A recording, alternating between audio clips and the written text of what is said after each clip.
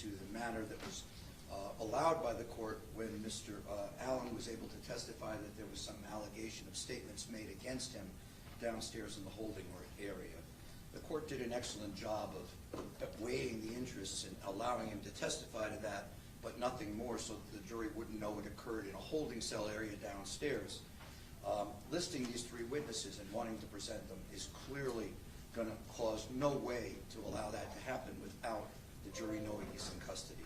That brings in a whole lot of other issues in terms of how that was able to happen in light of a court order, that it shouldn't have happened, and the circumstances under which it happened. I would argue, first and foremost, against allowing any of this testimony because the prejudice far exceeds any probative value.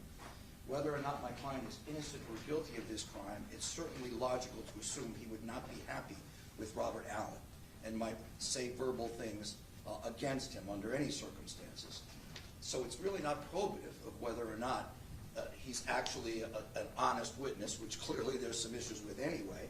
But it didn't even go cross-examined, Judge. I didn't even mention it with Mr. Allen, and I did that for a reason. I stayed away from it because I didn't want this kind of a bomb to blow up in the middle of my trial. So at this point, Judge, I'm asking that the state not be permitted to supplement the record in this case with witnesses that are going to cause far more problems than any possible help to the state in their prosecution. There is limited, if any, probative value and extreme prejudice in allowing them to do this. Good morning, Your Honor. Pascal Schell on behalf of the state. I disagree with Mr. Ramirez. Number one, it is highly probative as to the consciousness of guilt for Mr. Newsom. The jury is going to be instructed on, I believe it's under 3.7, under weighing the credibility of a witness as to whether or not the witness has ever been threatened to testify or change their testimony. That is the relevance and the probative value which outweighs the prejudicial effect. Additionally, Mr. Newsom cannot do or say things that invites potentially error or for the jury to know that he's in custody. It would be no different than if Mr. Newsom were to threaten a guard or a deputy that was involved in this case. The probative value is, does his actions show that he has a consciousness of guilt towards the intent and the issue at hand regarding this crime? I would argue that he does, and that it's very, very high. All the testimony that they've heard so far is from one witness, which is Mr. Allen. I certainly believe, and I'm very positive, that not only Mr. Ramirez, but co-counsel for the co-defendants will attack the credibility of Mr. Allen regarding everything, including this issue. It is an important issue as to Mr. Newsom because it shows that, one, while the witness was testifying, this particular defendant felt it was so egregious, and not just because he's unhappy with the fact that a witness is testifying against him. That would be true of everybody, including Detective Curcio that's on the stand today. But that this particular witness had a special relationship with the defendant. They lived together during the time of the homicide. He particularly called him a snitch. He called him explicatives in an effort to try to get him to not testify. Mr. Allen said that he felt intimidated. So that's important because the jury will be able to weigh that as part of Mr. Allen's credibility. This does not go to the admissibility, it goes to the weight of the evidence. I believe that it is admissible, and Mr. Ramirez is suggesting that this is like some surprise. He actually asked for these witnesses. He specifically wanted the names of everyone who was involved. Deputy Alvarez testified, and that's one of the three. Deputy Gary, who's the second one, was another officer that was present in the corridor, and I believe the court indicated that all the names should be advised. And then there was also a sergeant present. So this is corroborating evidence as to an issue that is important for the state to be able to prove and is material as to the credibility of this witness. Briefly, Judge, we were 3/4, if not more, through the testimony of that witness when this is alleged to have occurred. If the state intended to list these other witnesses and in effect blow this trial up on the issue of whether or not he's in custody and that prejudice, those witnesses, although I spoke to them briefly, should never have stood there and listened to their witness testify to what happened downstairs. The rule had been invoked. They knew from the moment they heard this downstairs that these folks may be witnesses. They were going to list them. They had an obligation to let them wait outside and not tailor their testimony to the way Mr. Allen eventually testified on the stand. And as I pointed out, I don't think anyone mentioned the fact that Mr. Allen said that. I certainly didn't cross-examine him on it. I don't intend to mention it in my closing argument. I think his credibility rests or falls based on the other testimony he's given in this case on numerous occasions. And whether or not my client made any statements in anger against him, it wasn't to influence his testimony. He was 90% of the way through his testimony. And I would argue that at this stage, the court should deny these witnesses and this line of inquiry because it is fraught with problems. There is little to no relevance to what he said, if he said anything downstairs, and the prejudice would far exceed it because the only thing I can do is go into a full set of circumstances as to how this was done, because this is set up by the, and the court's own order would become part of the evidence I would present to show that it was ordered by the court that this be prevented, and nevertheless it was allowed to occur by an obviously hostile deputy who I almost had to push away from me in this courtroom when he got in my face when I was trying to cross-examine him. I have problems with the whole issue, Judge, and I asked the court to exclude it. Or can we hear from the other counsel? Do you have a position on this? Well, Judge, I join in what Mr. Rivera is saying, and I think this is a slippery slope. When you start allowing this, then what's going to happen in other cases? Ms. Bori? We also joined, but we objected to the testimony initially, so any further testimony we feel like further prejudice is appropriate. Last word. There's probative value as to hostile statements made by a defendant, for example, during jail calls. There is precedent for this. I am citing, and I would like to be able to supplement the record with additional case law. Kramer, C-R-A-M-E-R versus State, cited, it's a 4th GCA case, cited at 191, 7th, 3rd, 991, regarding the probative value of hostile statements made by a defendant during, for example, in that case, jail calls. It's not exactly an issue where two co-defendants, one who's on trial and the other who's testifying against the co-defendant, happen to be in the same cell together. But the substance of the court's ruling is, I believe, analogous, where you have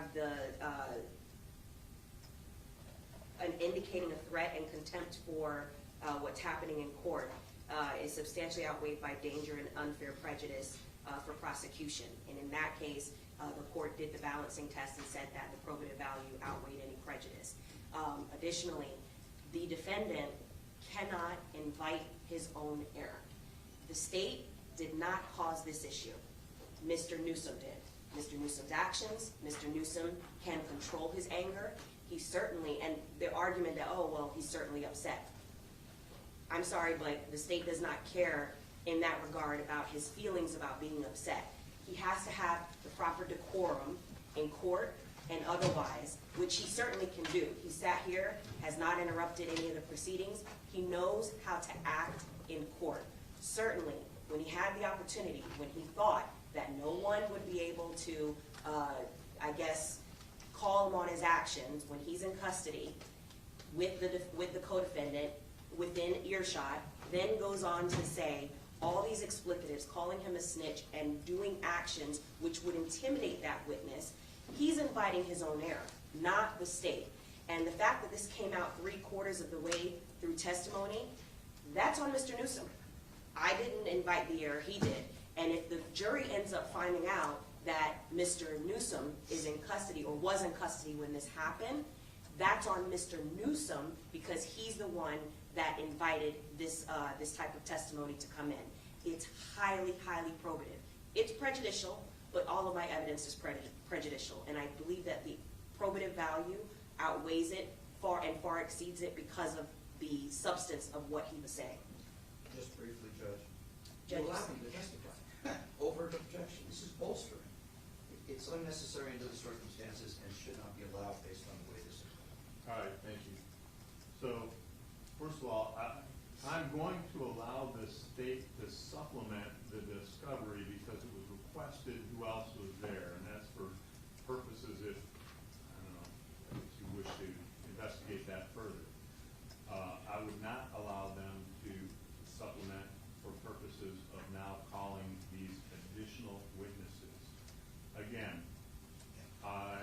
objection allowed the testimony of the witness who heard it and testified about the effect. I allowed the testimony of a deputy who served as a somewhat corroborating witness or presumed witness on the thing, and in doing a balancing test, I felt that that testimony, and I still believe that that testimony, the probative value outweighs the prejudicial effect. However, at this point, to call 2 additional deputies to just say they also heard what has already been testified to and brought in front of the jury is cumulative, repetitive, and does not add anything to it. And so when I apply the balancing test to having 2 additional witnesses testify to it, I find that at that point the prejudicial effect would outweigh any further probative value of information that is already in front of the jury and to which the defendant, which it is pertains to, counsel did not further question on that. If he had gotten further questioned on that or had remarked or commented in that way, then maybe. But even then, I think you have 2 witnesses who testified to it, and I'm not going to allow further testimony on that under 9612 as just repetitive testimony. So you are allowing Deputy Alvarez to testify, He testified, you know. not in front of the jury? Well, that was just a brief hearing before the court made a ruling. If I could finish, I'm still talking to the court. He didn't testify in front of the jury, and so I intend to call him to testify based on Your Honor's ruling anyway. I believe that within Your Honor's ruling and the parameters that Your Honor has set out, the jury should hear from him. He only testified as to preliminary hearing, which was a proffer, when it was brought up as to I will allow that. one deputy testifying again in order to make sure that there's no exposure as to that it happened downstairs. In the same way that the question was put to Mr. Allen is, as you were escorting, because it's clear Mr. Allen was in custody, they saw him come out, they saw this is the individual escorting him, as you were escorting him into the courtroom, which is factual because bringing him from that, it's all escort from the cell to that stand is escorting him into the courtroom, and he can say as he was escorting him into the courtroom, he overheard that statement. Okay. Judge, I understand your ruling. I respectfully object to the record. Thank you. But again, no more than one. You don't need more than one. Did we also respectfully object to the record? We also respectfully renew our motion to sever Mr. Newsom. This witness will never be permitted to testify in a trial against Mr. Bori. So the testimony that's being offered is not being offered against Mr. Bori. Your objection is noted. Your motion to sever is denied. I join as well, Judge, and if she was quoting Kramer versus Florida, I just like to read briefly from, it says here, the argues trial court abuses discretion in denying Reporter can't hear you. I'm sorry. It says, he argues the trial court abused his discretion in denying his motion for mistrial based on state's improper comment during closing argument and admitting certain jail call recordings because we find the trial court erred in admitting the jail calls, we reverse. I just want that noted for that. He's cited by the state. Okay, so one of the clarifications, if I could ask for the court to clarify, I know that I'm very clear that Your Honor is only allowing one. Will you also limit any argument by counsel regarding, will state only called this person or that person? Because at least from the comments that have been made in argument, in this particular issue. If one of the counsel were to argue that the state only called one corroborating witness, I'm not sure that I see them wasting any of their argument time trying to argue on that issue. I would sustain an objection to that and tell the jury to disregard. Okay. All right, anything further we need to discuss? Judge, I spoke with Mr. Cohen, and he's available today after lunch to discuss the matter with him. We can try and do it the day after lunch, although I was also thinking looking at some scheduling things and what the state had indicated with the presentation of their witnesses and how we, they've got the two witnesses they want to testify on the 28th, and there may not be anyone available on the 27th, which is Monday, but that presumes that we go on Friday. So between giving them Monday off or just not having that half day on Friday, I would prefer to just have them not come in on Friday, have the state present what we can do on Friday, on Monday, and then on Tuesday wrap up and rest, which means that I would have Friday afternoon open. I know you maybe like it sooner, but that would be a time when we're not in session. I'm not holding the jury back, so if you and Brad can be available on Friday at 1 o'clock, or even calendar call probably end at 11. I might be able to do it at 11. Okay, I mean, I would prefer 1 simply because of my boss's server. Yeah, but Friday just seems like it would work out well. And again, just looking at the scheduling thing, because it looks like we have to take a break, a one-day break for witness coordination somewhere. And since we only usually get half a day on Friday because of morning docket, I'd rather just give them the whole day on Friday and we'll finish whatever the state has on Monday, and when it's done on Monday, and then they'll rest on Tuesday. I'll let this one. All right. And also with that in mind, Timok, state probably going to rest on Tuesday, so you should probably start thinking about having your witnesses lined up potentially as early as Tuesday afternoon, but maybe not till Wednesday morning. Yes, sir. And I had presumed that we were going first. I haven't actually spoken with Mr. Rears and Mr. Padilla about that, so we'll discuss as far as. Right. Well, whoever wants Well, to be first. It's helpful for us to know when to. Yeah. So in any event, earliest for defense case would be Tuesday afternoon, but probably more likely. Well, I don't know. How long are your witnesses for Tuesday? If it's a DNA person involved, then. He's got substantial cross. I can do it from. Okay, so maybe 2 days, the 28th and then the following day. All right. So you would start your case on the Wednesday. That's on her. Judge, the other issue that I wanted to address was something that occurred late yesterday. It was divulged in testimony that there were a lot of Crime Stoppers information in this case that had been disclosed to counsel for one of the co-defendants that was never disclosed to the other two co-defendants' counsel.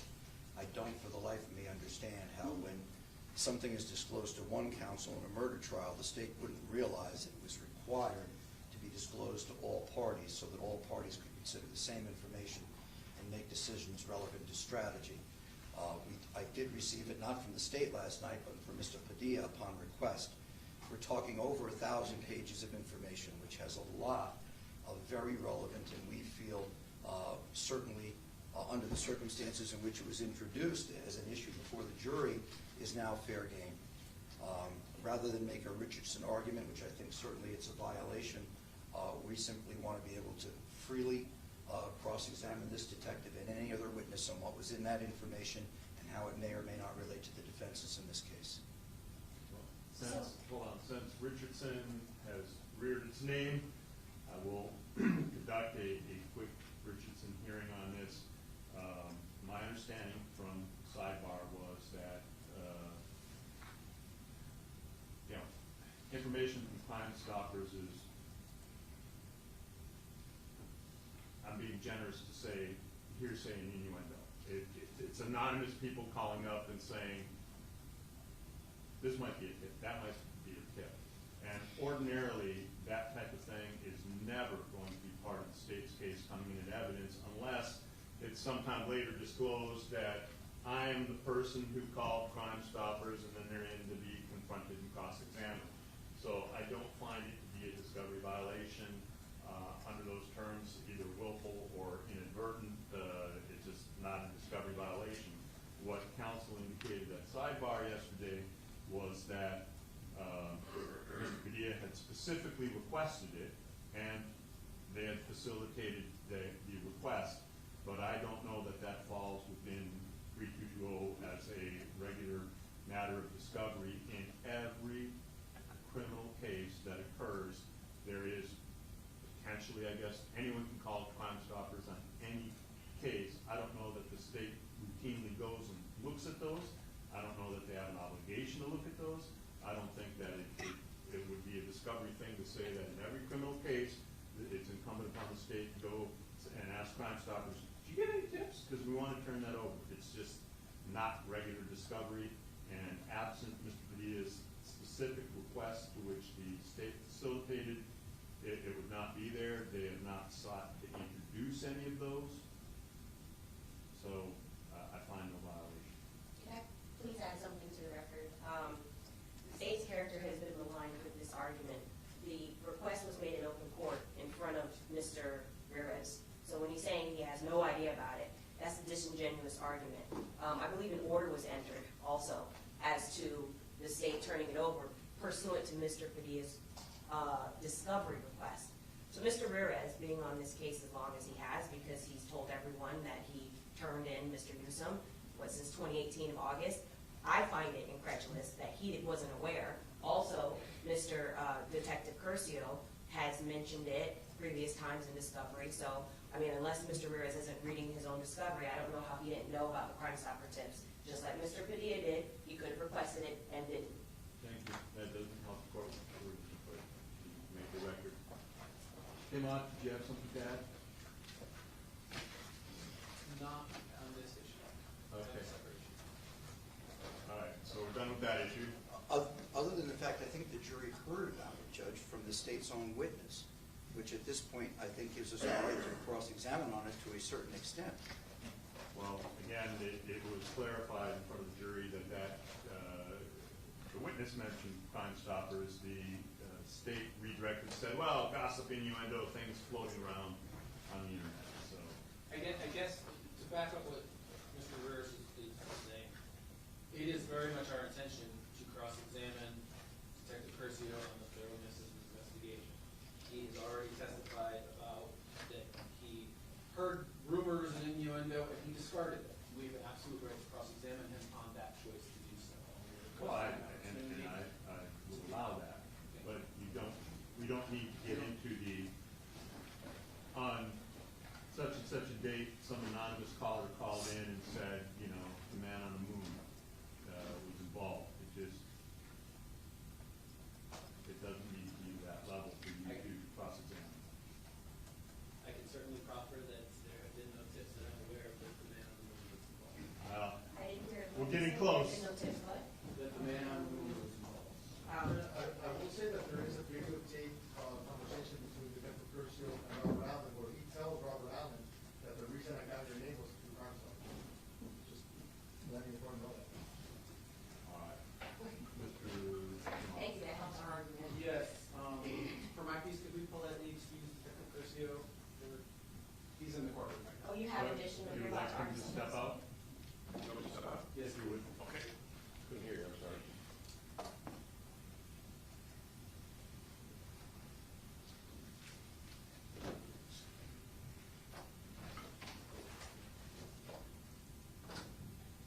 There's I'm moving that the state be prohibited from inquiring of Detective Curcio regarding a phone that was purported to be in the possession of Mr. Boatwright on hearsay grounds. Little background. In Detective Curcio's report, he writes that Mr. Boatwright was stopped pursuant to a traffic stop and that a cell phone was found in Mr. Boatwright's possession. They then get a warrant for that phone, search the phone, all of which is the subject of a motion to suppress. Detective Curcio was not present for the stop of Mr. Boatwright. He did not participate in searching Mr. Boatwright. He did not participate in locating the phone. That phone has not been introduced into evidence thus far. There has been no witness to testify about that phone. Yet the reason I bring it up is because yesterday the state had indicated that we would be getting to Boatwright's phone today. And so I am moving to exclude any testimony by Detective Curcio that he received a phone that had been in Mr. Boatwright's possession, that he received a phone that was Mr. Boatwright's. The only way that he would know that a phone that he received was linked to Mr. Boatwright was if some other officer or someone else who was present at the scene of the stop told him that. We have deposed in all of the depositions that we have taken in this case, including officers who were at the scene of the stop, no one has been able to tell us who actually obtained the phone or where the phone came from. In opening statement, it's important because we have very much refuted that that was Mr. Boatwright's phone. We brought that up in opening statement as part of our defense. And so what I'm asking is for the court to prohibit Detective Curcio from saying that he got Mr. Boatwright's phone, that another officer gave him a phone that he said he found at the stop of Mr. Boatwright, or the contents of the phone, because it's all hearsay and a violation of Mr. Boatwright's confrontation clause. If the state were able to produce a witness who actually found this phone and to testify as to the location of where the phone was from and could tie it to Mr. Boatwright, I think we would be in a different position. I raised this issue during the motion to suppress. It was denied because hearsay is permitted at a motion to suppress, but it is not permitted at trial. May I respond, Judge? Give me 1 second. Sure, no problem.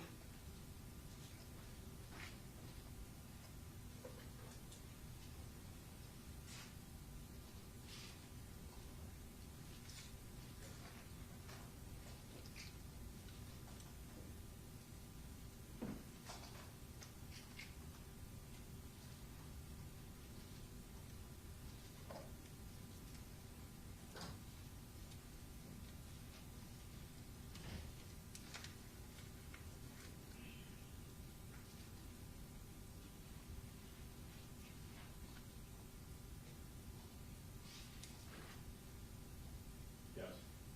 Okay. So 2 things. The physical device,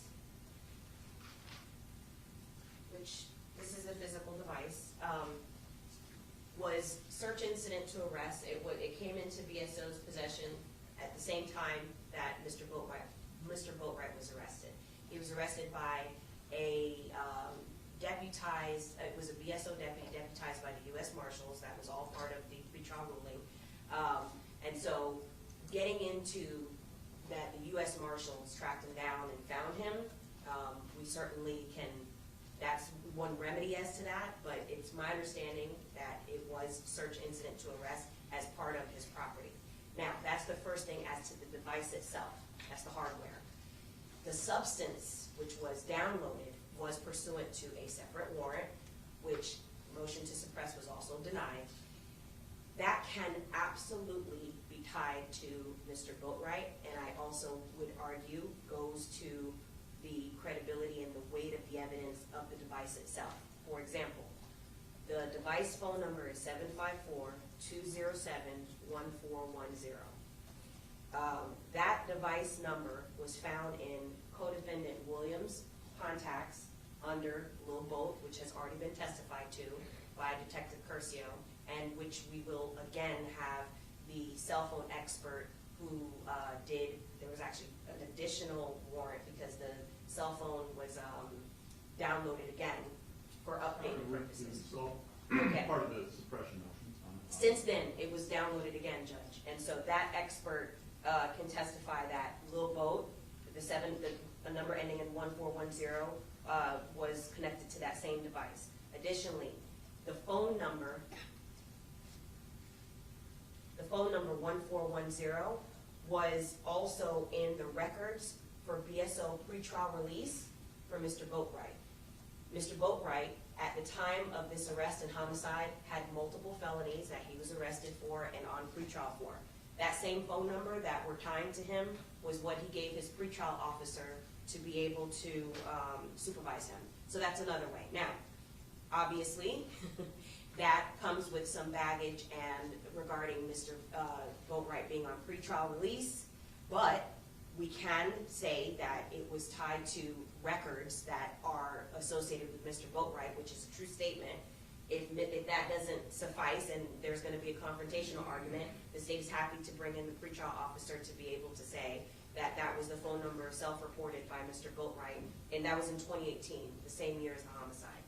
Additionally, the phone came back, the device records came back to Mr. Boatwright's mother, Tammy Walker, which was also confirmed.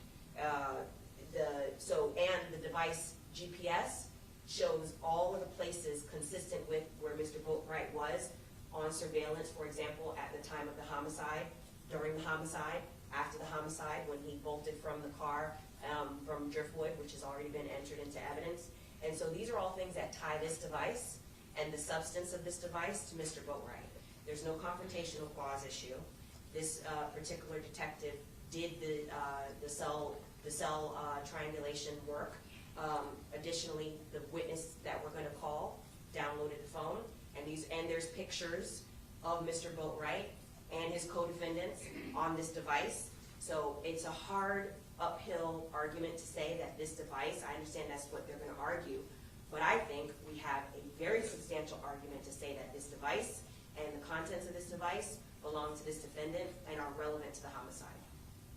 I think the state is putting the cart before the horse. Before they can testify as to they're trying to use the contents of the device to assuage the fact that the only way that they search the device to begin with is from hearsay. This witness, the only way that this witness knew that the phone that he was given on July 6th is through hearsay. It's from another witness. The state should not be permitted to, these pretrial release records are hearsay. This witness should not be able to permitted to testify that, he received Mr. Boatwright's phone, that he received a phone that was done at the stop. It is important because, again, we have very much refuted that Mr. Boatwright's phone. There were 2 other people in the car at the time that he was stopped. We don't know if the phone was found in Mr. Boatwright's pocket, in one of the other occupants' pockets, in somebody's bag, in the trunk of the car. All of that is exceptionally relevant to the ownership of this phone. If he's just permitted to testify, yeah, I got Mr. Boatwright's phone from the stop, that is pure hearsay for which we cannot, cross-examine exactly how that phone was located. As far as the contents themselves, linking it to Mr. Boatwright, it's not, the search of the phone isn't even relevant unless they know that it's Mr. Boatwright's phone to begin with, or that it was in Mr. Boatwright's possession to begin with. And so we don't get to that second step because they failed that first step. They failed the first step of putting this phone in Mr. Boatwright's possession. Without some witness, all they would need is some witness who would testify, I was at the stop, this is where we found the phone, then we could cross-examine them. We could cross-examine them on the circumstances of where and how that phone was found. They aren't able to do that, they shouldn't be able to get to the second step. We are able, the issue about maybe it could have been in one of the occupants' pockets, that's always going to be the issue for a device. That's always a rebuttal for an electronic device, especially in a homicide when we're able to put the device at certain locations and we're saying that it's tied to the defendant. The device, the cross-examination can always be, well, you don't know who had that device in their hand. You don't know if, and I believe it was said on opening statement that one of the devices of the co-defendant was used as a community phone. I mean, that's always something that can be cross-examined. The contents of that phone is not putting the cart before the horse. These things were searched pursuant to valid search warrants, which Your Honor has already ruled on was permissible. So I would argue that it's very relevant to put it and tie it to the co-defendant, in this case, Mr. Boatwright, and search incident to arrest is how it was found with his property. So that can be testified to. It's not a hearsay statement and it's a truthful statement. I don't believe we have to put on a person that actually removed it from his pocket and then entered it into evidence, especially because we have all this other evidence tying it to him. If that's the argument, there's only 3 people it could have been, well, out of the 3 people in this whole world that this phone could have been tied to, the other 2 are not on video flashing money, which was also from the phone. The other 2 don't have the contact related to that phone number in the co-defendant's phone. The other 2 also don't have the GPS location where that co-defendant was seen on surveillance camera. These are all things that we can show ownership of the phone. Again, the state says, well, it was found search incident to arrest. The only way Detective Curcio knows that is because some other officer told him he wasn't there. You should not be able to permit him to testify. All right, thank you. So your objection or motion, or however you want to style it, is denied and overruled. The standard for an arrest is probable cause. The standard to put something in a warrant, you have to bring information to the court, and the affiant on the warrant is allowed under fellow officer rule to rely on the information that they've been given. And so in requesting this warrant, and he is given the knowledge of the fellow officer as to where that was retrieved from search incident to arrest. So as the detective, he's allowed to know that. He's allowed to bring that information to the magistrate for purposes of a warrant. I don't see, that's analogous. I don't see that any different than what he's doing here in saying that, at the time of the arrest, these were the items that were seized. That in itself is not a statement. That's what he is going and looking at, whatever was seized at the time. And then, he can use that and did use that to obtain a warrant. And what's in the phone, again, separate issue that we've already had a motion to suppress on that, and the court's made its ruling. As far as the confront, cross-examine, there's no difference between asking Detective Curcio or asking the arresting officer, where'd you find this? It was in the car with him. Well, do you know if it was a community phone? Do you know who else used it? Do you know who it was registered to? Do you know if it belonged to one of the other guys who handed it to him and he stuck it in his pocket 2 seconds before he'd never seen the phone? The answer to all those questions by the arresting officer would be say, I don't know, I arrested him, I did an inventory search, this was in there. Okay? Same answer comes from Detective Curcio because none of them can know beforehand where it was, only where it was located, and where it was located in and of itself is not hearsay. So, overruled, but thank you for the preserve. Yeah, do it now. You can if you think you can. All right. They're all here and ready? All right, we'll bring them up in just a minute.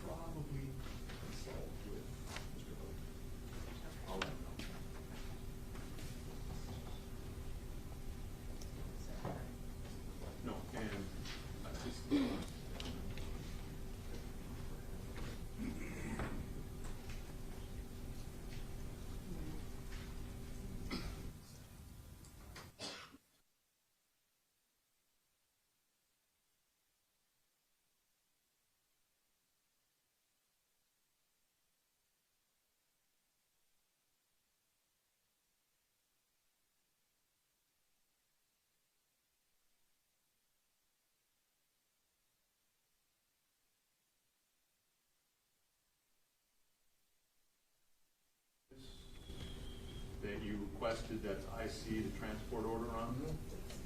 What's his name? Linwood Walker. Linwood Walker. Yes. Chambers received a call from Mr. Hogan's attorney who said, it'd be nice if someone let me know about this. I And did. you forgot. Would you give him a call and let him know course. the when and the where and the other Of stuff, because he course, wants to yeah. be in the loop and, Sure. you know, so I said I would remind you. Sure. Okay. We're good. Anything further? Let's bring them up.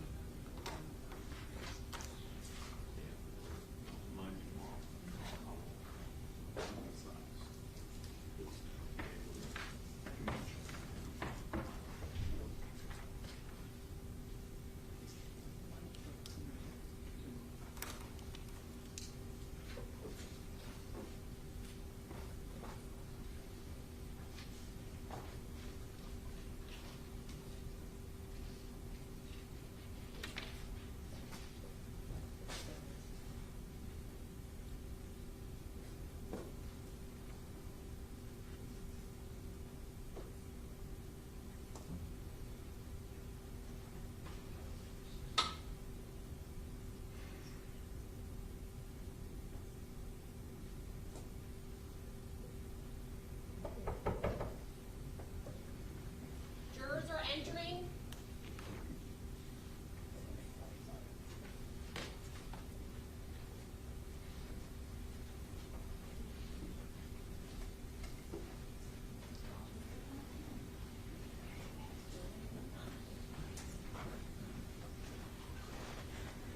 Actually, Percio can come back in. I don't think the deputy surgeon. Give Percio? Percio to come back in. Parties may be seated. Court will come to order. The parties present, the jurors are present. Ladies and gentlemen, good morning. Welcome back. I trust you're all able to follow the court's directions. Thank you.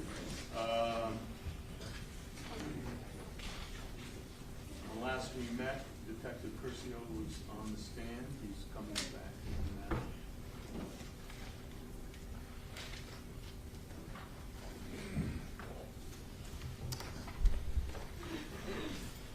Thank you, ma'am. Welcome.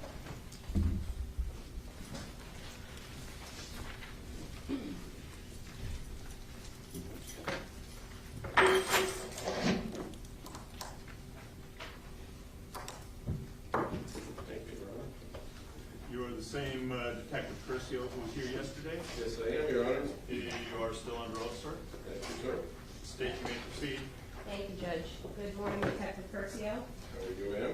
Good, how are you? Good. Okay, I think where we last left off yesterday afternoon, we were discussing Mr. Allen. Yes. And we were discussing how you developed Mr. Allen as a suspect. Yes. Okay. If you could please walk us through, there was, how did you go about identifying who you ultimately learned that Mr. Allen was the second suspect on the Reba video. How did you do that? Asked and answered. Overruled. There was a variety of things we did during the investigation. One of the things we did was take still photographs from the Reba video of the two gentlemen that went inside that you know, we had clear pictures of, and we placed that out in the media. But as well, once we identified Mr. Williams from the video and photo lineups, we did a search warrant on his phone, and we found in his phone, Objection calls for hearsay. Overruled.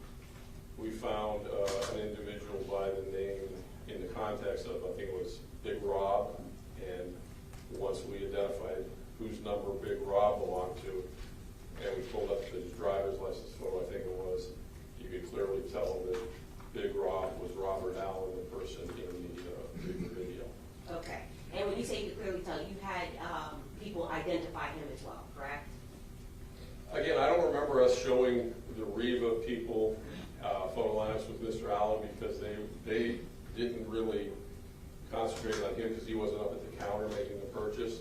He was more in the showroom, but you could look at the video and it appeared to me and other people looked at it that Big Rob was the rather large person in the video with Mr. Williams. Okay. Now, in addition to determining who Big Rob was from co-defendant Dietrich Williams' cell phone, you were also able to determine from Dietrich Williams' cell phone that he had a contact named Lil Boat. Yes. And the phone, what was the phone number that Lil Boat was saved in the contacts for Dietrich Williams? Objection, hearsay, rest of it. Overruled. Can you go to my report? 754-207-1410. Okay, for ease of reference for the record, it's okay if we just refer to it by the last four digits, 1410. Okay, and were you able to determine who Lil Boat, the phone number, as far as the records came back to? Objection, call for hearsay, best evidence. Overruled. We did through subscriber, and we did by other means. We identified it as coming back to Michael Boatwright's mother as subscriber, but as well, the phone was used by Mr. Boatwright himself. Okay, so his mother's who, Tammy Walker? Yes. Objection, hearsay. Meeting. Overruled, and I will take your continuing objection to the hearsay on this matter. So you don't need to continue to raise it, and it's noted and preserved. Continue. Thank you. Okay. With respect to the number 1410, you also determined that Mr. Boatwright himself self-reported that in records that you were able to confirm, correct? Yes.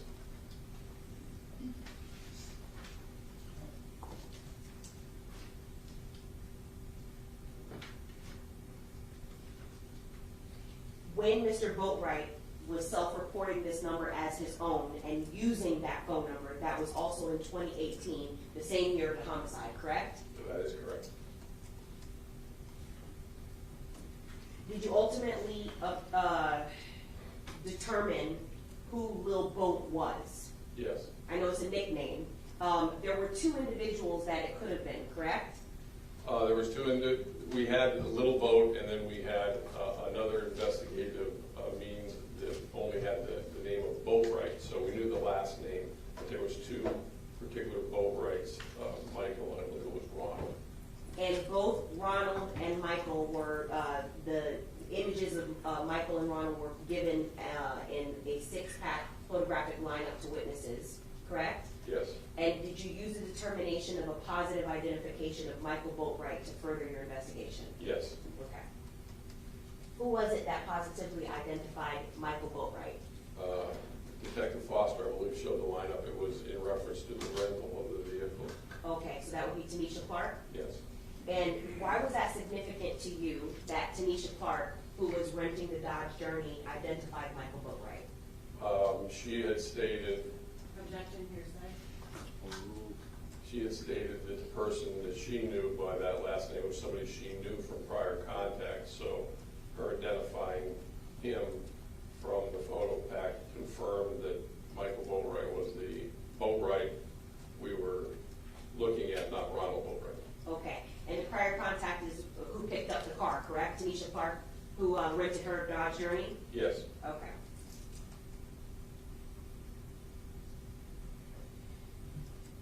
That was also the identification, utilized Ms. Clark's identification of Robert Allen, who you were developing as Big Rob or Robert Allen as the second suspect, correct? Yes, that is correct. Now, you ultimately, did you obtain a warrant to be able to arrest Mr. Boatwright? The warrants we obtained after we examined physical evidence on the journey were to obtain his DNA to compare back to evidence recovered from the journey. And then I believe we also did a search warrant for his house. We didn't get the arrest warrant until after those two first warrants. Okay, we already covered, I believe, through other witnesses regarding the search warrant of Mr. Boatwright's home. But I also wanted to ask you, once Mr. Boatwright was arrested, there was a cell phone that the device that matched the phone number 1410 that was found search incident to that arrest, correct? Yes. Okay. Now I'm going to show you what's been marked for identification as states. This is going to sound funny. KKK. And then we would renew all our pretrial objections. Noted, preserved.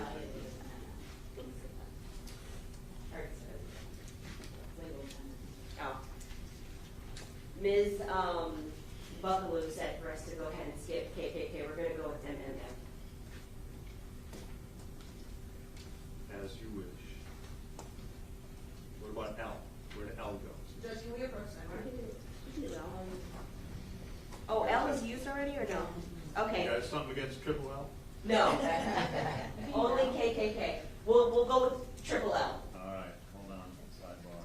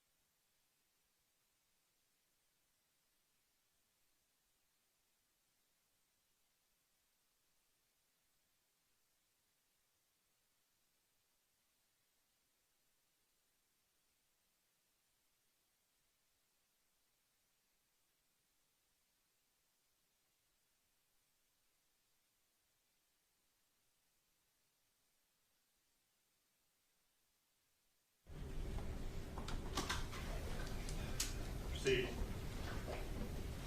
Detective Curcio, if you could please take a look. I'm showing you what has been marked for identification as states LLL.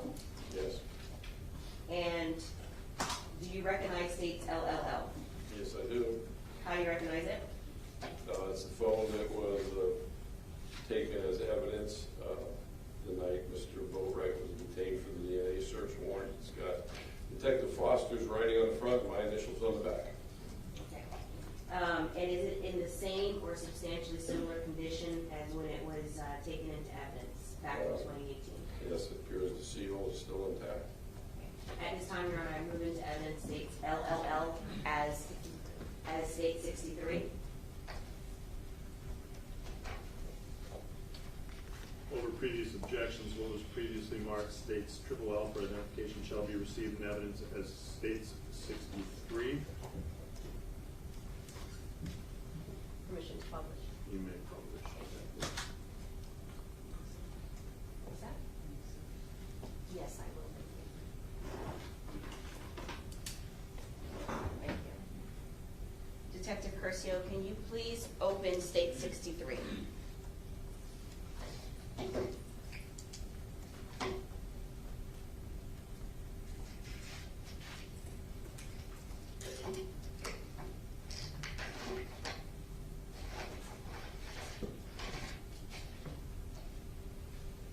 you, sir.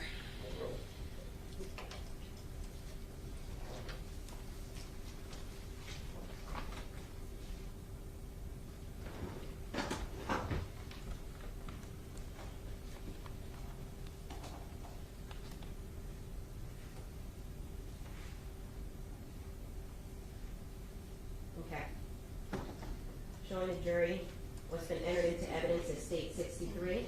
What kind of phone is it? Well, blurry, I have to look at my report. This is going to adjust in just a second. It takes a second. No problem. And if it's easier for you to detect, if I can just bring the item to you. Yeah, I mean, let's do that. I'll find my report. Let's see.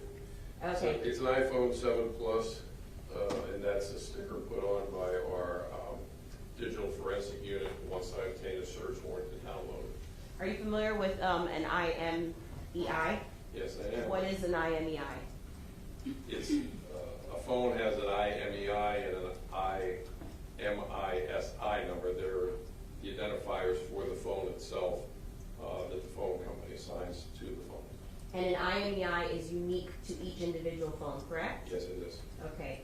So this particular IMEI, I believe, ends in 6599. Let me see if it, correct? Yes, it does. Okay. Now, with respect to the download for the contents of the phone, did you have an opportunity to review the download of the contents of the phone? Yes, I did. Okay, so let's talk about that. Okay.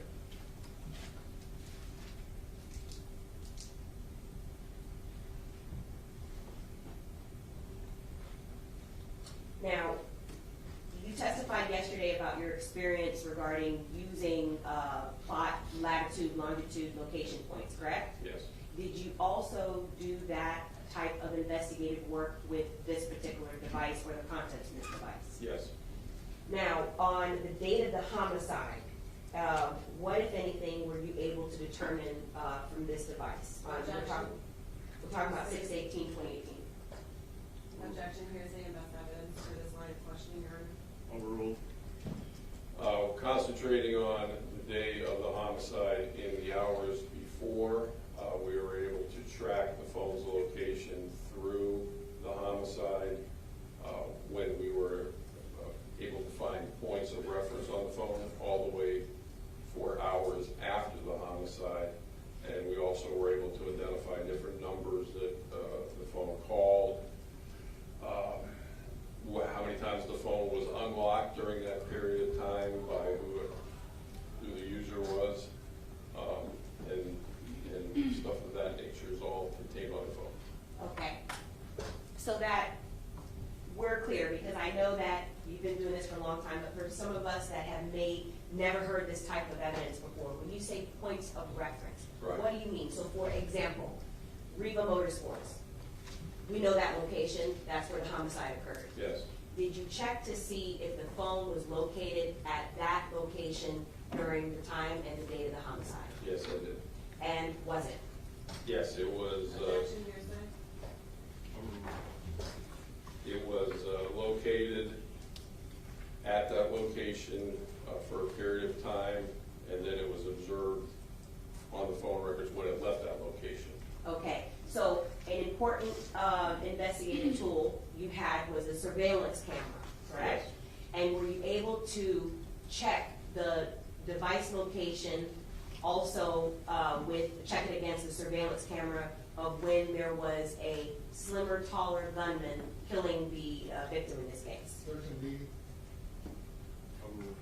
Using the surveillance video, we are able to determine what time the suspect vehicle with the robbers show up and what time the suspect vehicle with the robbers leave, and then compare that to the phone data on that particular phone of when it enters the area of Riva and exits the area of Riva. So what was your determination? For example, when the Dodge Journey entered the area of Riva, what did the device show that it was doing? The two different timelines mirrored each other. When the phone arrived, the journey is seen. When the phone leaves Riva, the journey is leaving Riva. Did you also confirm with the data location from Mr. Boatwright's phone? And we're going to get into some of the other ways that you confirmed who you believe the phone belonged to. If the phone was located with other cell phone data locations from any of the other co-defendants? Yes, the Driftwood video in particular, after the homicide, when the people are seen walking away from the journey,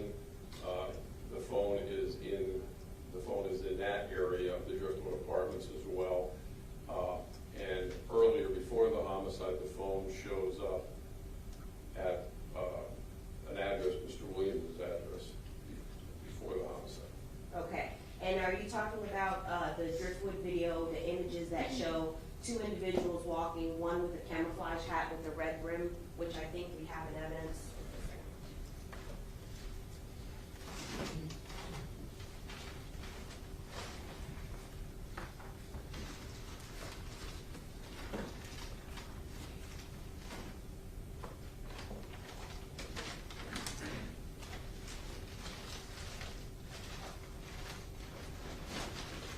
As states, what's the state exhibit number? 61? Yes. Okay.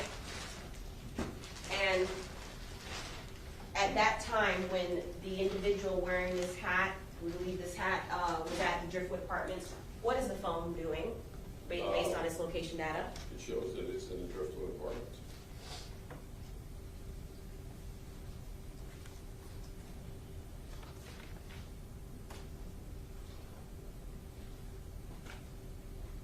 Now, additionally, what were the other locations that you were able to reference on the date of the homicide? Specifically, just prior to the homicide between 1 p.m. Eastern Standard Time and 3 o'clock Eastern Standard Time. That particular phone shows it was at the address 550 Northwest 17th Street, Pompano Beach, which is Dietrich Williams' home address.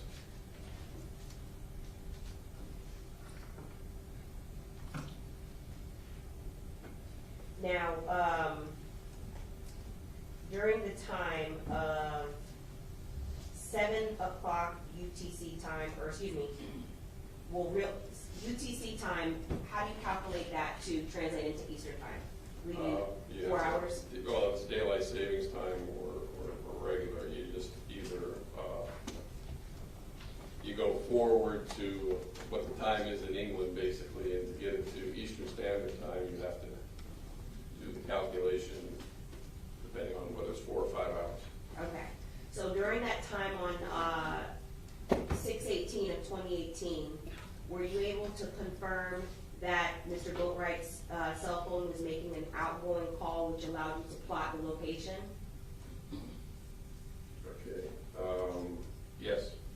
All right. What was the last 4 digits of the phone number that the phone call was made to?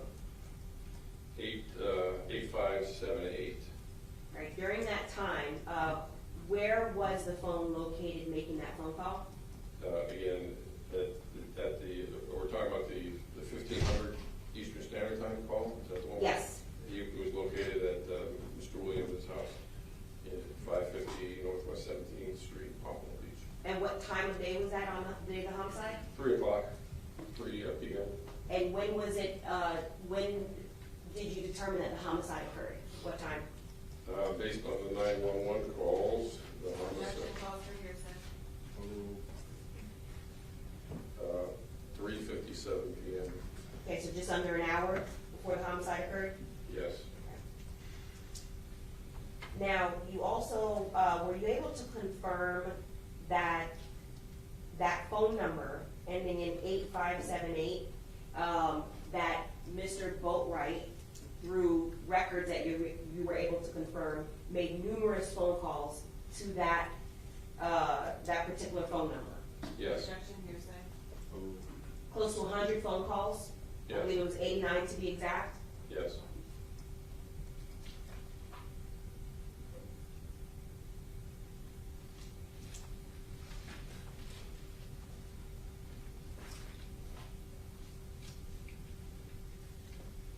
Now, from 3:30 of the date of the homicide to just before the homicide, I believe, right around the time of the homicide, 3:56 p.m., where is the cell phone located, that phone? Regal Motorsports, 660 Northeast 37th Street in Deerfield Beach. Okay. There were other things besides the location information that you were able to confirm in terms of the identity and the ownership of that cell phone, correct? Yes. The contents of the cell phone were also downloaded? This is Yes. separate and apart from any GPS data? Yes. And did you have an opportunity to review pictures and Yes, video? Yes, I did. And what pictures and video were you able to determine from that cell phone were relevant to your investigation? Objection, hearsay, and best evidence, that's the line of questioning. We had numerous photographs and videos on the cell phone that appeared related to the homicide that we're investigating. Okay? I believe some have already been entered into evidence, but let's see here.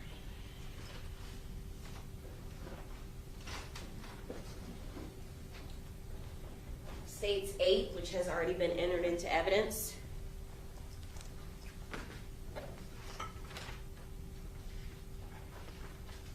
And I'm showing 5 of 5 of states 8. You recognize that image, detective? Yes, I do. And where did that image come from? The phone taken from Mr. Bori's possession when he was detained for the DNA search warrant. The same phone that we're discussing that has the IMEI of 6599? Yes. Okay, which has been entered into evidence as states 63. Okay, and you were able to determine who those individuals were holding thousands of dollars of cash from the images, correct? Yes. And who are the two individuals in the images that you were able to determine? The thinner individual is Michael Boatwright, the larger individual is Robert Allen. When was this image taken from the content of the phone that you can tell? I have to look at my report. It looks like that was, if that's the one that was taken at 9:26 p.m. on 6/18. So just about 6 hours after the homicide, after Mr. Enfoy was killed and robbed. Yes.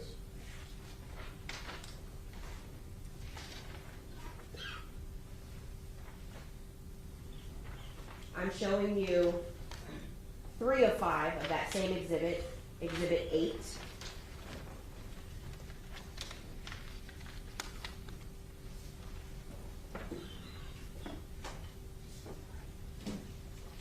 You recognize that image? Yes, I do. And where was this image found? That was as well found on the same phone we're discussing. Okay, so the same exact phone ending in 6595, or excuse me, 6599, the IMEI, which is entered as state 63. That image was also found on that phone. And when was this image taken, as far as you could tell? The same date and same time. Same date and time, about 6 hours after the homicide, and you were able to determine who that individual is? Yes. Who's that individual based on your investigation? Mr. Newsom. Showing 2 of 5 of that same exhibit, states 8. That image was also found on that same black cell phone. Yes. And when was that image taken? The same date and approximately the same time. Okay. And in addition to that, the other information that you were able to determine is there's some other things that I believe is state 61 that was also relevant to your investigation that's in that image? Yes, Or both appears to be in that image? both the hat and the shirt became important in the investigation.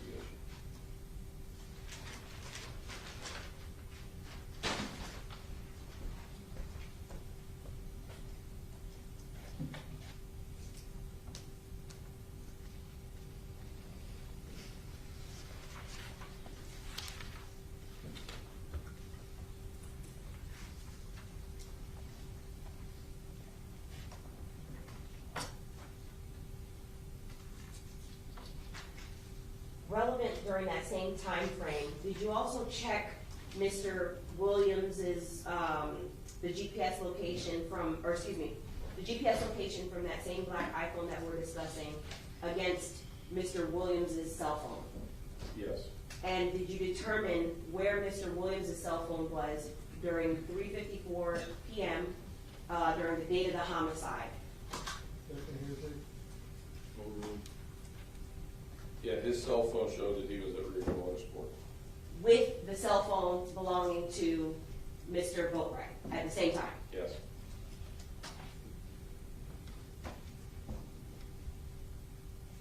Where did the cell phones go after the 2 cell phones, speaking about Mr. Williams' cell phone and what you believe was Mr. Boatwright's cell phone, after immediately after the homicide?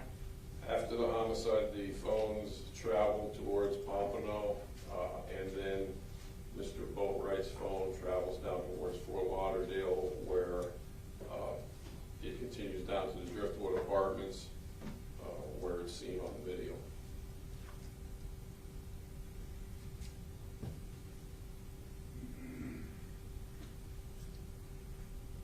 You actually were able to obtain a location at 4:23 p.m.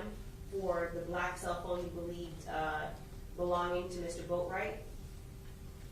Yes. Where was the cell phone located at 4:23 p.m., the address? 3070 Northwest 17th Court in Fort Lauderdale, Florida, which was Robert Allen's home address.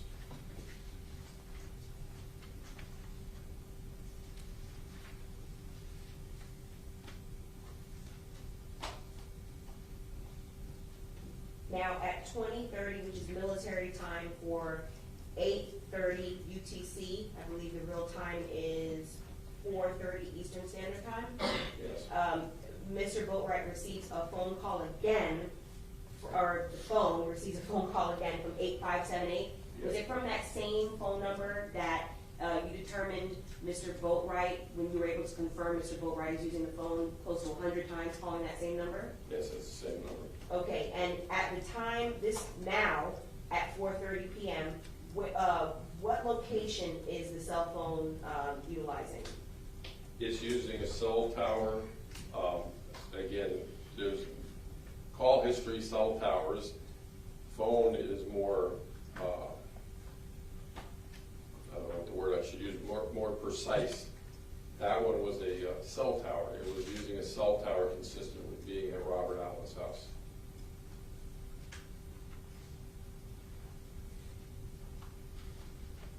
Now, also relevant, just shortly after that, there was a text message that you were able to obtain from that same cell phone, which is entered as state 63, correct? Yes. On the date of the homicide, about 5:05 p.m. What does the text message say to the recipient? Objection, hearsay. Quote, tell my brother I got the money for the new phone, end of quote. And you determined that this is just after, I believe, roughly an hour and a half after the victim, Jose Encore, was killed and robbed of $50,000 in cash? Yes. This is also consistent with the time frame, I believe it's just a little bit before. This is also consistent with the time frame when Mr. Boatwright is showing thousands of dollars in cash on his cell phone, being pictured with thousands of dollars of cash. That's correct.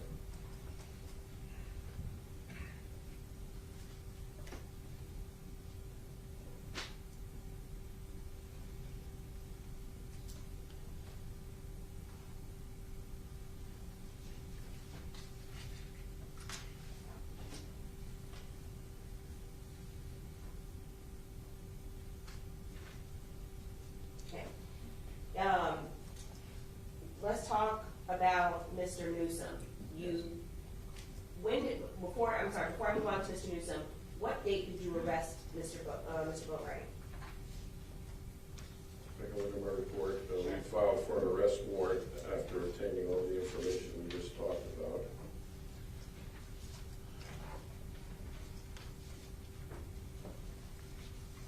And again, if you can help me out with the page numbers, that would be good. Okay.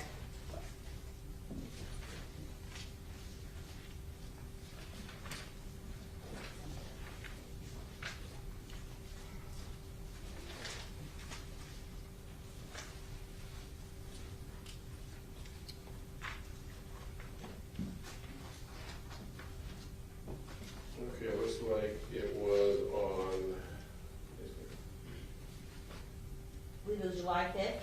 yeah, Is that my correct? report, my report doesn't say the date, so I probably have to look at the actual affidavit itself, but it looks like it was July 10th.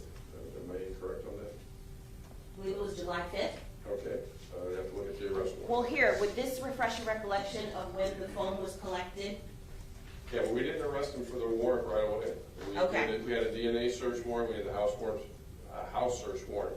And it was later, after the collection of all that evidence from those items and the phone, that we got the arrest warrant for him. So the arrest warrant would say the date, but I think it was July 10th. Okay, so safe to say that week of July. Yes.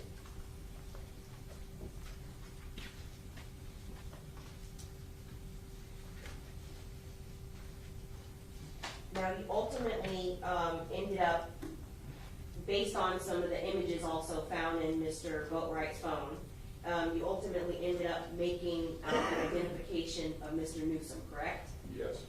Okay.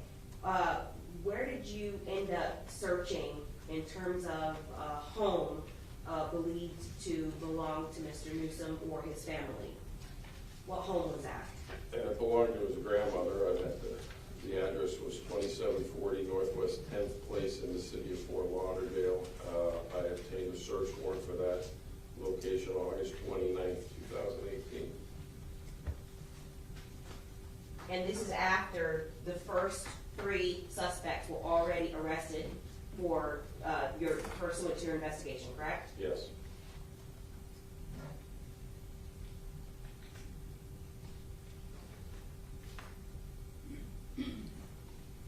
You specifically were searching the backyard of that residence, correct? Yes. And why in particular were you searching the backyard? Not the reasoning necessarily, but what were you looking for?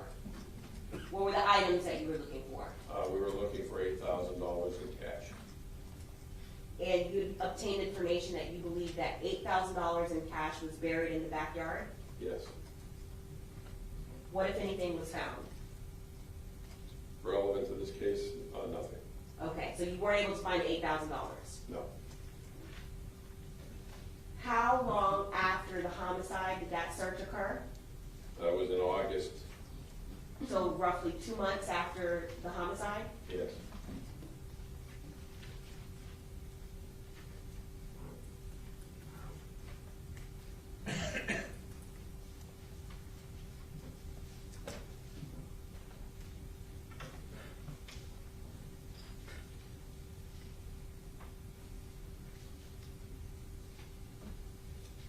In addition to searching Mr. Newsom's home, you also searched Mr. Williams' residence, correct? Or not you, but your team searched Mr. Williams' residence? Yes. And what, if anything, were you able to obtain from that residence?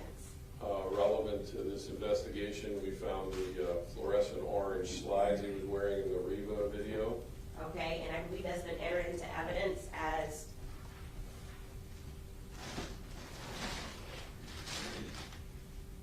States 54. Yes. Okay, and what else? We found a live round, a 22 caliber live round, the same manufacturer and obviously caliber of the murder weapon, and sent that to the lab.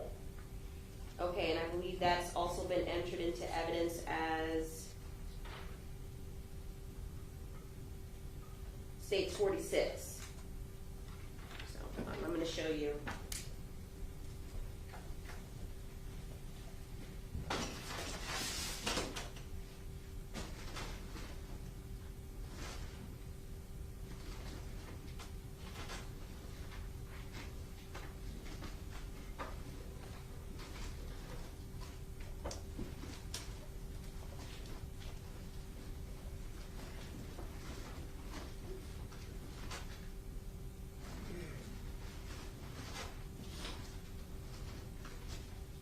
Unless it's being kept separate because it's a live round. Should be up there. Okay.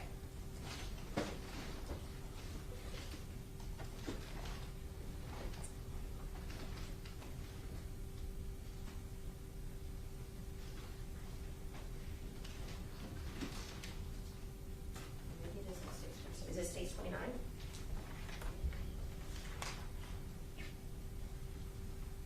Okay, sorry. I misspoke. It's not States 46, it's States 29. Located at Mr. Williams' residence. I believe it was somewhere near the master bedroom. And when you're saying that it was consistent with, in your training and experience, what are you referring to when you say it's consistent with the murder weapon? Was the weapon ever found, by the way? No, it was not. Okay, so how did you even determine what caliber weapon it was that was used in this crime. When a semi-automatic weapon fires, I'm sorry, what was it? You may answer. when a semi-automatic weapon fires, the bullet comes out the barrel and the casing, which is the brass end, ejects from the gun. The .22 caliber casings that were found on the murder scene were a particular brand, manufacturer brand, which were the same as this particular round that was recovered inside the house. And then it was sent to the lab for further examination microscopically. Okay. And we'll hear from the analyst that did that, but also, were any projectiles recovered, 5 projectiles recovered from Mr. Envoy at autopsy that you're aware of? Yes, Were those also consistent with, based on your investigation, what was recovered from Mr. Williams' residence and what was recovered from the Reba scene? yes. How? Again, it was the same style, caliber, makeup of the projectile. Every manufacturer, sometimes they're hollow points, sometimes they're ball ammunition. This was all consistent with each other.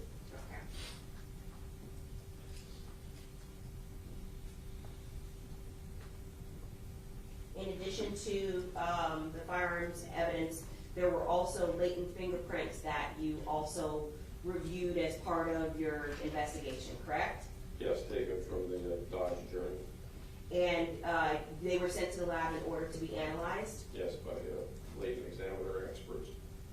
Now, you later determined, you were able to determine that the latents did come back positive to Mr. Boatwright and Mr. Newsom? Objection, hearsay. Yes, that's correct.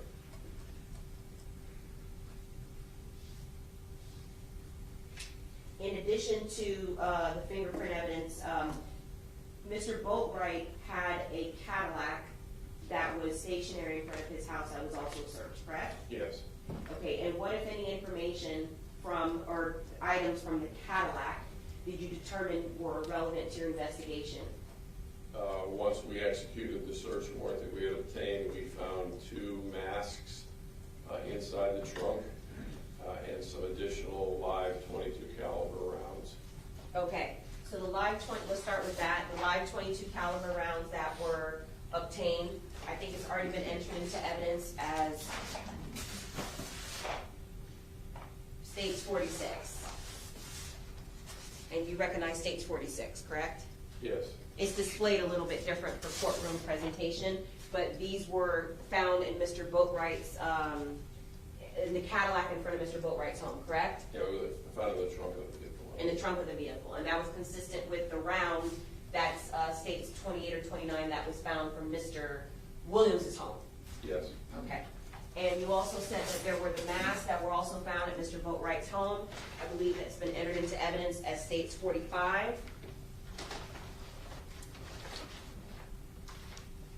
And States 44. Showing Detective Curcio, showing you and the jury, States 44, I believe, was the neoprene mask. Is this the mask that you're referring to? Yeah, I think the neoprene's the other one, but that's The other one is the cloth? Yeah, that's one. Oh, okay. Let's see here. Ah, yeah, I can see the difference now. Yes. Okay, so the neoprene mask that was found. And then also the cloth mask, correct? Yes. Now, you are aware that crime scene swabbed the mask and that the mask swabs were submitted to the lab, correct? Yes.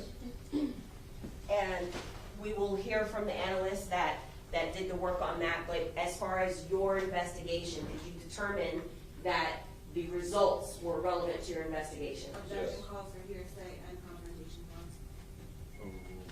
And what were the results that you were able to determine were relevant to your investigation concerning the mask? Objection, Your Honor, same objection. Overruled.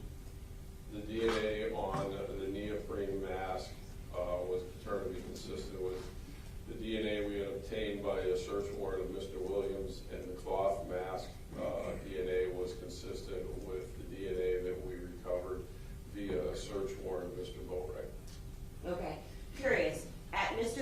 Boatwright's home, were there any, for example, motorbikes that could be, that a user would ride? Because that's where the mask was found, correct? It was found in the trunk of the car as well.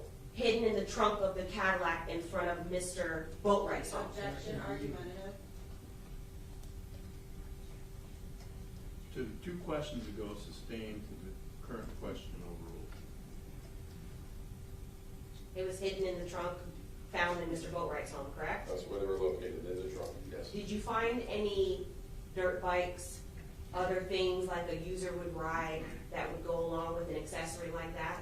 Not at Mr. Boatwright's house.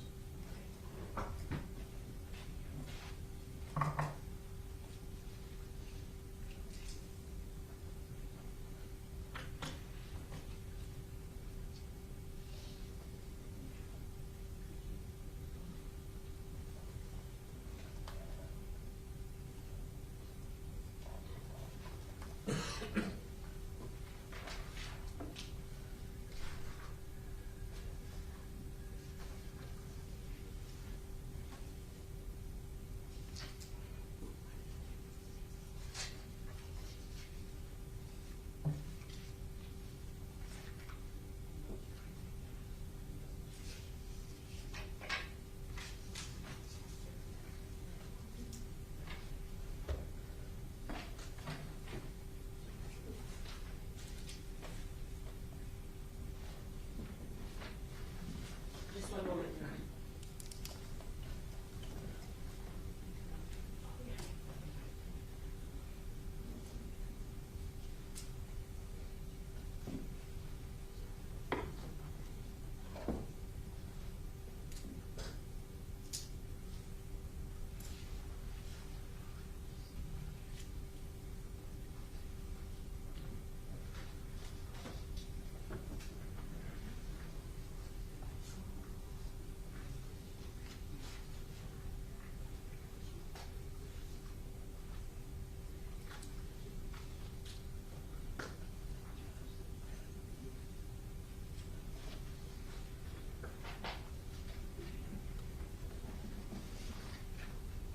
All right, I'm showing you what's been entered into evidence, or excuse me, marked for identification as states MMM.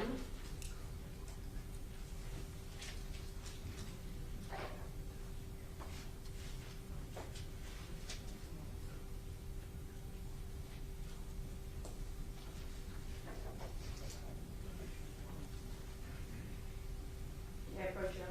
You may. Do you recognize states MMM? Yes, that's the DNA I took from Mr. Newsom. And how do you recognize it? It's got my ring on the front, and it's got my initials on the back. Is it in the same or substantially similar condition as when you collected it back in 2018? Yes. At this time, I move into evidence states MMM as states 64. No objection, Your Honor. No objection. Without objection, what was previously marked states triple M for identification shall be received in evidence as states 64. Motion to publish. You may.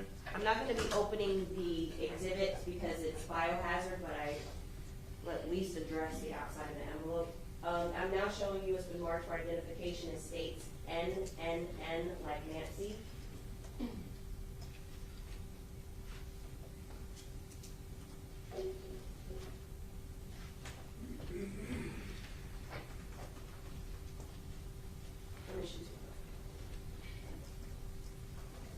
Do you recognize states NNN? Yes, this is the DNA I took from Robert Allen. How do you recognize it? Again, it's got my writing on the front and my initials near the seal. Okay. And is it in the is it in the same or substantially similar condition as when you collected it back in 2018? Yes, it is. At this time, I move into evidence states NNN as state 65. No objection, Your Honor. No objection. No objection. Without objection, what was previously marked states triple M for identification shall be received in the evidence as states 65 and may publish. Thank you. I'm now showing you what's been marked for identification as states triple O.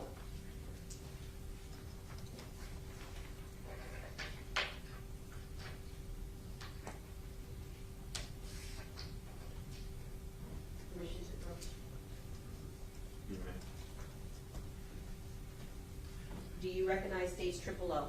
Yes, I did. How do you recognize it?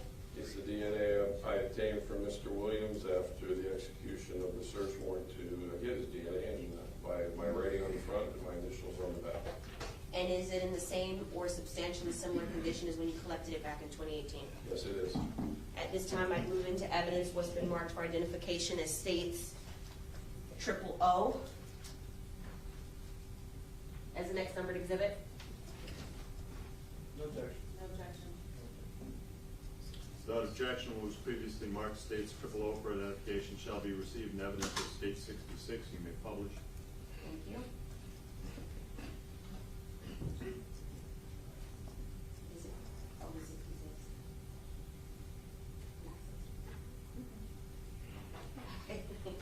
Okay, so I have some additional questions about these exhibits. Now, once once evidence is collected by you or your colleagues, how is it that you are able to determine what exhibit goes to what particular case? Is there case numbers that you rely on? It's not only a case number, but then once it goes over to the lab, it is assigned a lab number as well. Okay, and what is the procedure as far as the particular item in terms of being able to track who has handled the evidence? We do an evidence receipt, which anytime it's touched, removed, examined, a person signs it, dates it, and gives the purpose for doing such. Okay, and once the evidence is handled, for example, by, say, an analyst at the crime lab, is that also notated on the envelope? Yes. Anytime they break the seal to do their examination, they repeat the same process I did by, when I took it, they resealed the envelope with evidence tape and then initial that they've opened it and resealed it. Okay, we're specifically talking about state 66. Was state 64, 65, and 66 handled the same way? Absolutely. Okay, and they were all subject to the same Broward Sheriff's Office protocol in terms of tracking, collection, and handling of the evidence? Yes.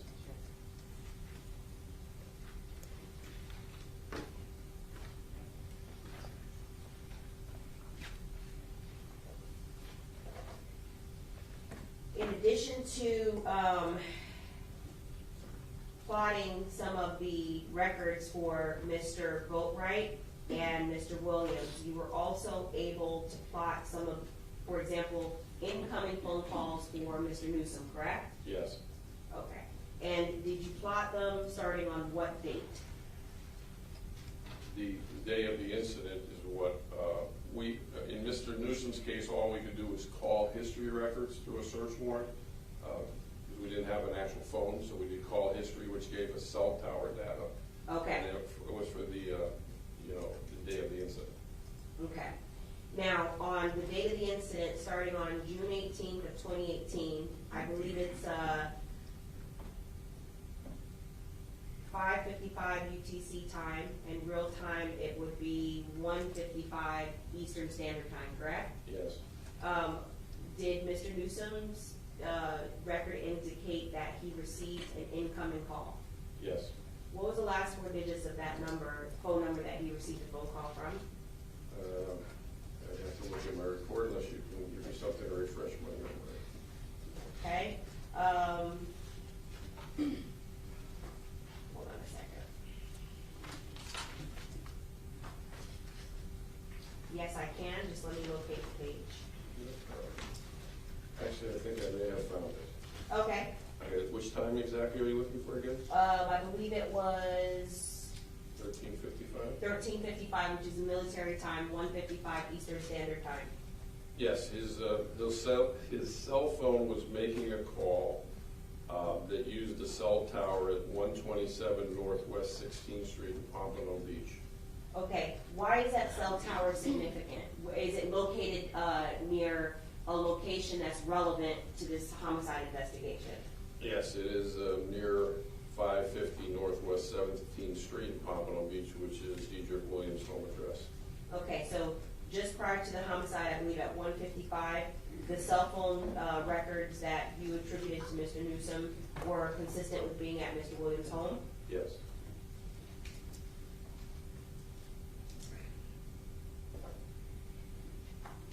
Moments later at, moments after the homicide, I believe at 4:02 p.m., correct? On that same date, Yes. Mr. Newsom received an incoming phone call ending in, the phone number was 5317. Yes. And what cell tower was being utilized at that time, the location of the cell tower? Again, it was using a cell tower at 1101 Northwest 5th Street in Pompano Beach. And why is that significant? What, the relevancy as far as the location of that cell tower? Is it near anything that was relevant to this investigation? Yeah, it would be near a cell tower near Mr. Williams' house.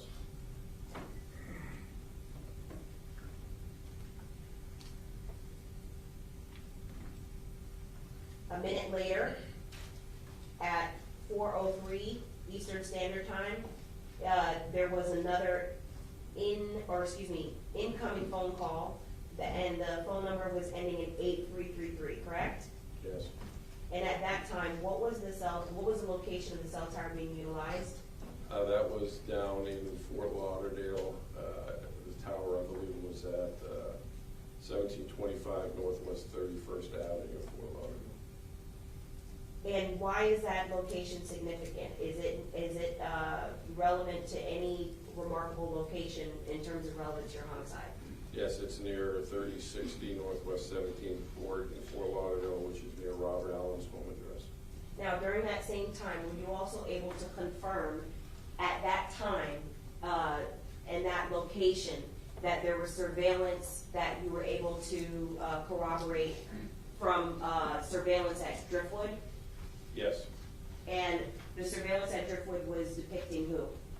Mr. Bori and Mr. Newsom in the Dodge Journey.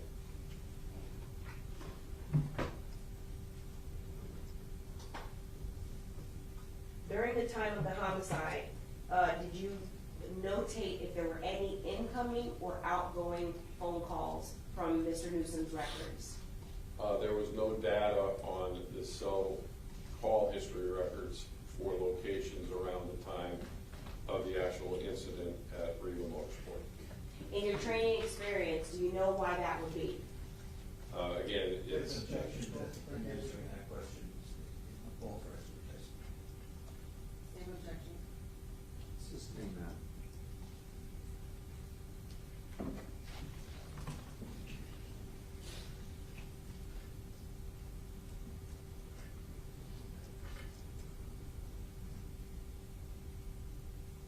You said that there was no data during the time of the homicide, correct? On that particular time frame that we're talking about, no. Okay. Now, in terms of what you were able to ascertain from Riva surveillance,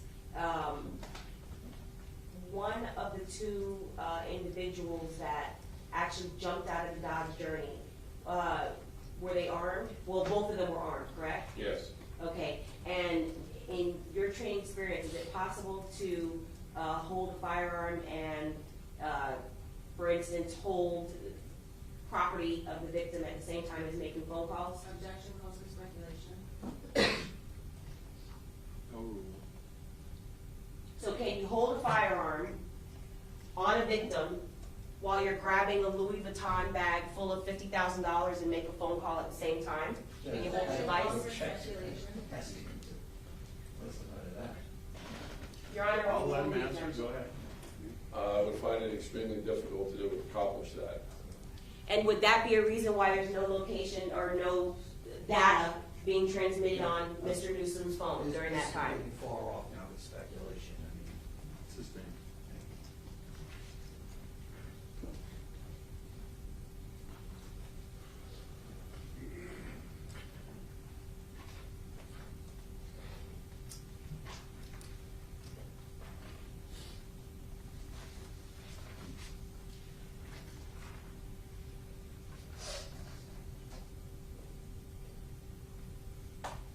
Your Honor, if you can brief sidebar regarding scheduling.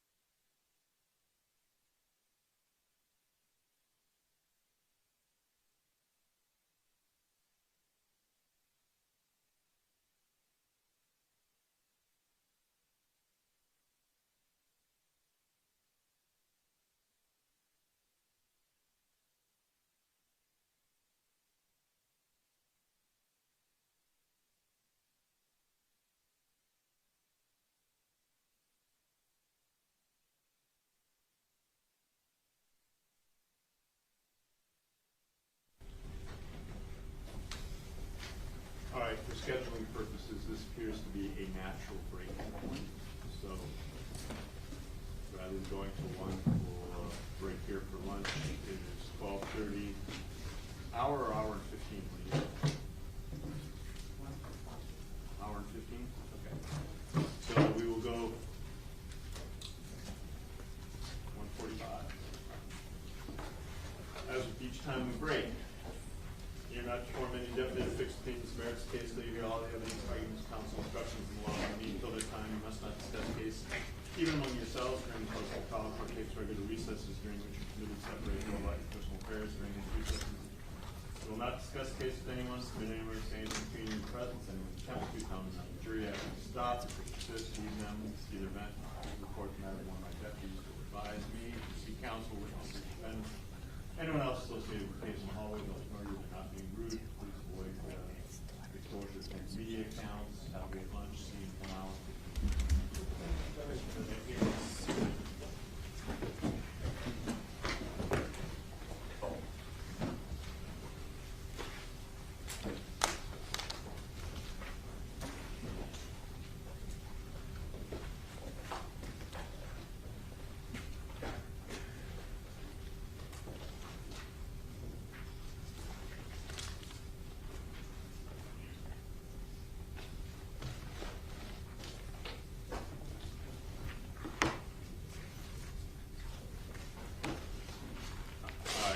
Present, jurors are absent. Anything else we need to discuss?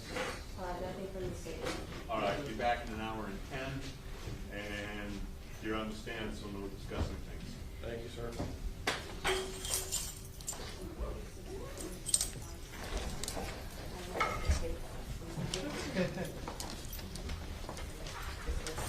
Seeing through Detective Curcio's testimony are the cell phone records, call detail records of the 4 co-defendants.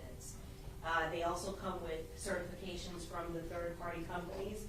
Previously, the state and the defense on Instagram records, but at the time, I asked for stipulation as to business records coming in. That stipulation was agreed to. They have since withdrawn their agreement with respect to the cell phone records. Apparently that's different, but so they no longer want to stipulate to the certifications. So the state will call, not today, but the state will be calling a business records custodian regarding these cell phone records that have been testified to. So that's the posture of that. So I want to bring that to the court's attention. So the state's not seeking to introduce them at this time. The state is seeking to introduce them today, then? You're not publishing. Are you publishing them today? Well, I'd like to. I can do it understanding as an officer of the court that I have the business record certifications. They're contained within each of the records, and I can do it based on that. But the only stipulation that I had previously was that business records were permissible, and now with these call detail records, they're objecting. So Let me hear from each counsel. I mean, I respectfully disagree with the agreement that we had with the state. I specifically agreed to Instagram and Facebook records coming in. The call records were not discussed. I previously filed a motion to suppress the call records, which were denied, so I would never agree to the call records being admitted. We object to call records coming in from Detective Curcio. Call records are hearsay. Detective Curcio cannot provide any predicate of any exception to the hearsay rule. And so we object to phone records coming in as hearsay. Same objection, same argument, Judge. I'm asking for order. Judge, wouldn't do me any good to say I have no problem with it. Might as well, if they're going to have to bring someone in to get all of them together. I don't mind the records coming in, but I think it's probably better to do it because of the records that they're going to do the other two. I think it's fine. I would also point out that the certifications are there, which satisfies under the Florida statute the authenticity of the records. Just like yesterday, I understand that Mr. Himmock disagrees with my characterization of the prior agreement. No questions were asked of the business records custodian that the state brought in yesterday. So it's fine, we will do it, but I just want to Where point that are out to they, the court. and how long would it take them to get here? they will not be here today. And so usually with T-Mobile and those types of records, it depends on where they usually have a person that's within the region. That's what we're trying to find out. Business records custodians were listed in discovery, and business records affidavit has been provided in discovery from the beginning. They were provided with the records. So the objection to authenticity, it's not, I don't believe it's because that there's any belief that these records are inaccurate. Just simply, I guess, and which is fine, if they want me to bring in a witness that they're not gonna ask any questions of, we can do that, but it just won't be today.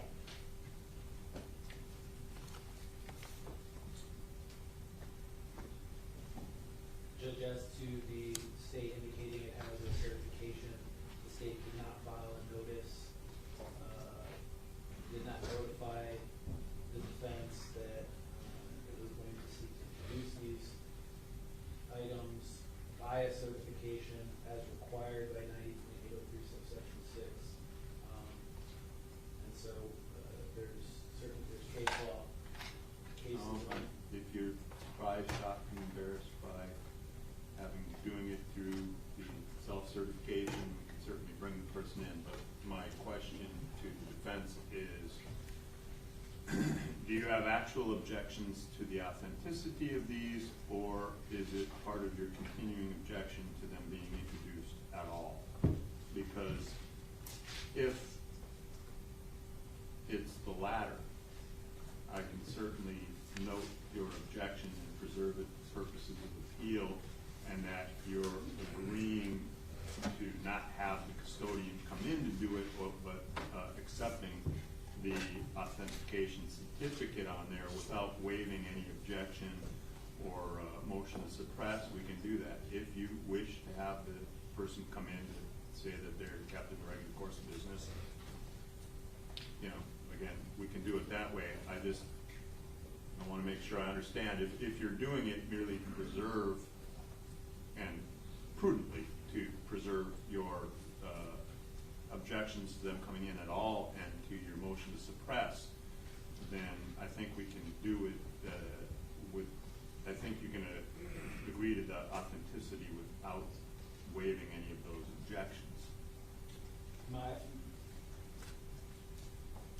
The objections is the motion to suppress. We still maintain those objections. My specific objection to the evidence coming in today is under 9803, as well as that it's hearsay. If the state were to seek a business records exception of hearsay under 90.803 subsection 6C, quote, a party intending to offer evidence under paragraph A by means of a certification or declaration shall serve reasonable notice of that intention upon every other party. And we object, we were never given notice of the state's case. All right, so if you're being given notice on the record in open court right now, what's your definition of reasonable? How much time do you need to prepare to counter this authentication certificate that's contained? During trial, Judge, we object, it has to be at least, I would argue, at least 10 days prior to trial, but at least prior to the trial beginning. Do you have some case law that suggests you need 10 days prior to trial notice on this? Because things like alibi witnesses and other things that have 10-day rules are specifically set out in the rule with that limitation. I mean, it is given a specific date, time limitation. This says reasonable. I do not have case law specifically regarding 10 days prior to trial. I do not believe that offering the notice during trial, when we're on day 11 of trial, is reasonable notice, reasonable written notice.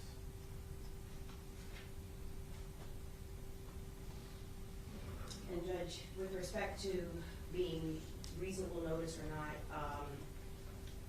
obviously at issue is what was previously agreed to. Mr. Kimmock says that it did not include business records of the Stipulation can be withdrawn. It can, but what I'm saying is business records are business records are business records. And when I was discussing it with defense counsel, the state was under the impression that business records would be stipulated to.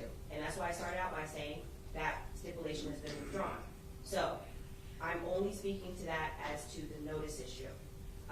And in terms of the notice issue, the reasonableness of it, if this was something that simply just came up, the business records had never been testified to, they've never done any discovery on them. I mean, my goodness, Mr. Padilla has hired an expert regarding all the records, and also received, separate and apart, supplemental discovery, which he asked for as a professional courtesy, which we copied that as part of that for him. That's part of the ones that you already received. I'm still waiting for A swath of it, Right. but we're talking about the ones you received now. So what I'm saying is that this is not a surprise in terms of the reasonableness. Also, on today's testimony by Detective Curcio, they've been testified about throughout the whole morning. So I don't believe that if we're talking about just the notice issue and reasonableness, I don't believe that there is an argument that would be that it's unreasonable based on what the defense has already known.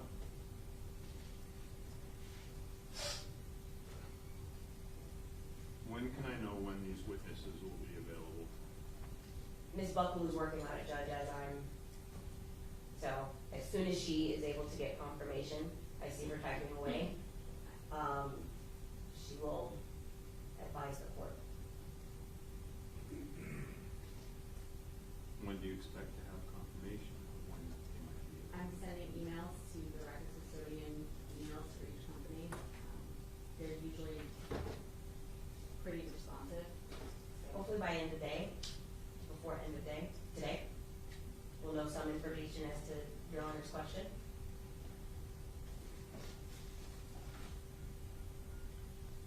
And other than the detective indicating that he received these, were you going to then publish and have him discuss the contents?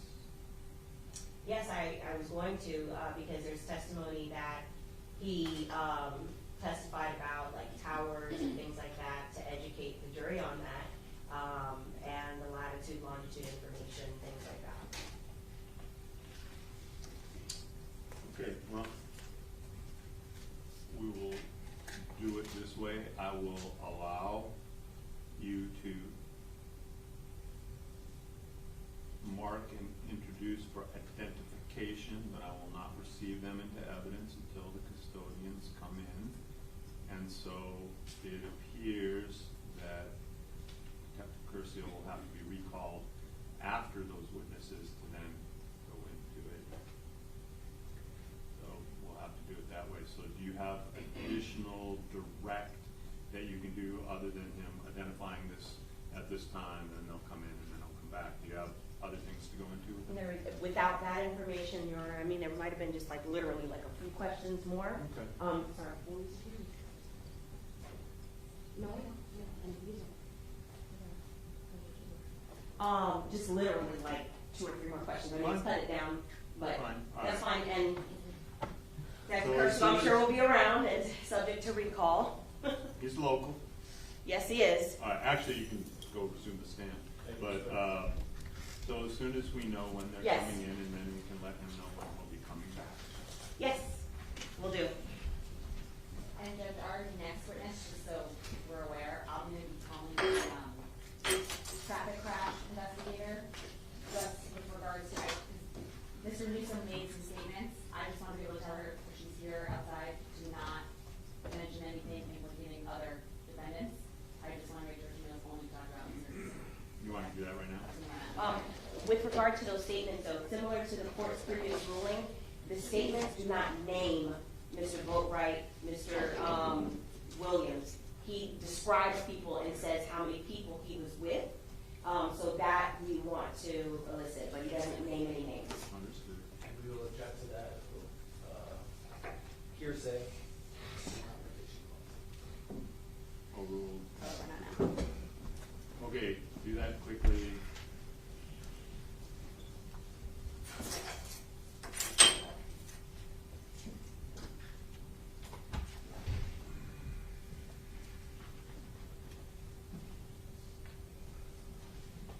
And so, Judge,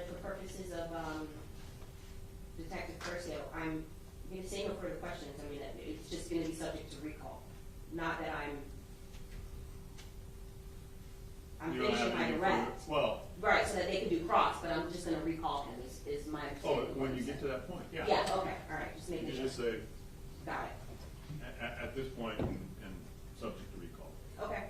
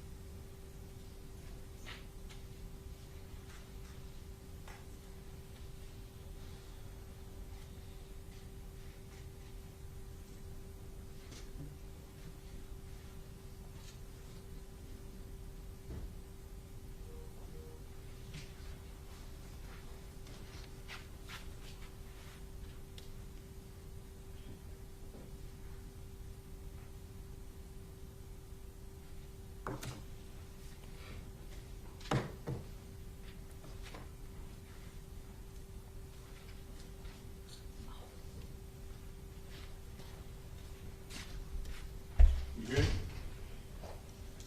Yes, just 30 seconds more, Judge, please, 30 seconds.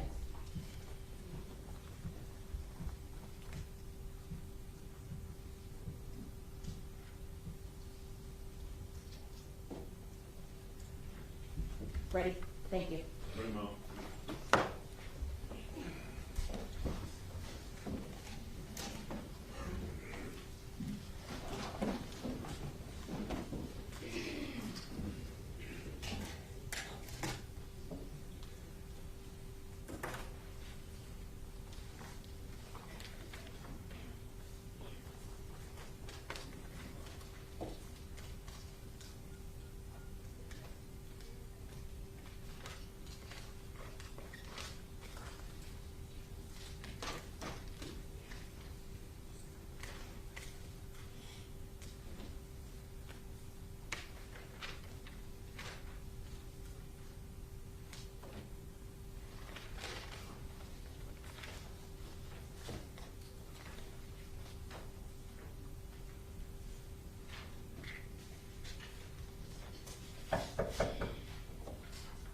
Jurors are entering.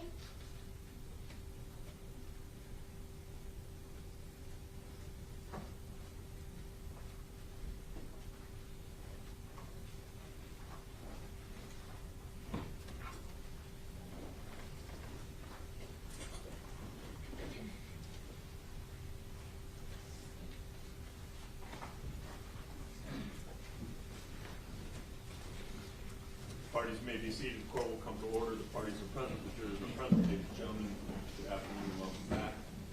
State you may proceed. Thank you, Your Honor. Good afternoon, Detective Curcio. Just a few. But before I do that, you're the same, Detective Curcio is here this morning, Yes, sir. you are still under oath. Yes, sir. Okay, thank you, Your Honor. Detective Curcio, just literally just probably 2 or 3 more questions. Earlier, before lunch, you used a term, timing advance records. Yes. Could you explain what that is? It's a feature that, again, the phone companies or the phone itself tracks the movement of the phone. It's more precise than a cell tower. Cell towers are usually a mile and a half range of where the phone is. Advanced timing is usually, it'll give you a distance in feet or meters. It's much more precise. Okay, and so, let's talk about the records that you did obtain for each of the co-defendants. Yes. Because I know you're gonna be called at a later date other than today, so that we can discuss those records in detail. Starting with Mr. Boatwright, what was the phone number that you obtained the records for? objection, call for hearsay. Well, again, just speaking of call history records. When I say cell phone records, my apology. Call detail records. That's 754-207-1410. Okay, and that was for the phone device that was entered into evidence before lunch, correct? Yes, that's the Okay. call history records for that phone. All right, and how about for Mr. Newsom? What was the phone number for the call detail records that you obtained for Mr. Newsom? 754-367-8492. 8492? Yes. Okay. And how about for Mr. Williams? What was the phone number for the call detail records that you obtained for Mr. Williams? 954-867-8340. 8340. Now, for each defendant, when I say obtained, did you apply for a search warrant and serve it on the third-party company that keeps these records? Yes. And when I say third-party company, that's usually how we talk amongst law enforcement, but the cell phone company, correct? Who the caller pays his bill to. Okay, so like T-Mobile or AT&T, a company like that. Yes. All right. And you received in each case for, and also for Mr. Allen, I'm sorry, what was the phone number that you obtained for the records for Mr. Allen? 754-308-4520. And did you receive the records as to Mr. Allen, Mr. Newsom, call detail records, Mr. Williams, and Mr. Boatwright? Yes, I did. Now, when you were testifying earlier about the latitude and longitude information, are those included in the call detail records? Some of what I testified to is in the call detail of the call history records. Other are actually on the device themselves record when we download the phone. Okay, and that's the GPS data that you were referring to? Yes, I mean, some of the data is on the call history and is also duplicated on the phone itself. Usually the phone itself is more precise than the call history records. Okay, so what is the information that's contained on the call detail records? The latitude, longitude? It'll be, depending on the phone and depending on the carrier, a cell tower, Okay, which is that 1.5 mile approximate radius. okay, And depending on the phone, it'll give, either a location or if it has timing advance features, it'll give a more precise GPS location. will it give also incoming calls, Yes, outgoing calls? yes, And a lot of times it will also be able to differentiate, for instance, if the user sends a text message. yes, that'll be a data, recorded as data. It will also include the phone number for the subscriber, Yes. and I believe the address for the subscriber, Oh, that's all in the subscriber information. the subscriber information, but it's all contained within the call detail records, correct? Absolutely, yes. And this information that's contained within the records is what you use to confirm some of the evidence that you were talking about earlier, Some of it, the rest was off the phones themselves. off the phones themselves. And the phones, the devices that you had, we'll go over for each defendant. You had a device for Mr. Williams. Yes, You had a device for Mr. Boatwright. yes, You had a device for Mr. Allen, yes, but you did not have a device for Mr. Newsom, correct? that is correct. And Mr. Newsom was the one that was actually arrested last, with 2 months between homicide and his arrest, correct? Yes. Okay. Just one moment, Your Honor.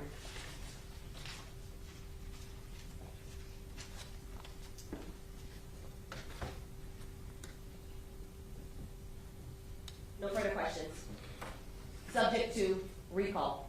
All right, you may recall him at your pleasure. Cross on behalf of Mr. Newsom. Thanks, Judge. We have Detective Curcio. Sir? Detective Curcio, I have to apologize to you. I objected before that you were not an expert in cell phone data and cell phone interpretation, all the things that experts in that area would testify to. And I take it from what you've said, you have a lot of experience in that area. unfortunately is part of every case nowadays. Right. So you agree with me, you're not a specific expert certified in that, but you can certainly testify to it. Objection, Judge. May we please go sidebar?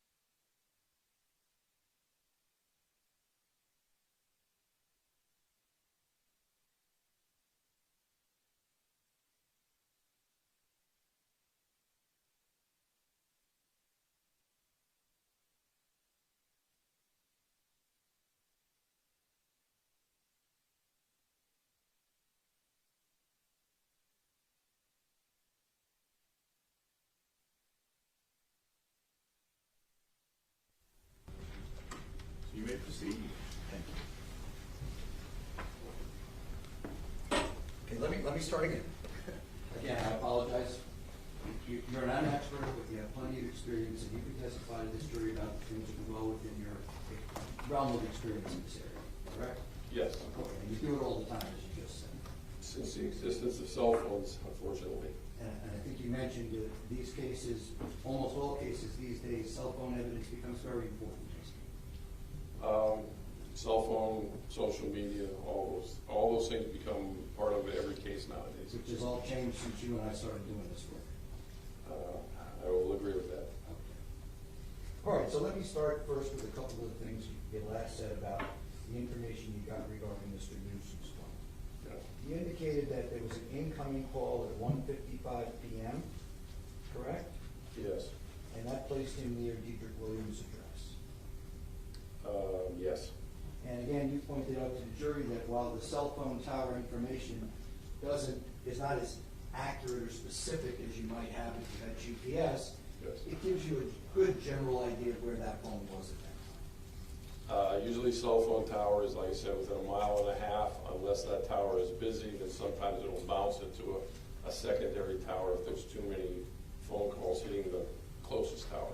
Let's talk about that for a second, because I want the jury to understand that too. The closest cell phone tower is usually where the signal will go, whether incoming or outgoing, correct? Depending on the volume of calls hitting that tower. Right. If there's so many calls that a tower is overloaded, it can move it usually to the next closest in proximity tower, correct? Yes. Okay. And there's no way for you to know whether that happened in this particular case, correct? Not that I'm aware of, no. Okay, gotcha. So that's at 1:55, about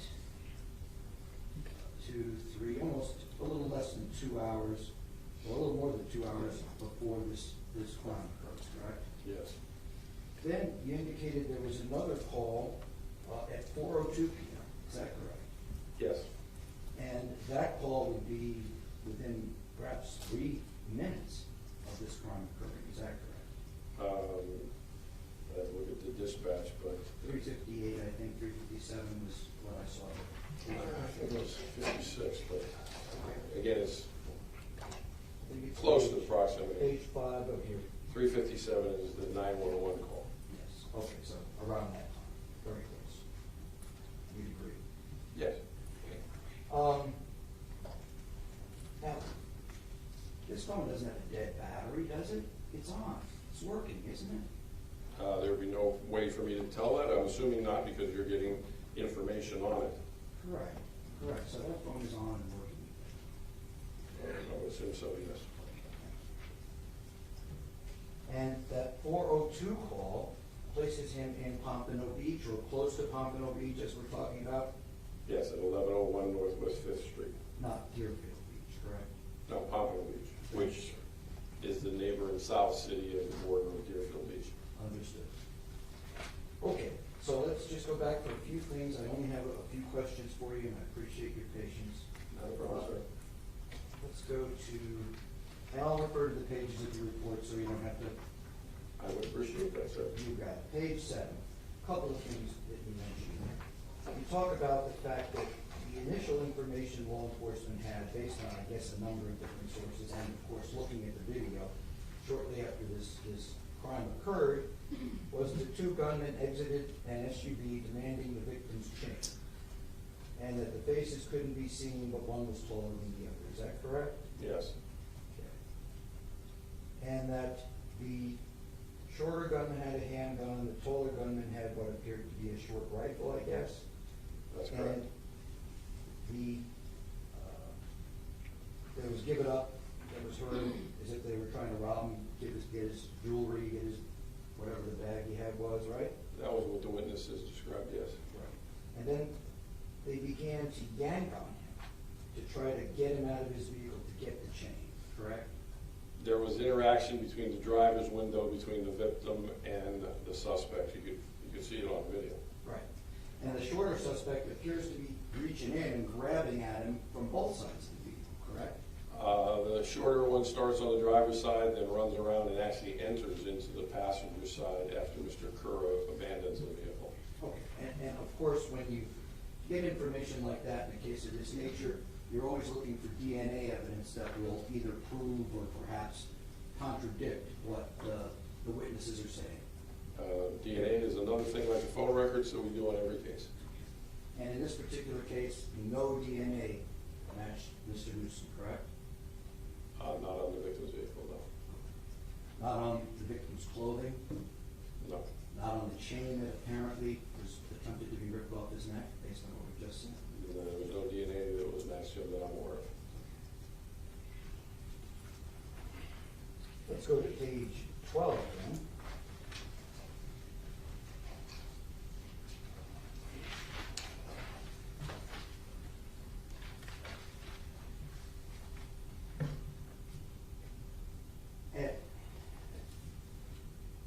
About 3 hours after this crime, at about 6:55 p.m., the blue Dodge Journey that was involved in this crime was in a hit-and-run accident at 3100 Northwest 19th Street, Fort Lauderdale, correct? Yes, sir.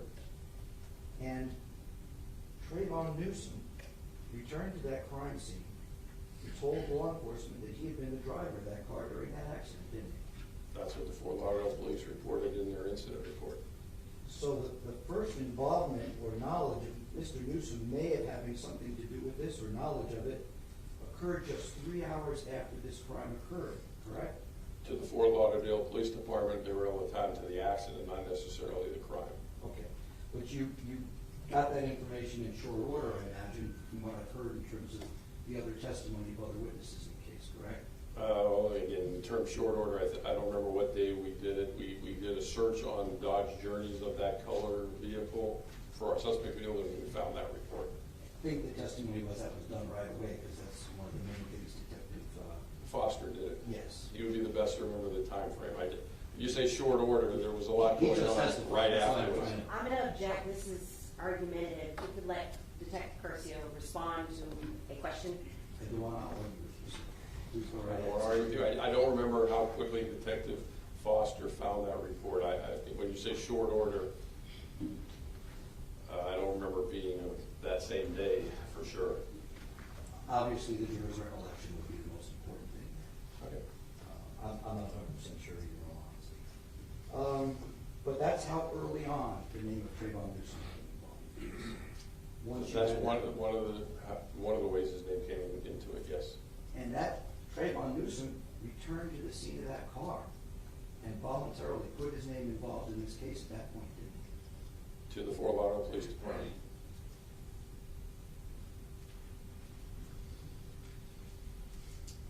Okay, thank you. Let's go to page 20.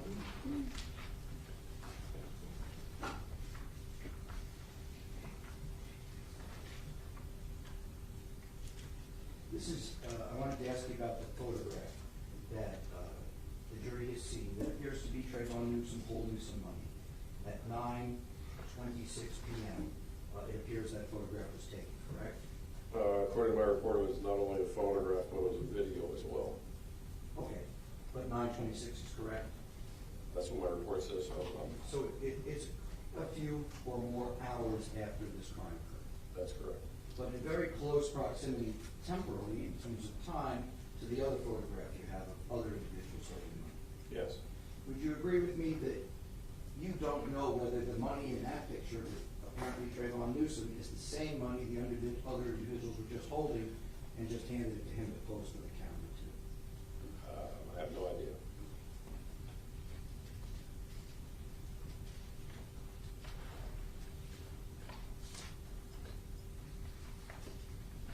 So, and I can't recall, I apologize. Did I contact you initially to have you surrender at my office, or did you contact me? Let me look at my report. I don't recall, but that's why we do reports. Of course. As I recall, I think I had a DNA search warrant out for him, and possibly we were looking for him, and you may have contacted me in reference to that. There's a search had been done at his residence or the parents' residence right before that time, correct? No, we obtained the DNA search warrant early on, and the people who I have were looking for him, weren't able to find him. That search warrant you're referring to happened months later, once I received some information to go in front of a judge to get a search warrant for that house. Well, am I wrong? Didn't he surrender right after that search warrant, about 8 days later, after the search was executed? Well, again, I'm going to have to report and tell you when he surrendered. And if you know what page it is, like I said to the state, you can help me out. Yeah, I think it might be back at the beginning. Let me see. I remember this, and I was there. August 8th, on page 24, the detective received, oh, it was me. I called you. Okay. And said, I'm representing Mr. Newsom, and he wants to surrender, correct? Yes. And you came by my office and were kind enough to meet with me alone in my office to take him into custody, downstairs, to turn him over to the SWAT team. Yes. And he voluntarily provided the DNA swab that you had requested and had a warrant for it, would have taken anyway. Yes, I wouldn't use the term voluntary. He allowed me to execute the search warrant. Right. Thank you for making it voluntary, even though you could force it. Okay, let's see. There was initially you did some investigation, other detectives too, to try to find out who rented the vehicle, correct? Yes, There were photo lineups prepared that included Mr. Newsom, correct? yes. And the witnesses did not identify him as being somebody that was there when this vehicle was rented, correct? Not there when the vehicle was rented, no.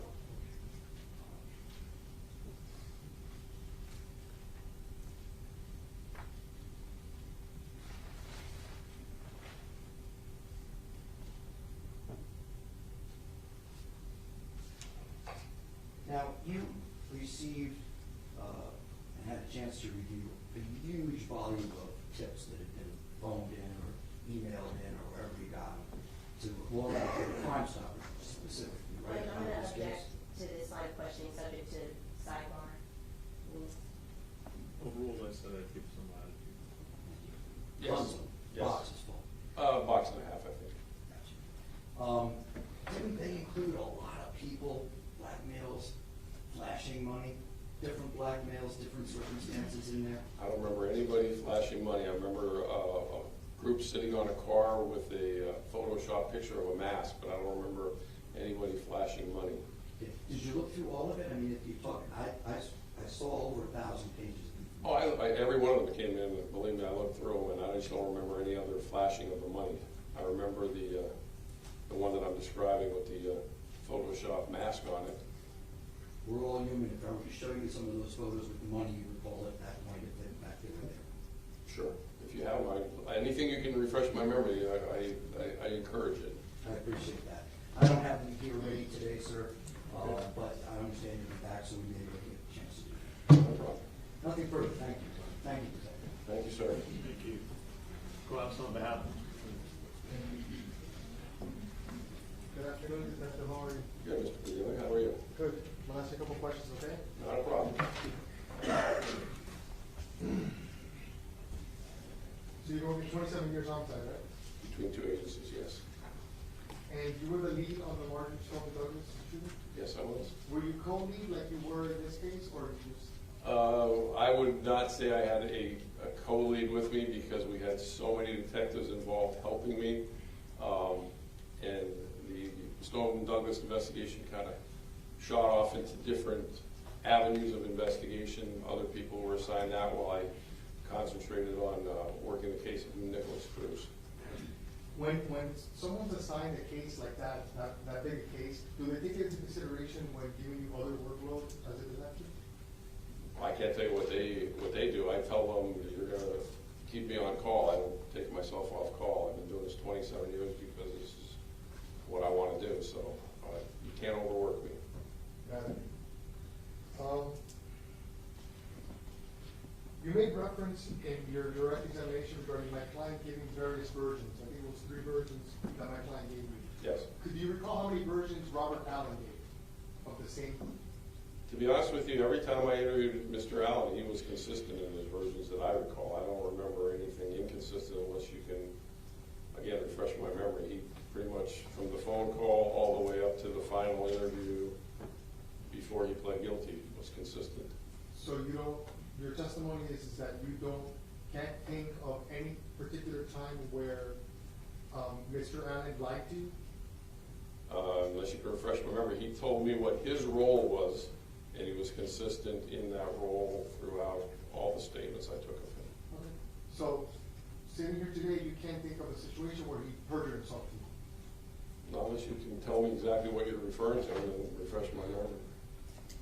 I mean, they're all obviously documented. So you were asked by Mr. Shields regarding celebrity beats and other rappers that had issues with Mr. Onford. You remember that question? Yes.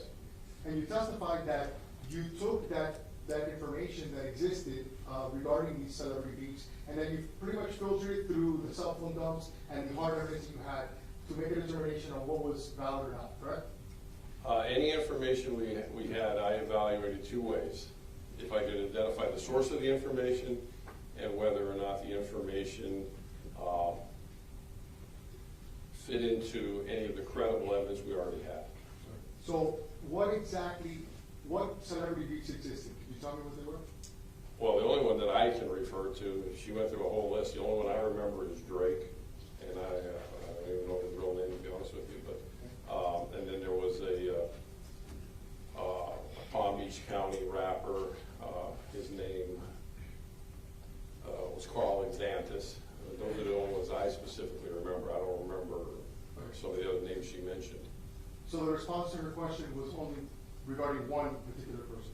No, she went through a whole list of whether your client brought up particular people's names, which I answered no, he did not to any of the names she brought up. So when she was inquiring regarding these rappers and these celebrity feuds, and you responded, you were basically responding just regarding Drake and one other Palm Beach rapper? No, so she went through a list of when I spoke to your client, did he bring up all these different people's names? And I said, no, he did not. And that's the way the question was posed to me. Yeah. Did your client bring up those names? So regarding Drake, his real name is Aubrey Graham.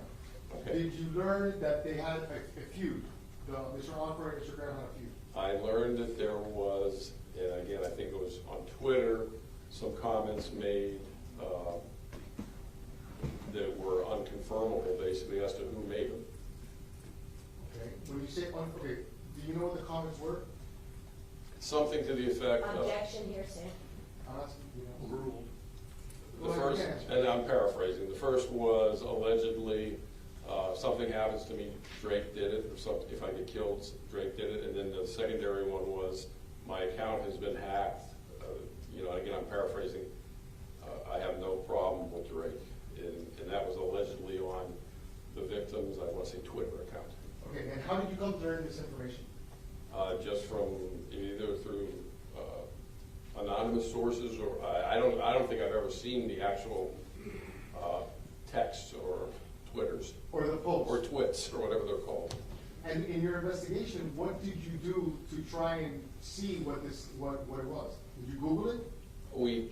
Did I Google what? Did you Google Drake, XXX, threat? I particularly did not do that. I looked at all the different downloads of phones of the suspects and call histories to see, as I'm identifying phone numbers, whether or not anything came back that tied anybody into the crime other than the four gentlemen that we ended up charging.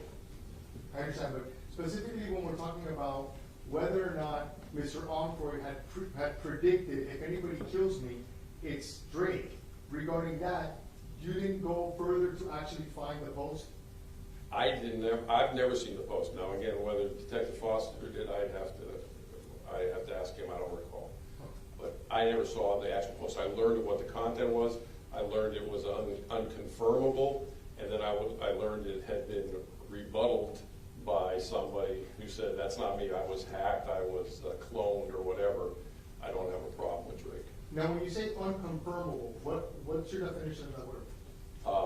Being able to interview the victim and say, did you actually post that? Did you ask his mom? Detective Foster was dealing with the mom. I didn't ask the mom, no. So you didn't have any communication with Cleopatra Bernard in this case? No, I was doing all the other things that I testified to, and again, Detective Foster was doing certain things that he was doing. He dealt with the family from day one, from notification on. If Mr. Foster would have communicated with her, he would have communicated with you, is that correct? Usually, yeah. I mean, I just don't recall. So you don't recall any information that Detective Foster told you regarding the problems that he had with Drake? No, I don't. Did you come to learn that Mr. Onfroy, when he was alive, was physically attacked by members of Migos, the rapper? Again, I seem to recall something like that, but I don't remember the specifics. I think there may have been a video or something of that in Miami, but I don't recall. Did you research that at all or investigate that? We again looked at the different phone dumps of the credible information we had to see if anybody could be tied to those phone dumps and phone call histories, and didn't come up with anything that substantiated that information. So when you say we looked at phone dumps to be able to substantiate information. Let's just take the issue with Drake, right? Right. Did you guys ever get Drake's cell phone number? Did I? No, I did not. Do you know if Detective Foster ever got Drake's cell phone number? I have to ask Detective Foster. So would that be a key piece of information that you could use to check with the cell phone numbers you had to see if anyone involved in this case had contacted Mr. Graham or anybody connected with Mr. Graham? Well, we identified the numbers around the time frame of the incident, as I do on any case, to see who the suspects were talking to before and after the murder. And nobody under the name of Graham came up. I understand that, but let me ask you this. At what point in this investigation did Drake's name come about in the investigation? Do you recall that? I believe it came from the anonymous information that was coming in early on after the murder. So that's the first time I was aware of it. I don't recall Detective Foster told me about it. So this would have been early on in the case? The tips were coming in, you know, for weeks or months. So I don't remember when the first Drake tip came in. So sitting here today, you can't recall when the first time that you heard his name in this investigation? No. Now, would your report reflect that? If I indeed dealt with when I first learned it, but I don't recall when I first learned it, so it's not on my report. Do you know if sitting here today, years later, if Drake's name is anywhere in your report? No, it's not. It's not? Okay. What about Migos? No. But actually, the first time that you heard that the word Migos, the first time that the word Migos comes out in this investigation is not from my lips, but it was from your own. When you spoke with the cooperating witness in this case, July of 2018, a month after this murder, it comes out of your mouth, Migos. Isn't that true? Not that I recall. Do you need something that's refresh your recollection? Yeah, because I don't even know who Migos is. Okay.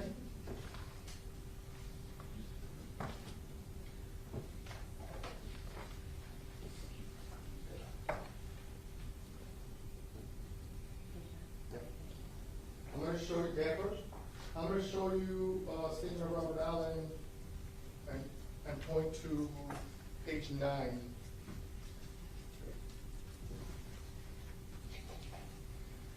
Let me know when your memory is refreshed. Okay, that's his answer to me, yes. Obviously, I haven't repeated because obviously I didn't know what he was talking about. Yeah, it's Mr. Allen. Mr. Allen mentions Migos, and I didn't recall that. And he mentioned Migos regarding being in a weed hole prior to this? Oh, no, let me go back and read the rest of it.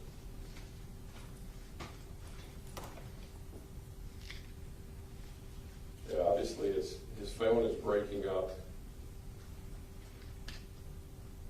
You saw him, I mean, again, it's breaking up. You want me to read the exact quote? Yeah, go ahead. I'm going to object as to just reading from the transcript into the record. It's an improper question, if there is even a question. Refresh your recollection and then ask a question. Let me know when your memory is refreshed. Okay. So the first time that Migos comes out in this investigation is from the cooperating witness a month after this murder, correct? He's talking about something that's breaking up that I can't hear him, and he talks about a weed hole, and then he mentions the word Migos. The word Migos, right? Yes. And then after that, you learned that Migos had physically assaulted Mr. Humphrey? No, I just remember there was a video, and again, I thought it was in Miami, of some confrontation that somebody videoed. Despite the But knowledge... I don't know if it was the Migos. I'm assuming that's what it was. Because I don't know who the Migos are. No, I understand. After this July statement where the cooperating witness himself tells you Migos, what did you do to investigate that further, if anything? Again, once he came down from Georgia, that was on the phone. That's why it's breaking up. I took a second statement from him, and then again, we were looking at all the call histories to see if anyone else tied in to the suspects of any of the information of other people, and it did not. But when you're looking at the call history, wouldn't it be fruitful to have actual cell phones of persons like Migos or persons like Aubrey Graham to know whether or not people were calling them?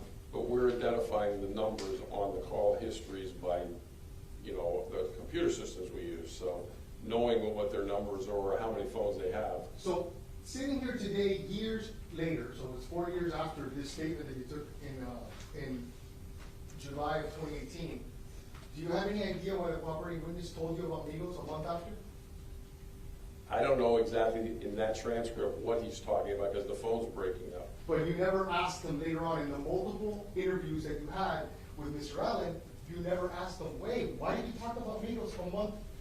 You know, in July of 2018, why did you mention that? I don't recall if it was ever mentioned in the other two statements I took of him.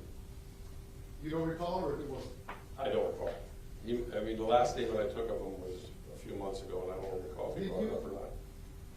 Do you know the reason why Cleopatra Bernard wanted security with her son the day of this murder? I think it's a mischaracterization of security. I think she wanted Mr. Kerr just to drive with him. I don't know. I don't remember the term security. Well, do you know why she wanted Mr. Kerr there? Would it surprise you to know that the reason that she wanted Mr. Kerr there was because of the Drake and Migos beef? Objection, mischaracterization, speculation. Assumes facts not in evidence as well, I think. Objection, Sustained- assuming facts not evidence. Sustained jury will disregard. So regardless of the definition of security or not, do you know why she wanted Leonard Kerr there that day? I would have to ask her. I mean, I can speculate, but I don't know for sure. Did you ever learn regarding your investigation regarding other rappers and the problems that they had with X? Did you ever learn of a man named Antonio King, aka 600 Breezy?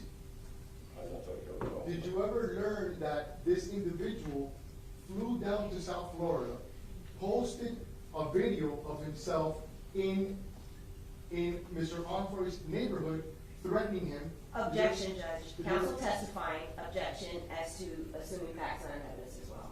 Sustained. You never heard of the name Antonio King or 600 Breezy? Objection asked and answered. No. You can answer. Not that I recall. No. How about the name Top 5, Hassan Ali? Have you ever heard that name? No, not that I can recall.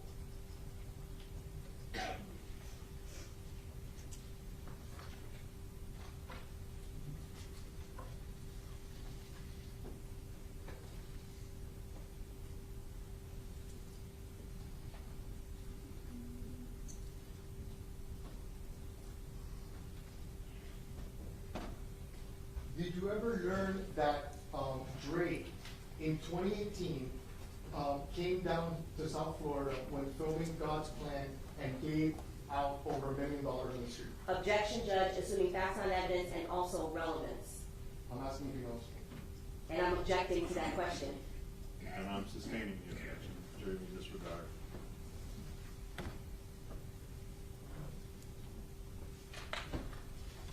Did you ever ask Mr. Allen if he knew Mr. Graham? I don't recall. I don't think so. Did you ever ask him if he knew anybody from Migos? Not that I can recall.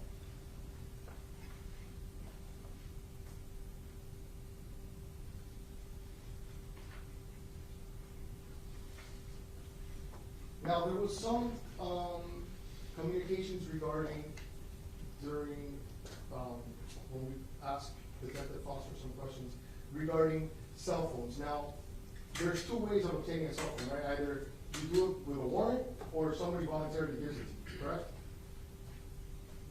Well, obtaining it, you mean Obtaining physically it for your possessing? investigation. Well, we can do a search warrant to seize it off their body, or if they're detained, and it's in evidence, we can do a phone dump search warrant. They're two different things. Okay. And in this case, I believe Detective Foster testified that no one had taken the phone of Leonard Kerr, but that's incorrect, right? I don't recall if Leonard Kerr's phone was taken or not. Detective Foster dealt with Leonard Kerr. Okay. I know I looked at the victim's cell phone.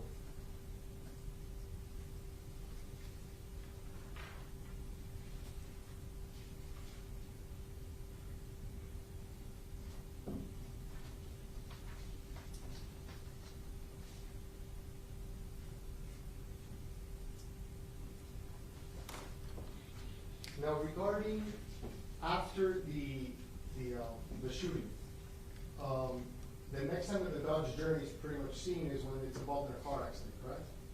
The next time it's actually seen being parked in the driftwood. Right. People getting in and out. It's actually seen driving down towards Robert Allen's house, then parking in the driftwood, and then later on it's seen in the actual accident. Right, in the actual accident. And then when the actual accident happens, Mr. Allen jumps out of the vehicle, correct? Yes. And then he kind of like walks fast or semi-runs, right? And then he gets into another vehicle, correct? Yeah, he gets picked up. There's actually more than Mr. Allen gets out of the vehicle after the accident, but Mr. Allen comes southbound right towards the camera, and then a vehicle picks him up on 31st Avenue. And the vehicle's driven by a female? I believe so, yes. And did you ever ask Mr. Allen who that female was? I believe we did, but I don't recall if we ever were able to identify her. It was just somebody driving down the street, flagged down. Just because he didn't know who it was? We didn't have information to determine who she was. And to this day, you still don't? No, not that I'm aware of.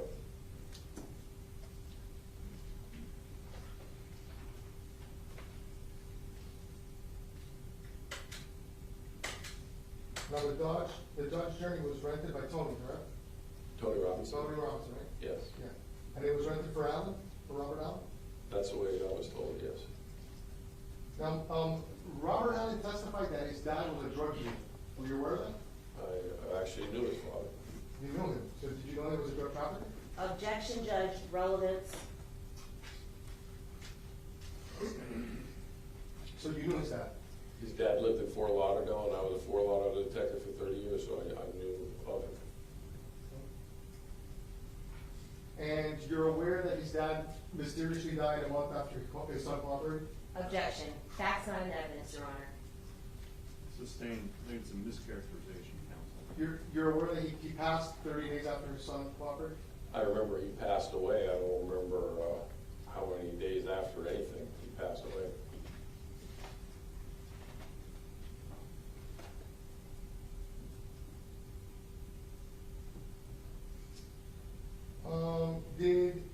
Were you aware that his father supplied at least some of the weapons that were used in this crime?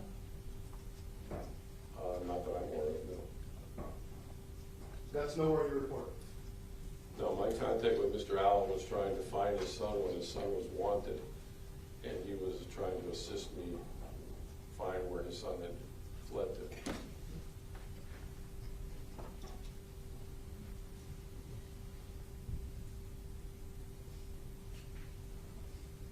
You actually texted Mr. Allen's dad prior to this case going in front of the grand jury? Objection, Judge. Relevance and also improper with respect to the grand jury. Sustained. Did you ever tell him that? Objection, hearsay. I'll ask him if he ever said. Still an objection to hearsay. It's out of court statement being offered for truth. No exception applies.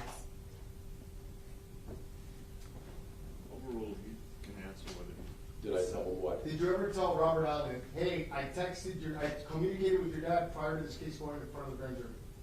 Sure, I just testified. I talked to his dad many times trying to get him to surrender his son when he was wanted. So yeah, I don't remember it, but I probably did. Now, you spoke to him in July of 2018, and then I think again in October of 2018, something like that? No, I talked to him twice, once on the phone in a tape-recorded interview, and then when he came down from Dodge County, Georgia, I interviewed him in person, however many days it took him to get down, and then I interviewed him years later. Right, and the years later part, because I recall when we took your deposition, his attorney was part of the deposition, correct? His attorney was part of the deposition? When we took your deposition, myself and the other attorneys, Robert Allen's attorney was present and asked you questions and was still part of the case, correct? Yeah, he was not part of the deposition, he was part of the final statement. Right, no, I'm just saying, when we took your deposition, Yes. Robert Allen was still a defendant, and Yes. his attorney was still part of the deposition, and he asked you questions just like I asked him. Yeah, he had not pled guilty as of yet. His attorney was present when he gave the final statement to me. And the reason that it took so many years had to do with Robert Allen and his attorney, right? It had nothing to do with you or with COVID or anything like that. Objection, relevance, and also mischaracterization of the evidence obtained. sustained. Do you know why it took so many years for him to finally come around and tell you whatever he wanted to hear? No, I don't. I mean, he has an attorney. I didn't have any contact with him after those initial two statements till the final statement. I would not contact him, nor do I have any idea why it took so long. So Alan testified that he had 3 or 4 phones. Did you ever find any phones for Mr. Allen? Yes, we found a phone with him in Georgia, and I know Detective Foster recovered one when we did a search warrant on his house on 17th Street. To your knowledge, was Robert Allen ever offered a deal with the prosecution? To my knowledge, I have no idea why or what was done with Allen in the courthouse. I'm not part of that ever. Okay.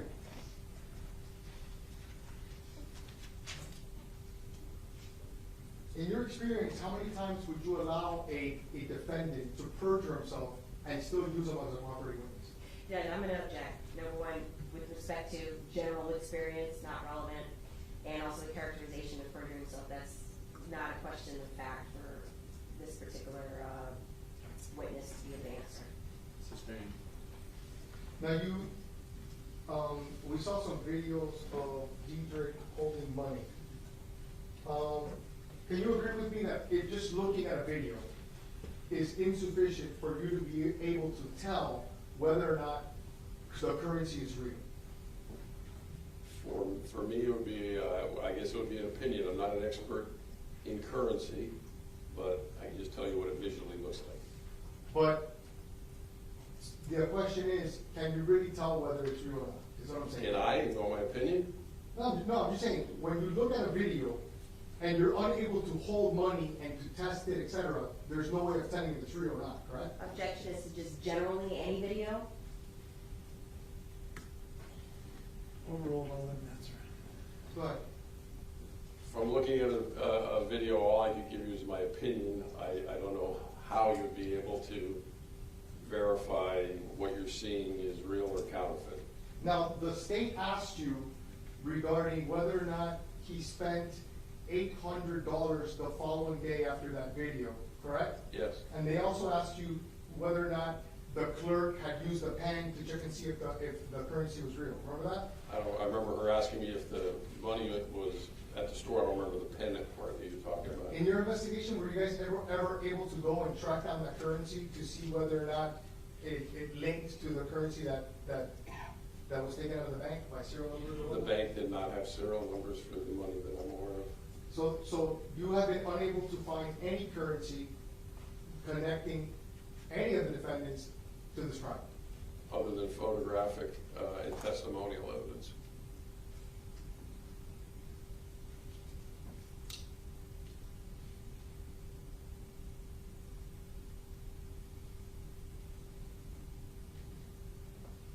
Now, in your investigation and your research, you reviewed multiple social medias, correct, of the defendants, social media, Facebook, Instagram? Yes. And you would agree with me that Mr. Williams would come out often playing with money? There was other videos from past occasions before the murder where he had money, different denominations in his hands.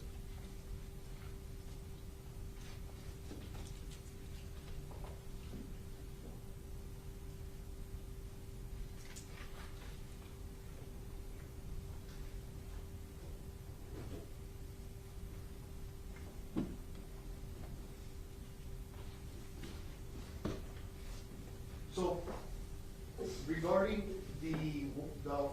whether or not Mr. Allen's father provided weapons used in this crime, was that news to you today? Is the first time you heard that? I'd have to look at the statements. I don't recall that ever being mentioned to me. I would hope I would remember that. I just don't recall that.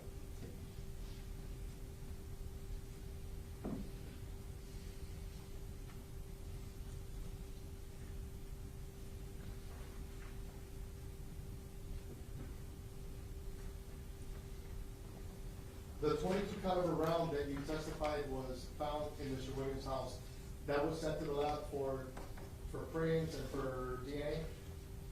It was sent to the lab to check really for markings as well, extractor, Anytime, My question was specifically regarding fingerprints and DNA. I believe so. Again, I know it went to the firearms section And there for was, sure. and there was no DNA or fingerprints linking my client to that cartridge, correct? No.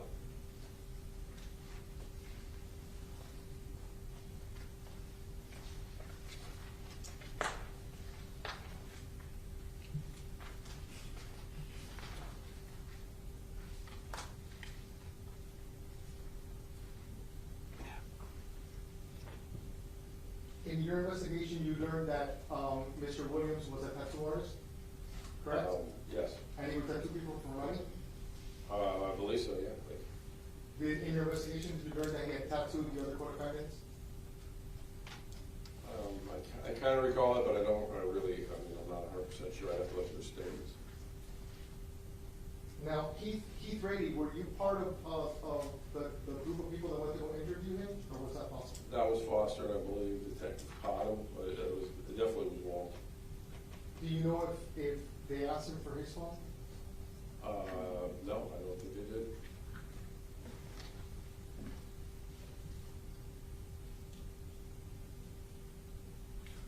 And Claudia Ramos from the bank, you guys didn't ask her for her phone? I never dealt with Miss Ramos, so I don't believe anyone did, no.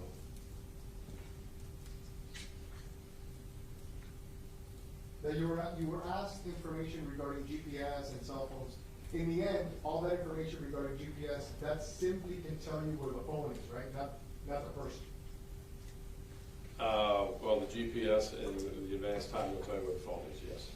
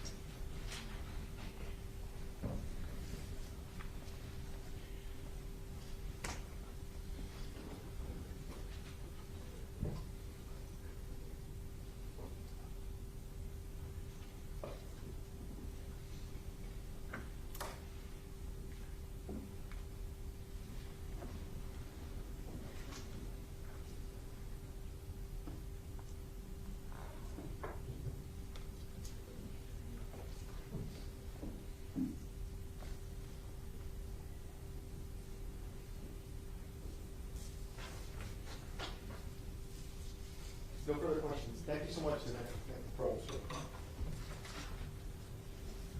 Cross on behalf of Mr. Bori. Good afternoon, Detective. Ma'am, how are you? Doing well. You were a co-lead detective detective on this case, correct? Yes, ma'am. You and Detective Foster? Yes. And you responded to Riva Motorsports first, correct? I don't remember which of us got there first. We were both there at the same time, basically. Bad question. The first thing you did was respond to Riva Motorsports. Yes. Okay. And it took you about 40 minutes to get there? That's about my average. I live out in Western Plantation. Okay. And to better explain it to the jury, would you say you're like the quarterback of the investigation? Again, I share code lead responsibilities with Detective Foster, so we have a dual quarterback system. That's fine. But you tell other law enforcement officers and other law enforcement personnel what to do or what you need them to do, correct? Yes. And you basically oversee the investigation. Yes. You would agree that before you arrived on the scene, you were told that TMZ was releasing footage of the incident. No. When did you find that out? I got to the scene, began to check to make sure everything was secured, the witnesses were separated properly for interview, and then somebody said, this case is already on TMZ. So I learned about it when I was actually on the scene. Okay, so pretty soon thereafter, when you arrived at Riva, you learned that it was already been released to TMZ. Yes. Okay. And your first course of action when you arrived on scene, as you just said, was to separate the witnesses, correct? No, they were already separated by patrol. And once you get them, Your Honor, can we approach sidebar? I'm sorry.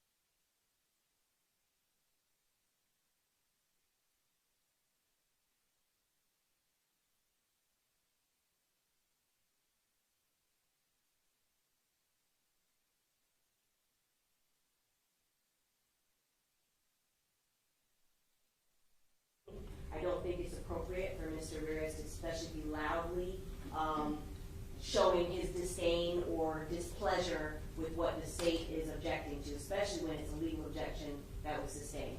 It's inappropriate. I'm not going to direct this to George individually, but I will remind all counsel that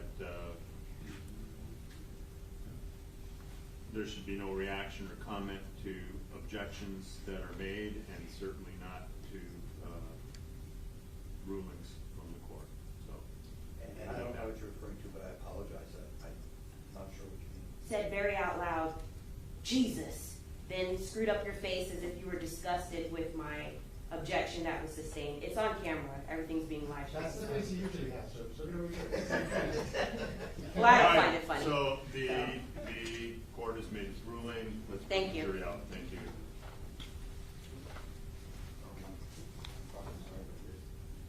And I don't find it funny. I'm sure the victim's family who's present doesn't find it funny.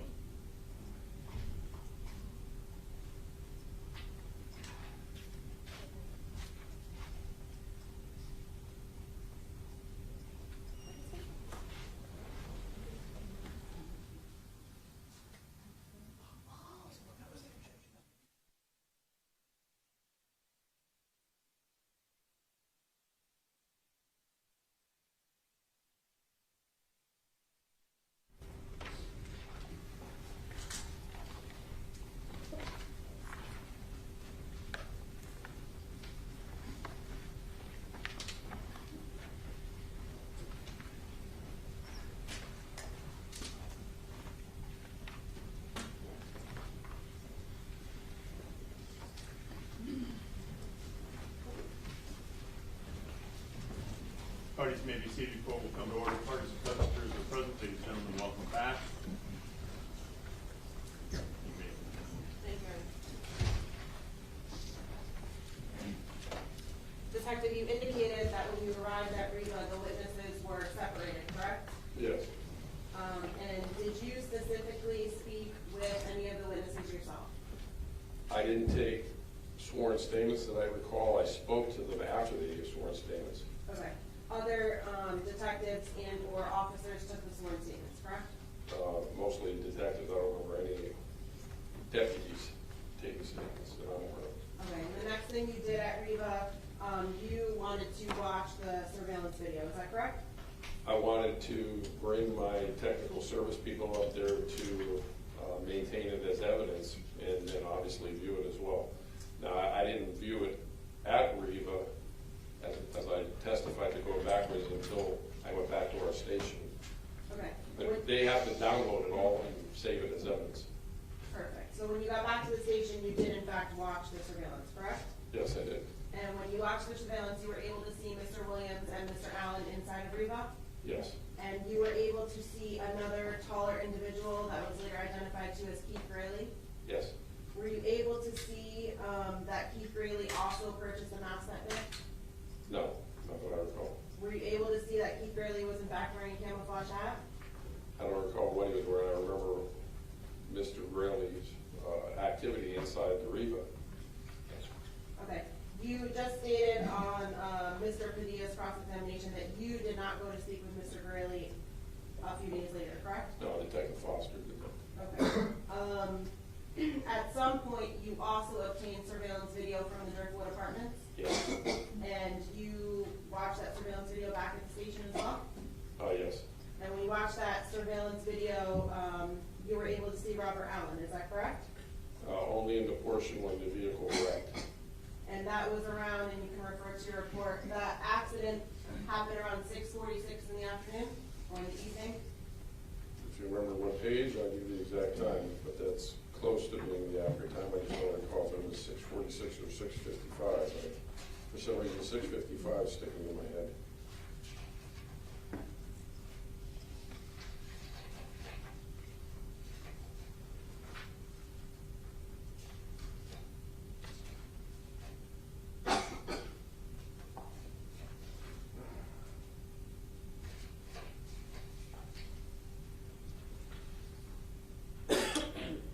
According to my report, it's 6:55. So around 6:55, the Dodge Journey was involved in a car accident, correct? Yes. And you would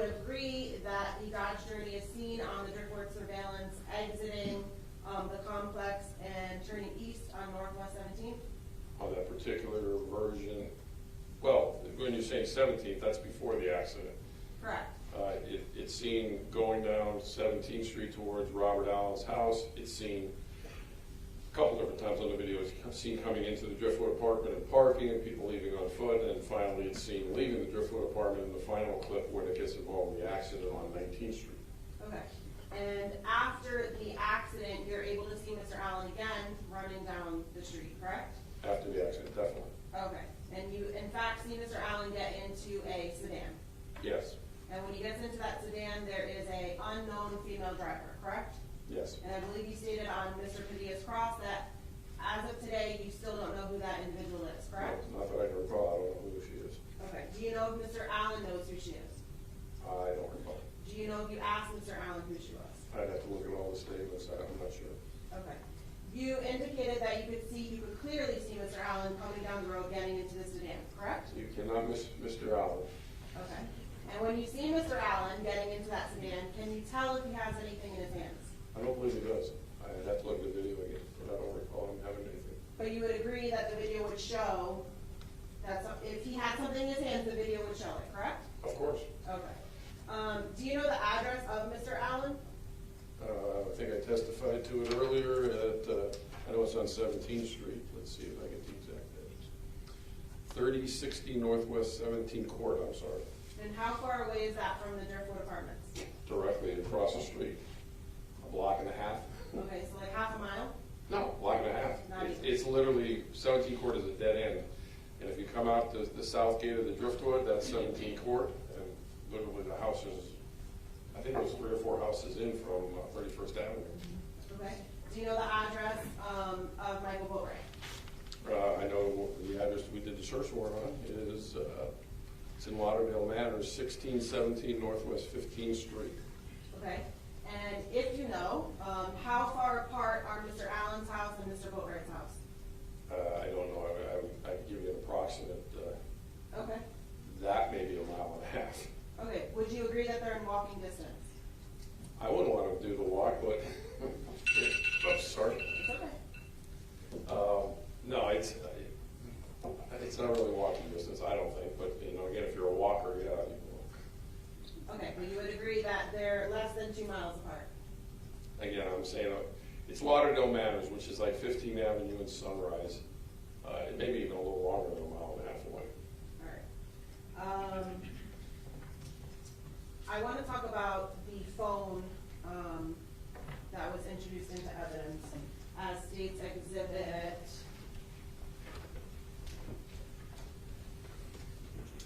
63.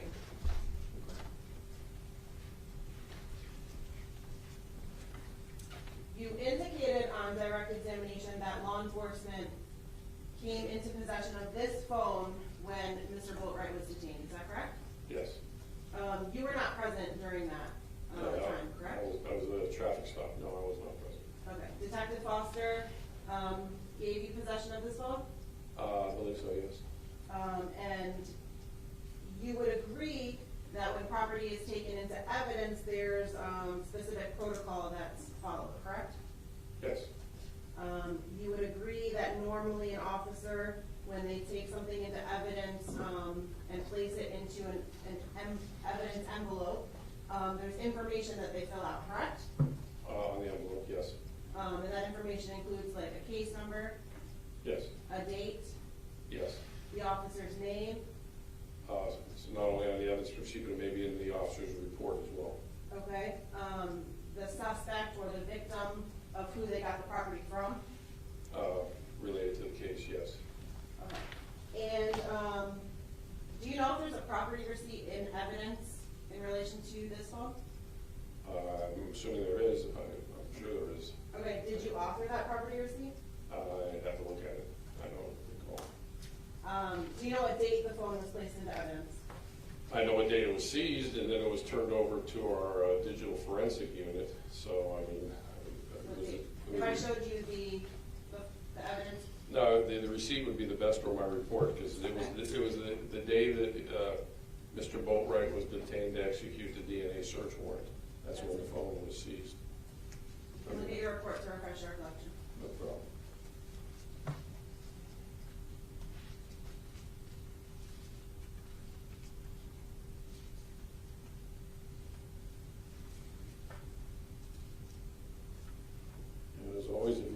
page number, I would appreciate it.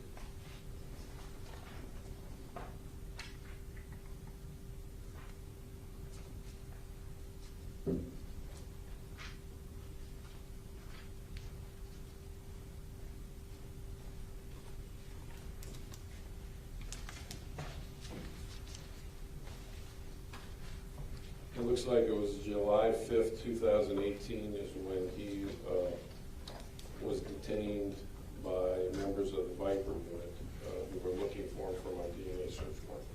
Okay. And I'm showing you what's been placed into evidence of State Exhibit 63.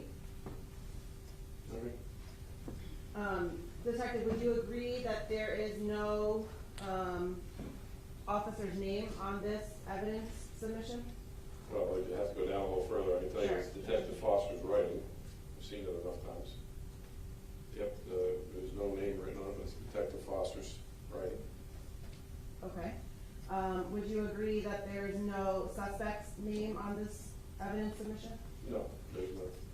Would you agree that there's no victim's name on this submission as well? Yes. Okay. And I'm just going to show you the back so you can see the back as well. Would you agree that there's no detective or officer's name on this submission? I can tell you at the top where you can scan down, that's my initials and date and time when I seal the envelope. Right here? Yeah, that's me. Upside down with me. Okay. And that would be when as you're saying, Detective Foster provided you the phone, is that correct? Yes.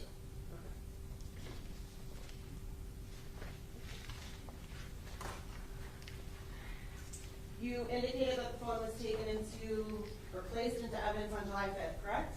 2018. It was placed into the care of the digital forensic unit, is the way I recall it. The evidence section is a whole different area. It goes from our hands as detectives to the people who have the expertise to do the downloads with the search warrant that we had to obtain. So let me clarify my question. So the phone was in law enforcement custody as of July 5th, 2018? Yes.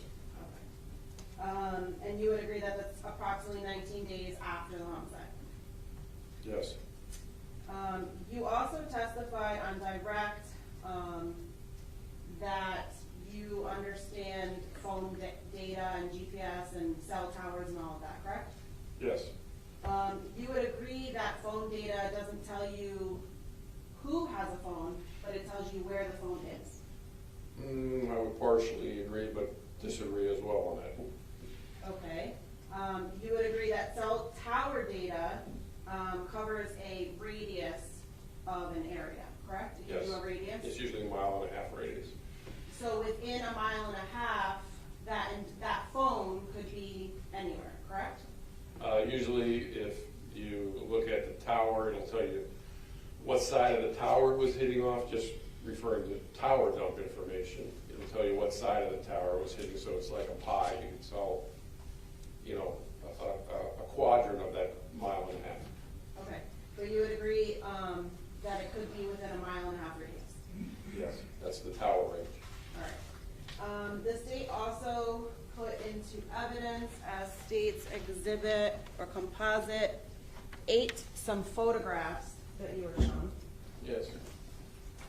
I'm going to show you these photographs, specifically this photograph right here. Yes. You indicated on direct that this photograph was taken at what time? I have to go back and look at my report. I think I said 9:26, but let me confirm. If I could just ask you, so which picture is that? Oh, sure. Picture 205. Thank you. According to my report, it says 9:25. I'm describing in my report Mr. Bori holding the money with the camouflage hat and the champion T-shirt. Okay, and you would agree that this photograph seems to have been taken at Mr. Allen's house? I know that photograph, you have to scoot down. I know he had a brown couch when we did the search warrant at Mr. Allen's house, so I believe that's it, yes. Okay. I'm showing you what's been placed into evidence. State's Exhibit 8, and I'm showing you 505. Yes. And you indicated that this was taken at what time?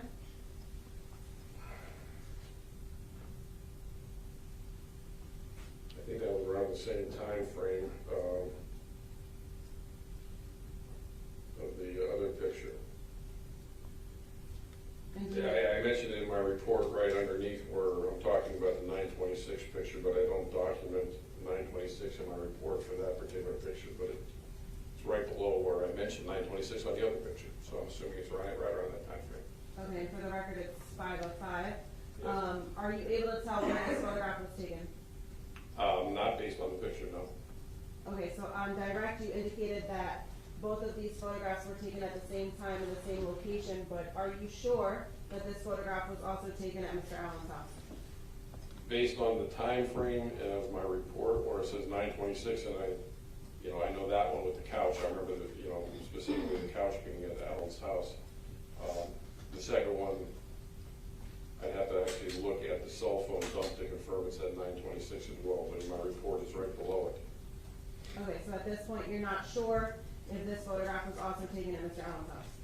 Not based on my report without looking at something else like the actual phone dump record. Okay, and I'm also showing you State Exhibit 8, Picture 3 of 5. Yes. Remember this photograph? Yes. Is it your testimony that this photograph was also taken around 9:26 at Mr. Allen's house? I said it was at 926. I don't remember if I testified at Alan's house. There's not enough in the picture to indicate from looking at it right now whether or not it's at Alan's house, but it's at the same time frame, 926. Okay, so when you stated on direct that these were taken at the same date and the same time and the same place, at this point you're unsure whether that this was... I don't think I said at the same place. I think I said at the same time. Okay. Are you able to tell if this individual is actually inside of a vehicle? The picture sits in front of me now, and no, I can't tell where it was taken. I'd have to look at the actual picture because it's kind of cut off with all this stuff underneath. Okay.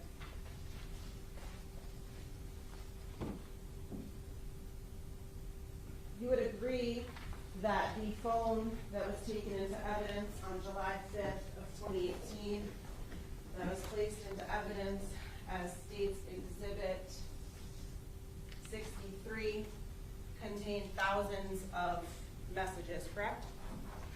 I don't know if there were thousands. There was a lot of messages, but I don't know if 1,000. Hundreds? I'd have to look at it again. I'd say that would probably be accurate. Okay.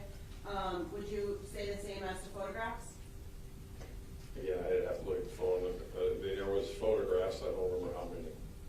You also testified that the phone, State's Exhibit 63, had texted someone after the homicide, tell my brother I got the money for the phone. Is that correct? Yes. Were you aware that during Ms. Tony Robinson's testimony that she actually stated that Mr. Boatwright was using Mr. Allen's phone? I'm going to object, counsel testifying. I'm not aware of any testimony of Tony Robinson. Okay. You would agree that during the course of your investigation, other names of other individuals came up as possible suspects, correct? As testified to Mr. Padilla, yes, through various sources. Okay. You would agree that the name Ronald Boatwright came up at some point during your investigation, correct? It came up because his last name was Boatwright. No one came up with Ronald Boatwright that I recall. It was a Boatwright that Detective Foster put in the lineup. I don't remember Ronald specifically. And that individual's name was Ronald Boatwright? Yes, yes. Okay. Did you ever speak with Ronald Boatwright? I did not know. Are you aware of the physical characteristics of Ronald Boatwright? I remember looking at his picture back then. Yeah, I don't remember his height and weight, though. Okay, so you're not aware if he is the same height as Michael Boatwright? I think he's shorter. I'd have to look at documentation if you have it to confirm exactly how tall he is. But you never met with him, correct? No, I did not. During the course of your investigation, the name Soldier Kid came up? Yes. How did this name come up? His name is Carl Exantis, and he was one of the anonymous pieces of information we obtained where I spoke about the picture with the a Photoshop mask where they're all sitting on the back of the car. Okay, you would agree that in that photograph, Soldier Kid is also with an individual by the name of Soldier Jojo? Yes. And how did that name come up? And again, through these anonymous information. And how did you verify that that photograph that was provided to you at some point was Photoshopped? It's obvious if you saw the photograph. The mask is photoshopped on the back of the car. I mean, I'm not a Photoshop expert either, but I've seen enough Photoshops. Are you aware that that specific photograph also had a GPS tag? Not that I can recall. So you're not aware if that photograph was tagged 8 miles from Riva at the time of the incident? I'm going to object, counsel testifying and also assuming facts and evidence. Sustained. Did you ever speak with Soldier Jojo? No. Did you ever learn additional facts about a red mask in this case? Did I ever learn? No, not a red mask. I know one of the witnesses thought there was some red accents on one of the masks. Did you speak with Mr. Barbeau in this case? I did not, Detective Foster. I spoke to him afterwards, after the TMZ incident. So would it surprise you that Mr. Barbeau indicated that one mask was black and one mask was red? I remember him saying one mask had red accents. I don't remember him saying it was fully red. Okay, but Detective Foster was the one who took that statement, correct, so he would know better? Him and Mr. Barbeau in the statement itself. Okay. You would agree that these names also came up during the 911 calls? Objection, Judge. Hearsay.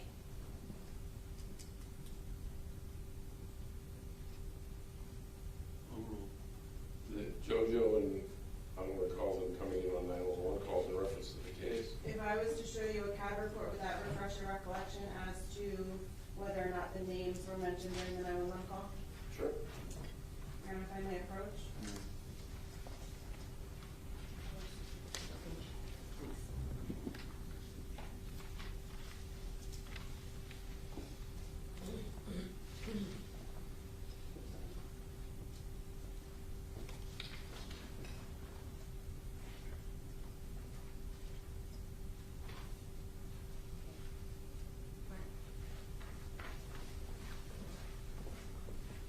Detective Curcio, I'm showing you the CAD report from the 911 call referencing page 7 of 7. But you can read as much as you'd like. While he's reading it, can we go sidebar to that specific item that she's showing you, please?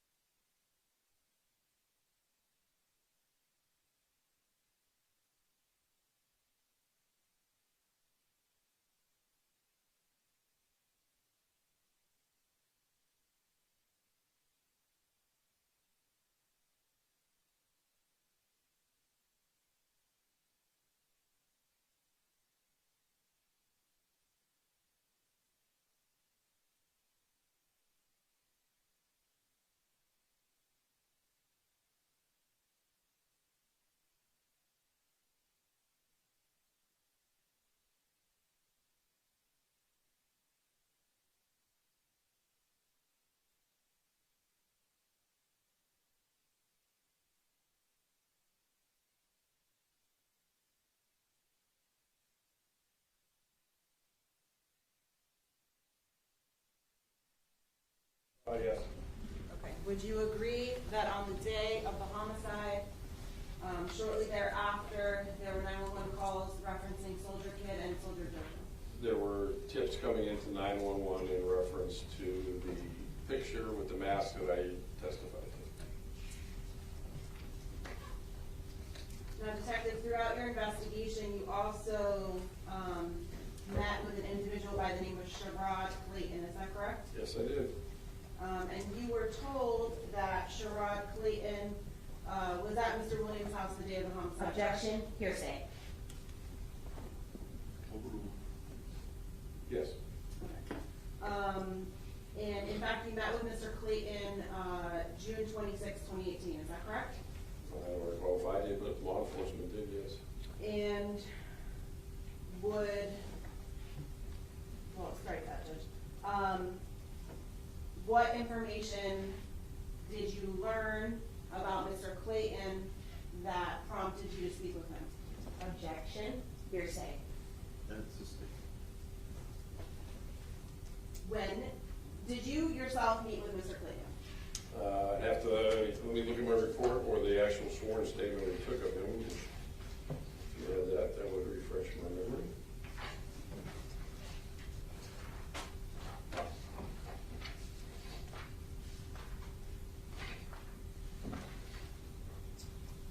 It's page 15 of my report. I'm not sure if our page is. Yeah, it says it was interviewed and a sworn statement was taken from me. Or Okay. by me, I'm sorry. So do you recall speaking with him? Yes, I remember the crux of what he told me. I just wasn't sure if it was I who took the statement or Foster. And But- do you recall when you spoke with him, you in fact attempted to do some photo lineups with him? Yes, myself or other law enforcement, yes.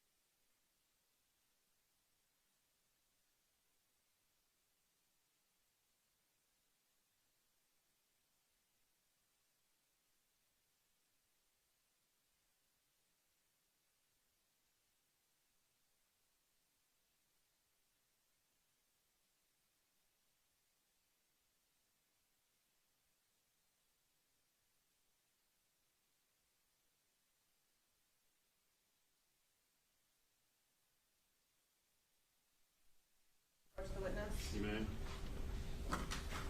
Detective, I'm showing you what's been previously marked as Defense Exhibit L and Defense Exhibit M. Can you please look at these and let me know when you are finished?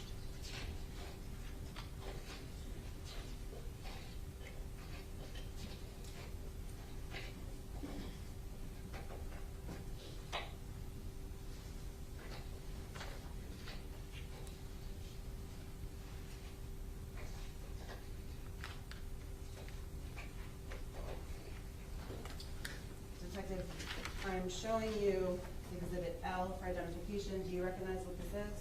It's a photo lineup containing a photograph of Michael Bori. And did you administer this photo lineup? Yes, I did. And as you see it here as a composition of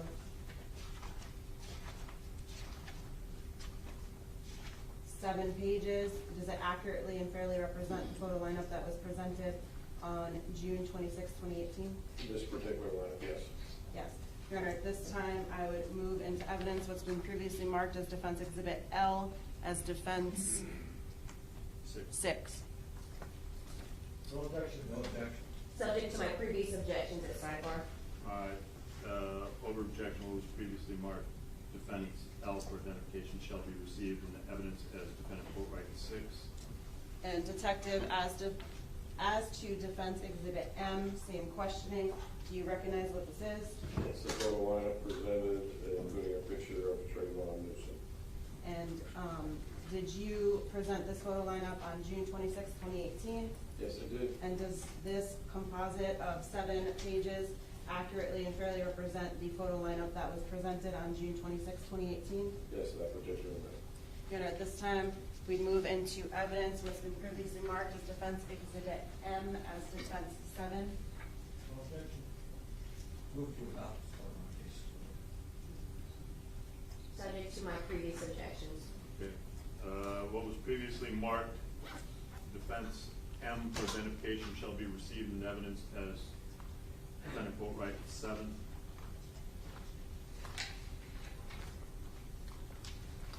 Permission to publish. You may.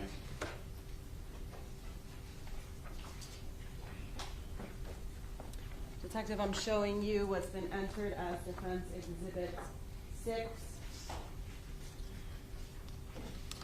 Do you recognize this? It's the photo lineup you just showed me up here. And you would agree that you yourself administered this photo lineup to Sherrod Clayton, correct? Yes. And do you recall the date? It looks like it was 6/26/2018. And as you just indicated, you would agree that Michael Boatwright is included in this 6-pack, correct? Number 2 on the top. And did Sherrod Clayton make an identification? No, you did not.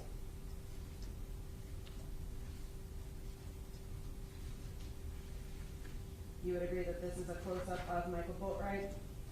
It's not a close-up, it's a blow-up, I believe. A blow-up, Close-up, it's I'm on the sorry. first page. A blow-up? Yes, And you would agree that Sherrod Clayton did not make an identification, correct? you did not. I'm showing you what's been entered as Defense Exhibit 7. Same questioning. Do you recognize what this is? Yes, it's the photo lineup you just showed me up here, including a picture of Trayvon Newsom.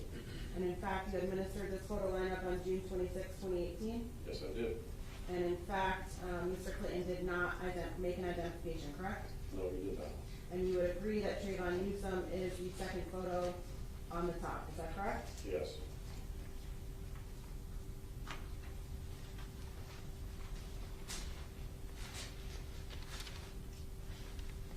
And same questioning. This is a blow-up of Trayvon Newsom, correct? Yes. And it was shown to Sherrod Clayton on June 26, 2018, and he did not identify Trayvon Newsom, correct? That is correct.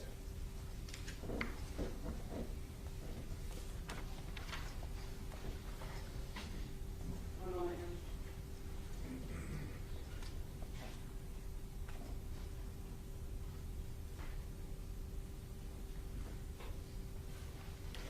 And just to clarify, Detective, you testified yesterday that Sherrod Clayton was the individual that was at Diedrich Williams' house right before the homicide, correct? I testified that that's what Mr. Williams told me. and, Sherrod Clayton was doing some landscaping. I think he was cutting the lawn, but Mr. Williams asked him to babysit, so he could run down to Riva. So the individuals that arrived at Mr. Williams' house, would have come into contact with Mr. Clayton, correct? They would have been at the same location. I don't know if coming into contact is the way I would phrase it, but they were at the same location. Detective, you spoke with many, or you investigated many different individuals during this case, correct? Yes. Did you yourself ever speak with Leonard Kirk? No, Detective Foster again did that while I dealt with the video on the scene the first day. You would agree that Detective Foster took his statement, correct? Yes, I may have spoken to him on the scene, but I didn't take the statement. Did you ever have Mr. Kirk come back to the station to speak with you? I'd have to look at Detective Foster's report. I remember him maybe coming back, but I don't recall if it actually happened. I believe it did. Did you yourself ever do any photo lineups with Leonard Kirk? I don't recall. Unless you have something to refresh my memory. I don't recall. You never spoke with Soldier Jojo? No. You never spoke with Soldier Kid? No. Other than you indicating that the Instagram photo was clearly photoshopped, did you ever investigate that photograph? I investigated the persons in that photograph, yes. Did you ever investigate where the photograph came from? I know, reading the 911 call, said it was up at Hooks up in Deerfield Beach is where the picture was taken. Do you know how far Hooks is from Riva? I'd have to look at the address. I think it's up on Hillsborough, so it's miles away, but I don't know the exact distance. It's a restaurant. I want to say Hillsborough Boulevard. When you say miles, less than 10, more than 10? Less than 10, definitely. Okay. You reviewed Mr. Williams' Instagram account, correct? Yes. You reviewed Robert Allen's Instagram account. Yes. You reviewed Robert Allen's Facebook account. I'd have to look at the records, but I believe so. I did with social media. I could identify for all 4 defendants. Okay.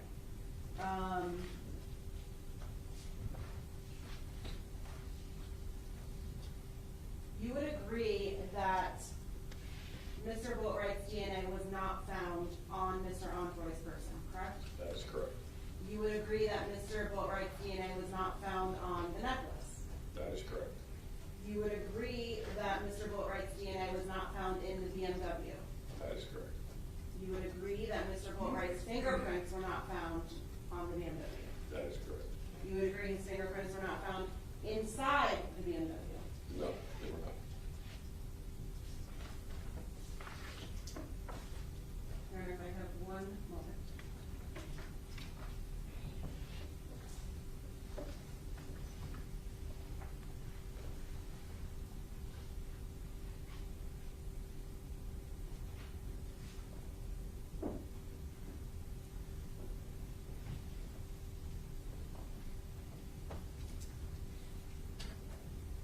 Nothing further, Your Honor. Thank you, ma'am. Redirect? Yes, Your Honor.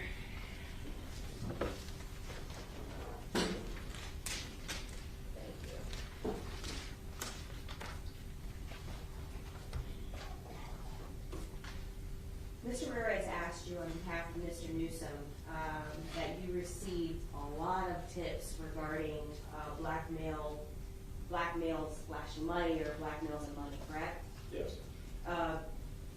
However, there was one tip or information that you received that was very specific to Mr. Newsom, correct?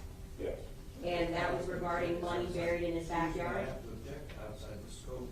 I didn't ask Pat anything regarding that. That was regarding money buried in Mr. Newsom's grandmother's backyard, correct? It was not a tip. It was a text that I received. Okay. And the text was purportedly from Trayvon Newsom? Yes, he named himself by name. And there was also a picture included, correct? Yes. Depicting Trayvon Newsom? Yes. And what did the text read? And I'll quote it. It said, "All my money buried, happy face." I got snitch on, so I saved it for if I don't catch life. Real shit. I be thinking I'm catch life, but I buried the bitch. I buried it at my house, and I get you pregnant. I stay out here and soon gone have to dig up the money. I got like 8,000 buried. But if I do 5 years, I'll be home before you know it. You straight with me turning myself in Sunday. That text message, that you believed to be from Trayvon Newsom was the impetus as to why you then obtained a search warrant to dig up his grandmother's backyard, correct? That is the basis for us obtaining a judge to authorize me to search Trayvon Newsom's grandparents' house. Okay, and turning myself in Sunday, Trayvon Newsom actually turned himself in, correct? Yes. Okay, this text message in terms of the time frame, was it within the time frame after the homicide, but before Trayvon Newsom actually turned himself in? That text I just read was written or typed on July 29th, 2018, and I have to go back to my report to see. I think it was in August when Mr. Reyes called me to surrender his client. Yes.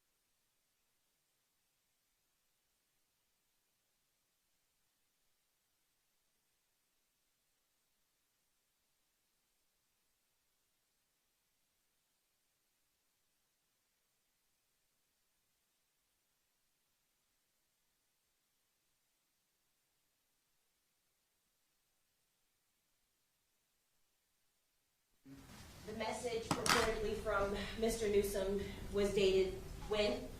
July 29th, 2018.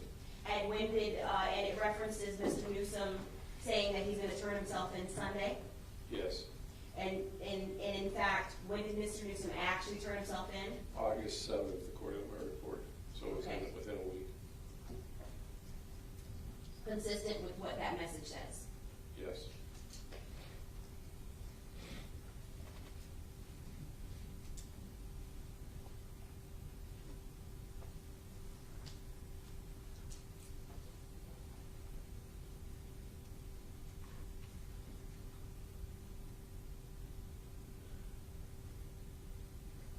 I believe Mr. Ramirez asked you also that you, whether or not you knew if the money, that Trayvon Newsom is holding in the state's exhibit, if you had any idea whether his co-defendants handed it to him or gave it to him, I think was some phraseology of the question, and then took that picture.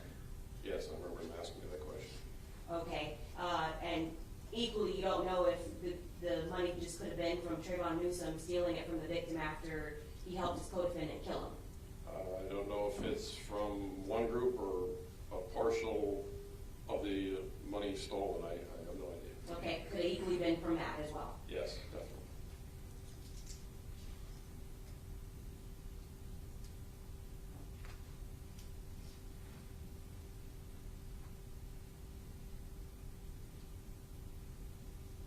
Now, you indicated that there was a DNA search warrant that was signed that you were looking for Mr. Newsom to execute, correct? Yes. And that ultimately, I think it was around either that same week, when Mr. Newsom showed up with his attorney in August, is when you were able to execute that warrant. Yes. What efforts were made to find Mr. Newsom prior to that? This is assigned to a unit that specializes in serving these warrants for us, and they go to past addresses, make contact with family members, looking for Mr. Newsom. If they have a phone number, they try to crack a phone, but they do various things to try to execute the warrant. We have 10 days to execute a DNA search warrant. Okay, so for that time frame, for that 10 days, did they go to Mr. Newsom's grandmother's house? Yes. And during that 10 days, were they ever able to find Mr. Newsom at his grandmother's house during that time? Nope. The first time I know law enforcement had any contact with him was Mr. Reyes contacted me. Okay, and when the attempts were made to find Mr. Newsom, for example, when they go to Mr. Newsom's grandmother's house, they do leave a card, a business card, requesting for Mr. Newsom or anybody with information to contact him, correct? Again, asking for testimony about what an order was made upon. Assistant. Where else did they search for Mr. Newsom? Any past addresses we had from previous reports. Okay. They could, or any information as to where he could be. Okay, and were those locations also searched? They were made contact with. The term search, if they made contact at the door and somebody said, he's not here, he can't come in, we didn't search. Okay, understood. So contact was made and couldn't find Mr. Newsom. That's correct. Was Mr. Newsom's image released to the media requesting assistance? I believe it was, yes. Okay. And during this time, when I say the media, local news stations Yes, and law enforcement. and law enforcement, social media, Yes. and during that time, Mr. Newsom did not present himself, and you received no information about his whereabouts, correct? First contact I had was Mr. Reyes. Okay.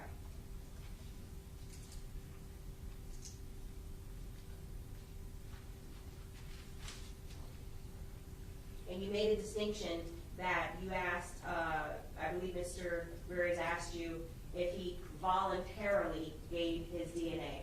You had already had the search warrant, and at that point, your intent was to execute it pursuant to the search warrant, correct? Yeah, the search warrant actually has the language that force can be required to obtain the DNA. So the term voluntary kind of wasn't appropriate. So when the language of the search warrant, is a copy of the search warrant given to the subject, Mr. Newsom and his attorney at that time? Yes. They had an opportunity to read it? Yes. Okay, so as far as you know, they were aware that force could be used to obtain this DNA? Because it was in the search warrant? It was, after he had surrendered himself, I explained to him the search warrant, but it's also in writing. Okay. I don't think Mr. Reyes was given a copy until after it was executed, part of discovery. Okay, and so after the search warrant, which has this very strongly worded language, which is issued by a judge, that's when it was, Mr. Newsom said, okay, you're allowed to take my DNA. Yes. Okay, and that's why you're making the distinction that's different from voluntary. Yes.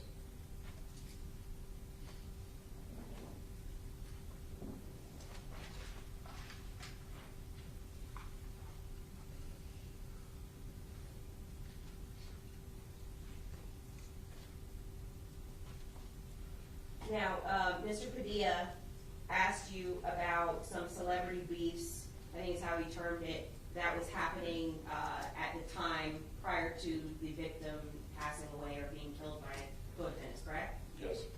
And there's a lot of names that were discussed, but in particular, for example, Mr. P asked you about Drake. Yes. You were able to confirm that Drake was not in Broward County on June 18, 2018, correct? Yes. Okay. You're able to confirm that Drake is at least a 6'1", light-skinned black male, correct? I've seen pictures of him, yes. Okay. Medium build, you'd agree? Medium to muscular. Okay. Is anything about those descriptions, was it confirmed in your investigation that a 6'1", light-skinned black male committed this homicide? No, there was no information to indicate that. Now, you've been in homicide for 27 and Correct. counting years, right? Yes. Have you ever investigated homicides where there was a murder for hire type of plot? A few times. Okay. Now, with respect to that, there would be evidence in your training experience that the person who, quote unquote, orders the hit, evidence between the person who orders the hit and then the person who actually commits a homicide. Rule. There would be evidence of the person who orders the hit and then the person who actually commits the homicide, Yeah, correct? there would be some form of contact to make the arrangements and or the payment afterwards. Okay. Is there any evidence in any of your investigation that, number one, Drake committed this homicide himself and was in Broward County on 6/18 of 2018? Any evidence whatsoever? No. Is there any evidence that Drake had some communication whatsoever with any of the co-defendants and somehow paid for this homicide? No.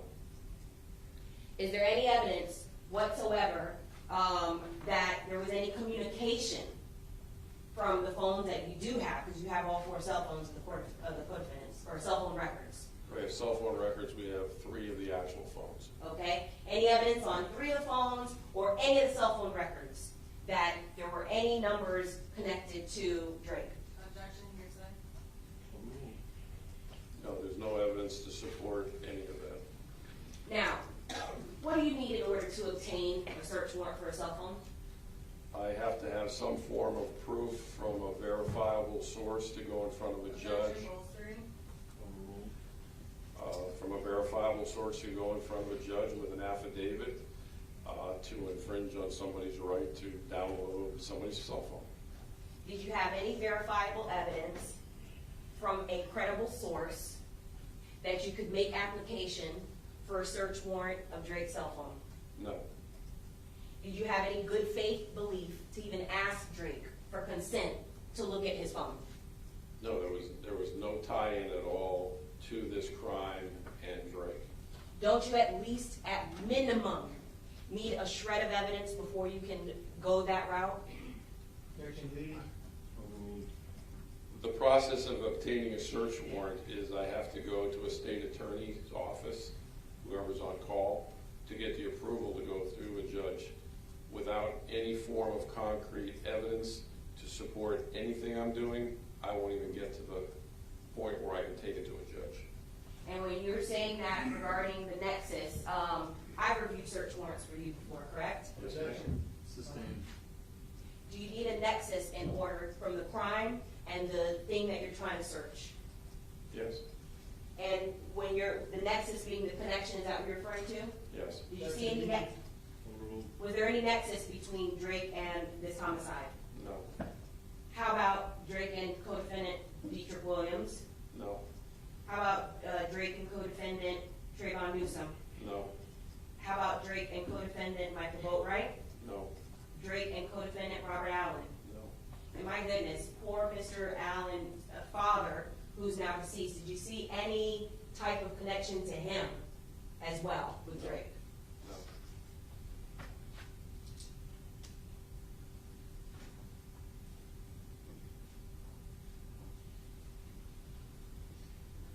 Now, Mr. Piddy also asked you about Migos. You said you weren't aware of what or who Migos is. No, I remember seeing a video of some kind of altercation. I don't even want to say it was a fight. It was something, I think it was in Miami, and now that he refreshed my memory, I think that's the group that the fight was in reference to. Okay, but there's three members of that group, correct? I'll trust you on that. There's three members of that group, correct? I'll believe you. Okay. So in terms of the connection or lack thereof would be a more appropriate way to ask. The lack of connection between Migos and this homicide. Did you find any? No. Again, when I look at the phone records, I'm looking for connection to anybody aside of the people that I have concrete evidence on, and I didn't find anything relating to any of the groups that we're talking about. Okay. Mr. Padilla also asked you about Antonio King, aka 600 Greasy.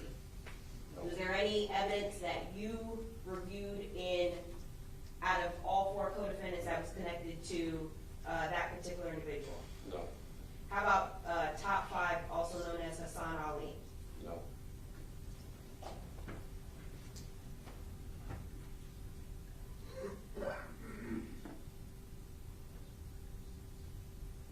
Now, in order for you to search Mr. Leonard Kerr's cell phone, does that same standard that I was asking you in terms of obtaining a search warrant, for example, for Drake, apply to Leonard Kerr? Yes. Any individual in the United States, correct, that has that constitutional right, correct? Yes. And were you able to, based on any evidence that you saw, obtain for a search warrant? Was there any evidence that you could put in a warrant to ask for that? Not in 2018 and not now. Not that I'm aware of.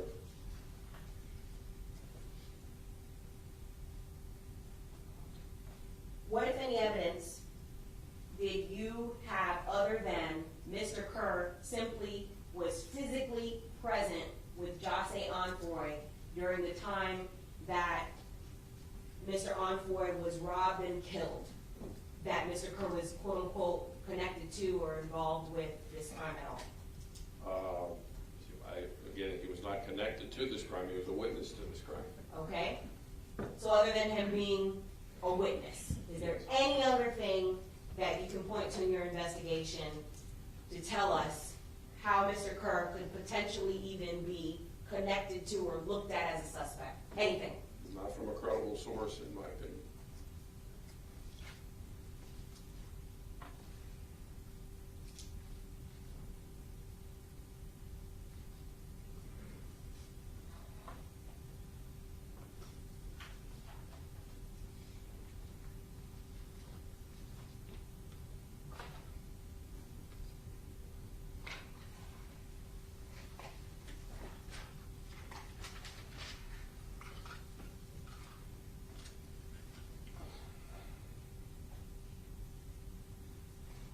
In your experience with regard to murder for hire plots, even if you are able to make a connection with the person who may have orchestrated it, you still also arrest the gunman, correct? False speculation.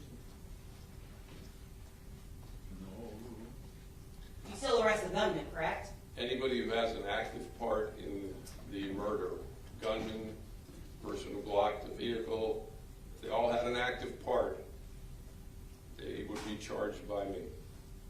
And so even if, in your investigation, because you were asked a lot about Drake, say if Drake or some other entity was involved, how would that affect your decision in terms of the arrest of these 3 co-defendants that are on trial? It wouldn't affect it at all. The investigation showed the active part, each one of them participated in the crime.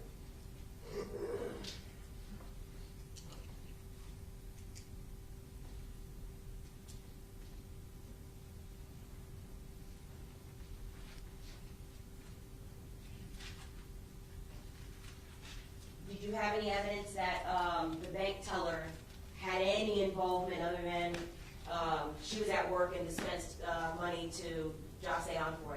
No. What about any evidence in terms of responsibility for this crime on behalf of Mr. Rayleigh? No, actually, we had evidence to support Mr. Greeley wasn't even on the scene at the time of the murder. What was that evidence? On the full hard drive, you see Mr. Greeley leaving his vehicle before the murder occurs, and he's no longer even at Levi.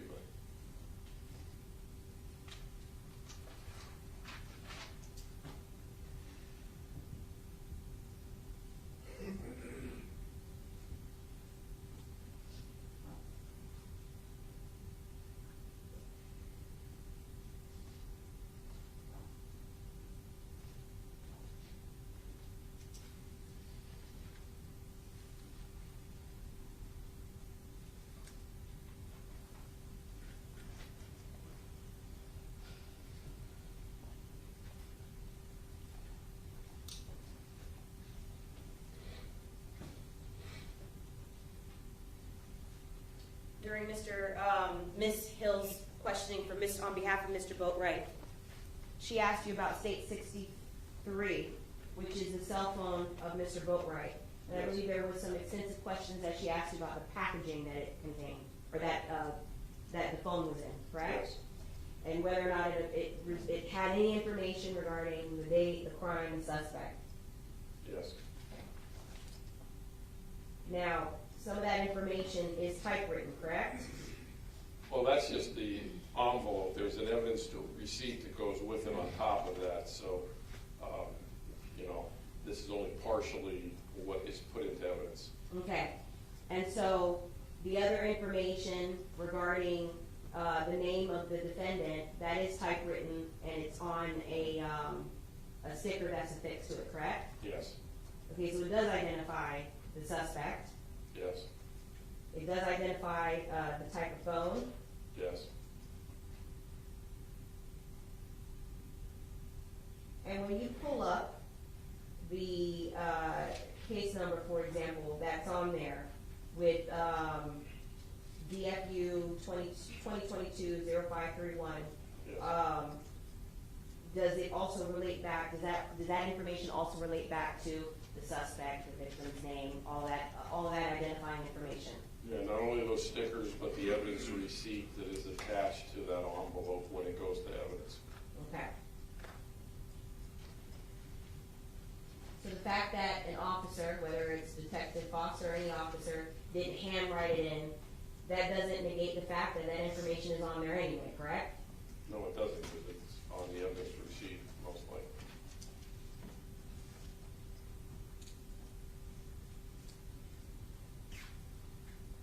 I believe it. I'll just show one more sticker.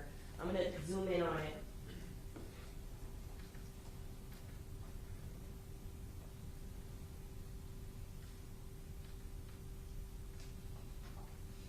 And that's VSO's case number that also relates back to all of your reports, correct? Including Detective Foster? Yes, And it also identifies whose cell phone it is, correct? that is correct.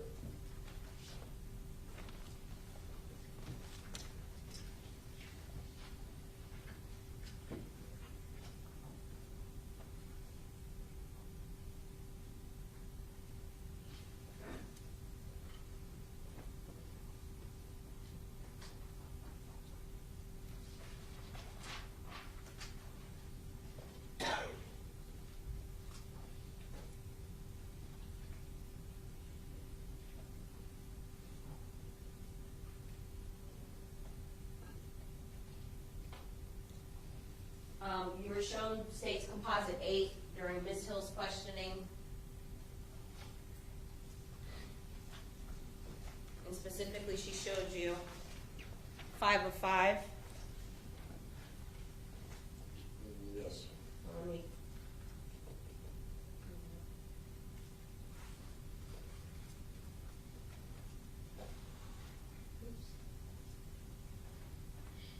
I'll just have to leave the header on there for now, or the footer. Okay, so 5 of 5, which depicts previously identified Michael Boatwright and co-defendant Robert Allen. Yes. And I believe she asked you about 5 of 5 about where that picture was taken. Yeah, I'd actually have to look at the photographs we took of Mr. Allen's house when we did the search warrant on it to see if that background is his house. Okay, but rather than you being able to eyeball it and make that comparison, each photograph, it has metadata, correct? Yes. And you're familiar that metadata gives you the coordinates of where a particular photograph is taken. Objection leading. No, I am aware of that, yes. With all due respect to your location information, you'd agree that metadata would be the best evidence as far as where a particular picture is taken, as opposed to if you can identify certain things in the background, correct? Objection, Counselor Archer, that's the one. Yeah, that's why we put all that stuff into evidence. Okay. Same with 2 of 5. Rather than trying to identify a very generic brown couch in the background, you'd agree that there's metadata that's also associated with 2 of 5, and that would be the best evidence as to where that photograph was taken, correct? Absolutely.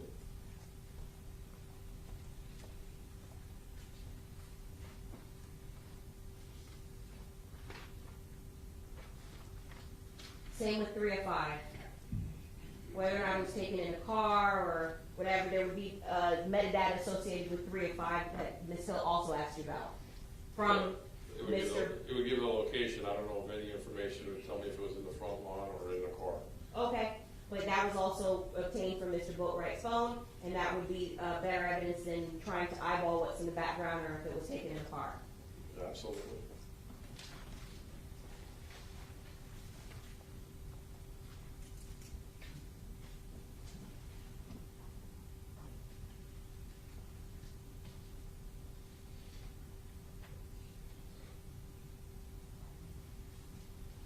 Ms. Hill asked you about Ronald Boatwright. Yes. Did you find any pictures of Ronald Boatwright immediately after the homicide flashing thousands of dollars? No.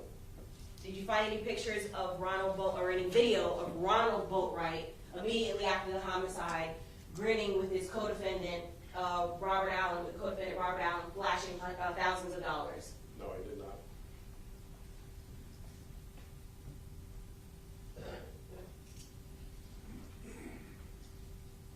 Did anybody even identify Ronald Boatwright as being involved in this crime? No, they did not.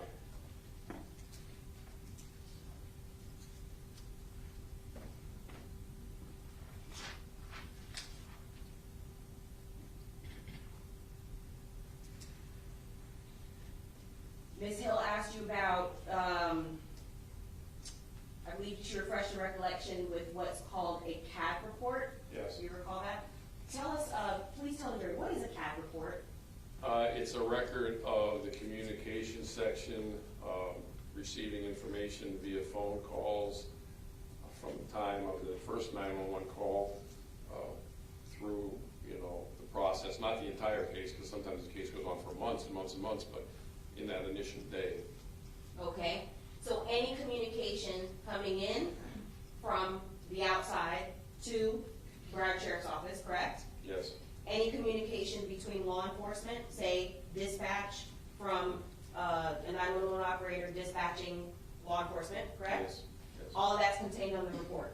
Yes, any call that's made after the first 911 call would be captured as well in that first day period of time. Okay, were there any calls contemporaneous with the event, meaning notifying law enforcement that there was a shooting contemporaneous with the event at that time, stating that somebody named Soldier Kid or Soldier Jojo was at the homicide location? No, it was more speculatory in nature when they called the comm center to report those particular names. Okay, so the highlighted information that was refreshed with your recollection, it wasn't a 911 call. It was essentially a tip that was coming in. And what time did that tip come in? I'd have to look at it again, but it was hours later, it was in the evening, and it was all in reference to that picture that I described in my testimony. Okay, so when speculation was rampant that there were other people involved, that's when this tip came in through 911? Yes. Was anybody even dispatched? There was no emergency at that time. Was anybody even, when I say anybody, first responders dispatched based on this tip? There was nowhere to be dispatched to. It was just people calling in with their information that they felt we needed to know. Okay, so the information that came into this CAB report was so generic, you couldn't even be dispatched to where the location was allegedly of these people? No. No further questions. Read based on read. Detective, you just said that there's no nexus between Drake and this crime, correct? Not that I could get a search warrant for it that I'm aware of, no. So then your definition of nexus is not enough for a search warrant, or just no nexus? No, a nexus is a term referred to that we use to get search warrants. So, again, when I present facts, I have to have a basis of why I'm going to go in front of a judge.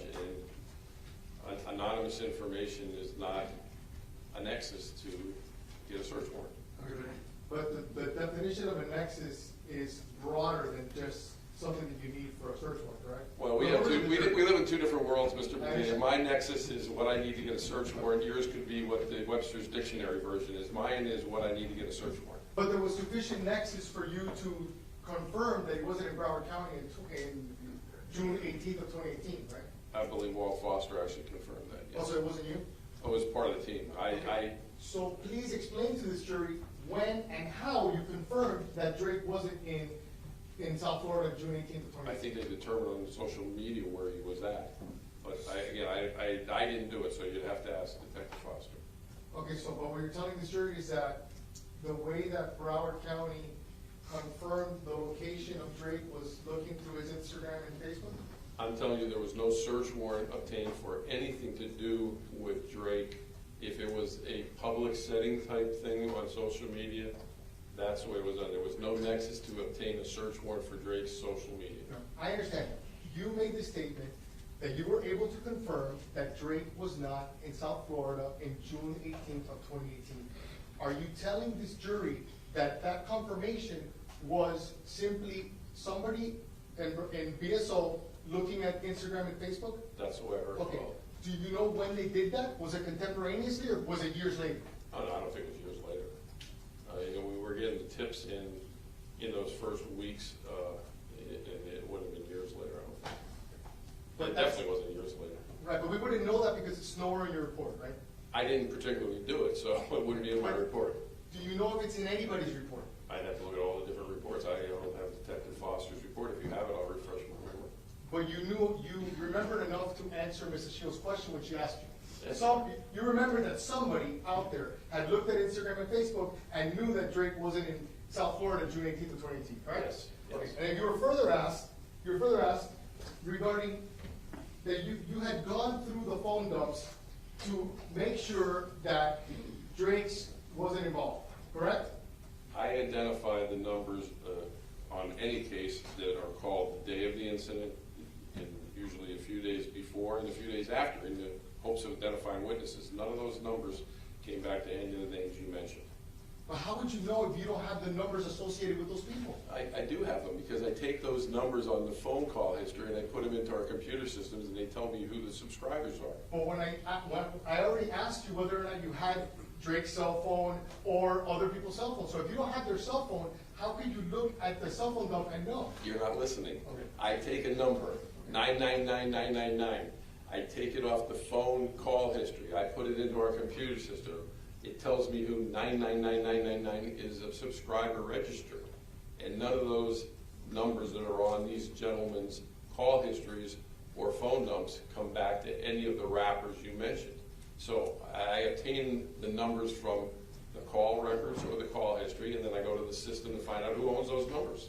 And that's how we identify witnesses and people. But you're testifying that the numbers that you're using are just numbers from the day of the crime or a day prior? It's usually, I go back a few days in either direction. And in some of these defendants' cases, I did them for much afterwards because we were trying to find them, these guys. So we're using those numbers from their call history to go to locations to try to find the people that we have active DNA search warrants for, different locations, different people they're in contact with. So. And it's your testimony that you cared enough to do the steps that you just outlined. However, it didn't come out in the report anywhere, correct? What didn't come out of my report? It certainly did. No, the fact that you looked for these rappers, let's say Drake, and you checked the cell phone like you described, is nowhere in your report. You're mischaracterizing what I said. I said I identified the numbers on the call history and the phone dumps, and none of them came back to him, or these people you're mentioning. I didn't specifically look for them, those numbers. I identified the numbers to identify who the people were that they were communicating with before the murder, the day of the murder, and after, while some of them were being sought. And you would agree that in this case, and in many cases, there's going to be numbers that you can't identify, correct? Nowadays, there's phone numbers that come back to apps that are more difficult, but once again, to get legal service, you have to have a nexus to get the caller subscriber information. I'm just asking, there was unidentified numbers that still to this day are unidentified, correct? I only can remember one in particular on Mr. Boatwright's phone, which was a Google number that was not identified. I don't remember any other ones. And you're saying how far back do you go? A couple days, you said? I couldn't tell you in this case. I'm just talking about on a general case. I will go back, depending on what the crime is, I will go back a couple days previous, a couple days after. This one was most likely longer than a couple days afterwards because, again, we had DNA search warrants for Mr. Allen, and we couldn't find him. And we had DNA search warrants for Mr. Newsom, and we couldn't find him. So it would have probably been longer than a 2-day period I looked at the phone record. Mrs. Shields asked you about Migos, correct? And she mentioned that they had 3 members. You know that question? Yeah. Okay. And you're aware that they no longer have 3 members, they only have 2 members, and one got killed. Do you know that? No, I don't know anything about this, sir. So, and you don't know anything about them, even though the cooperating witness in this case told you their name in July of 2018, correct? I think you already asked me that. There was a conversation where he mentioned it that I couldn't hear clearly, but no, I didn't identify who they were, their numbers. So from that conversation in 2018 to today, you've never heard the word Migos or know anything about it, correct? Until you showed me that transcript of the call where it's breaking up and I can't hear him clearly, I didn't even remember that call. No further questions. Thank you so much. Thank you.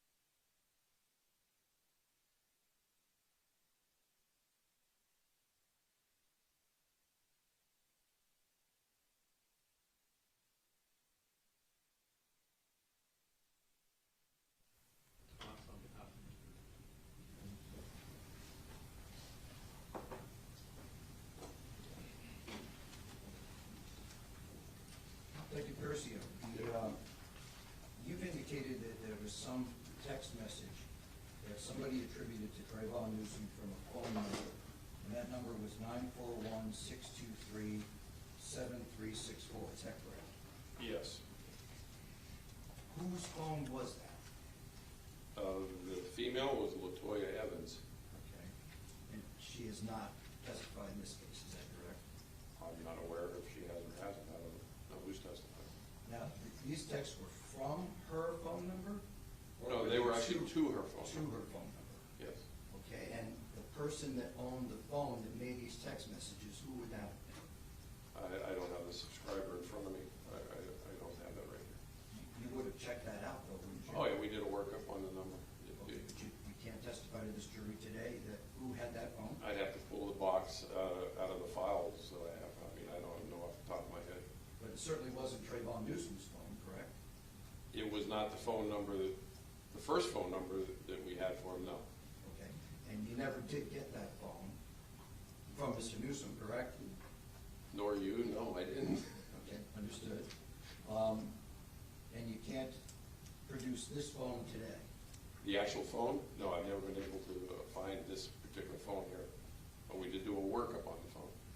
Right. You've seen this text message yourself? Oh, I've seen pages of text between Mr. Newsom and this particular LaToya Evans. Well, again, how do you know that's Mr. Newsom and not someone pretending to be Mr. Newsom? All I can do is testify to what is on the text. He says his name, full name, and he sends a picture, and he gives different circumstances describing himself to Miss LaToya Evans that are consistent with Mr. Newsom. But did I actually see him text the number? No. Right. So someone purporting to be Mr. Newsom attaches his picture and sends these extremely incriminating text messages to a third party, Miss LaToya Evans, correct? Not only these texts, but other texts. Okay. And the one that you've talked about here is all the money buried, I buried it at my house, correct? Yes. And that's why you searched the whole backyard of the Newsom residence and dug it up to try to find this, correct? That was the basis for obtaining the search warrant, but this is the only text I was questioned about in direct. And you found no money buried in the backyard. No, we did not. And the message purports to state that he's going to turn himself in on Sunday, correct? Yes. He did not turn himself in on Sunday, did he? No, I don't remember what day of the week the. It was a weekday though, wasn't it? I believe so. I don't think it was. I don't think it was a weekend. No. Okay.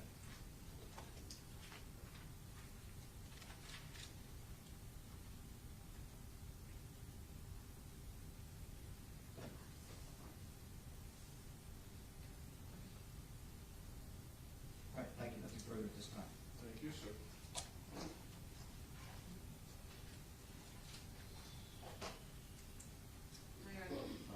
Since it's your witness, last opportunity on court, other than your subject to recall. Just subject to recall. I'm sorry. Yeah, just subject to recall. All right. Detective, you are temporarily excused, subject to recall, and not discuss your testimony with any other witness. Thank you. Thank you, Your Honor.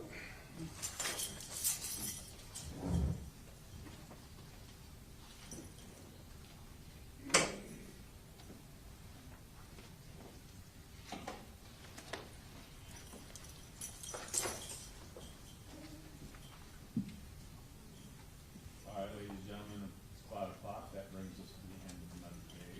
Once again, I want to thank you for your patience and attention to the case.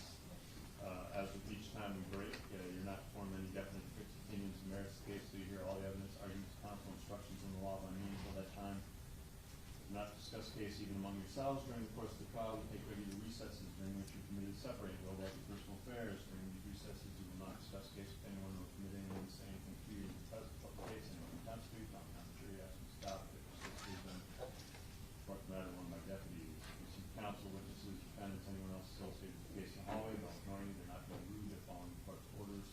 Please make sure you insulate yourself from any media exposure or outside information about the case. We will reconvene tomorrow morning, 10:30. Have a wonderful evening. Thank you. Good night.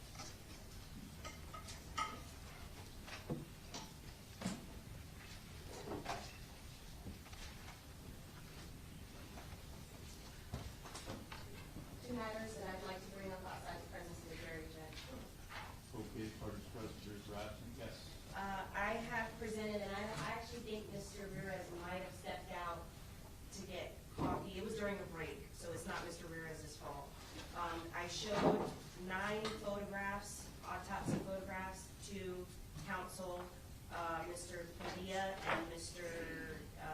Kemok said they had objections. If we could deal with those, because then one of the next witnesses, and I had asked for time to call, was gonna be the medical examiner. The second thing, as to this testimony, I have asked if a stipulation can be entered between the state and each co-defendant as to the identity of the deceased victim only. Mr. Kemok said he needs time to talk to his client. I don't know if Mr. Dia had time or not. And this is probably the first time I think Mr. Ruse is hearing this, because he was outside of the room pursuant to the break, so. If they wish to enter into such a stipulation, please discuss this with your clients and, let them know your position on it. I'm not stipulating. Okay, well, then it doesn't matter. Okay, and so with respect to the stipulation, I just want it to be put on record that it is understood that a person that knows the victim, whether it's a family member, is gonna have to come in and testify as to the identity of it, and I also have asked for the family members to step out when seeing this, so they're gonna see the autopsy, and so if there's things that may make them cry or be upset for seeing their loved one like this, that's understood that that's the testimony that is being invited based on the fact that they are not stipulating to the identity of the victim only. Okay. I don't understand, so if you stipulate to identity, they're not gonna put that one picture of him deceased? No, they are, it's just that they're not going to have a family member come in and say, I recognize this person as my son, brother, uncle, cousin, whatever it is, someone who can identify the person. I'll continue to talk to my client and think about it, and I'll let you know if I change my mind. All right, so if you should make such a decision, what I will do is ask that a written stipulation of fact be prepared and all, well, I already have it. okay, and then each counsel and each defendant will sign that, and then I will read the instruction on what a stipulation of fact is. And again,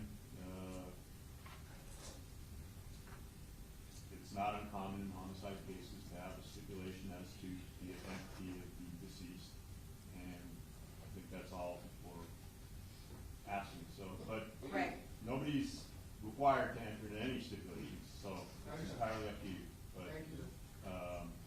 but that does not mean that autopsy photos will not be shown. I'm confident they probably will No, be. the autopsy shows will be It's gone. just a matter of whether or not someone, medical examiner doesn't know. So someone who knows the deceased has to come in and look at the photo and say, that's the person I recognize. Okay. I'll let you know what's wrong. I was gonna say, please, if you could, just because then I will have to Yeah, no, first thing, procure. then I'm gonna have to colloquy each of these guys on this anyway, and Do you wanna see the written stipulation for you? I know you guys have your bags on, but I still need to discuss. Do you have an email or you only have a hard copy?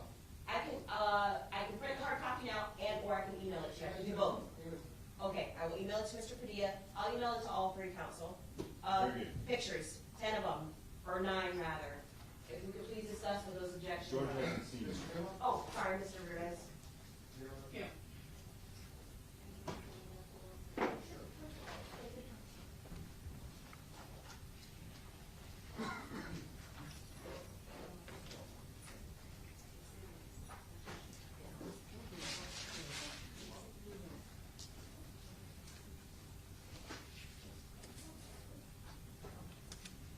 Judge, just so I know, we have some witnesses outside, 10:30 tomorrow.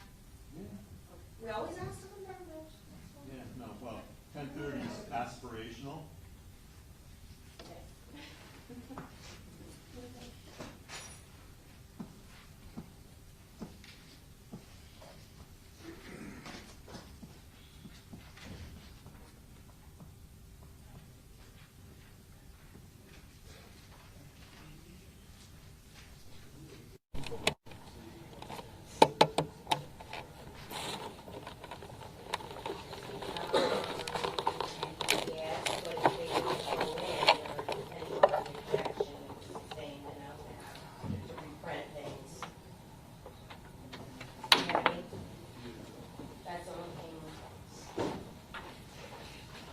Can you identify? There are 10 photographs. I have blanket objections.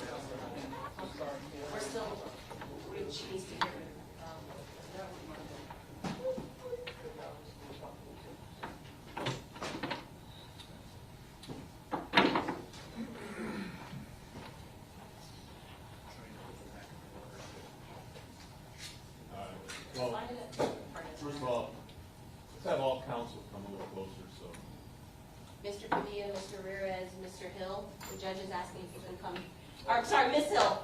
I'm so sorry, it's late. Mrs. I apologize, that was not intentional. What's the question? He wanted us to be close so we can talk about we're those. discussing these. I know that on behalf of Mr. Boatwright, Kim Ock has some objections. Let me first see, either of you have objections? Can I hear his? Oh. I'm not saying you can't join his, I'm Yeah. saying you want to be independently heard on this. Yeah, but I may want to just say what he said. Judge, I don't see anything particularly prejudicial in those photos on behalf of Mr. Newsom. And as opposed to other photos they could try to introduce, I think those are there. All right. Kim. So we've had a pretrial motion in limine. We renew the pretrial motion in limine for all the reasons we stated before, of relevance and forestry. Particularly with regards to these photos. There are 4 separate photographs of a bullet. I think that is duplicitous. I would that being duplicitous. There are also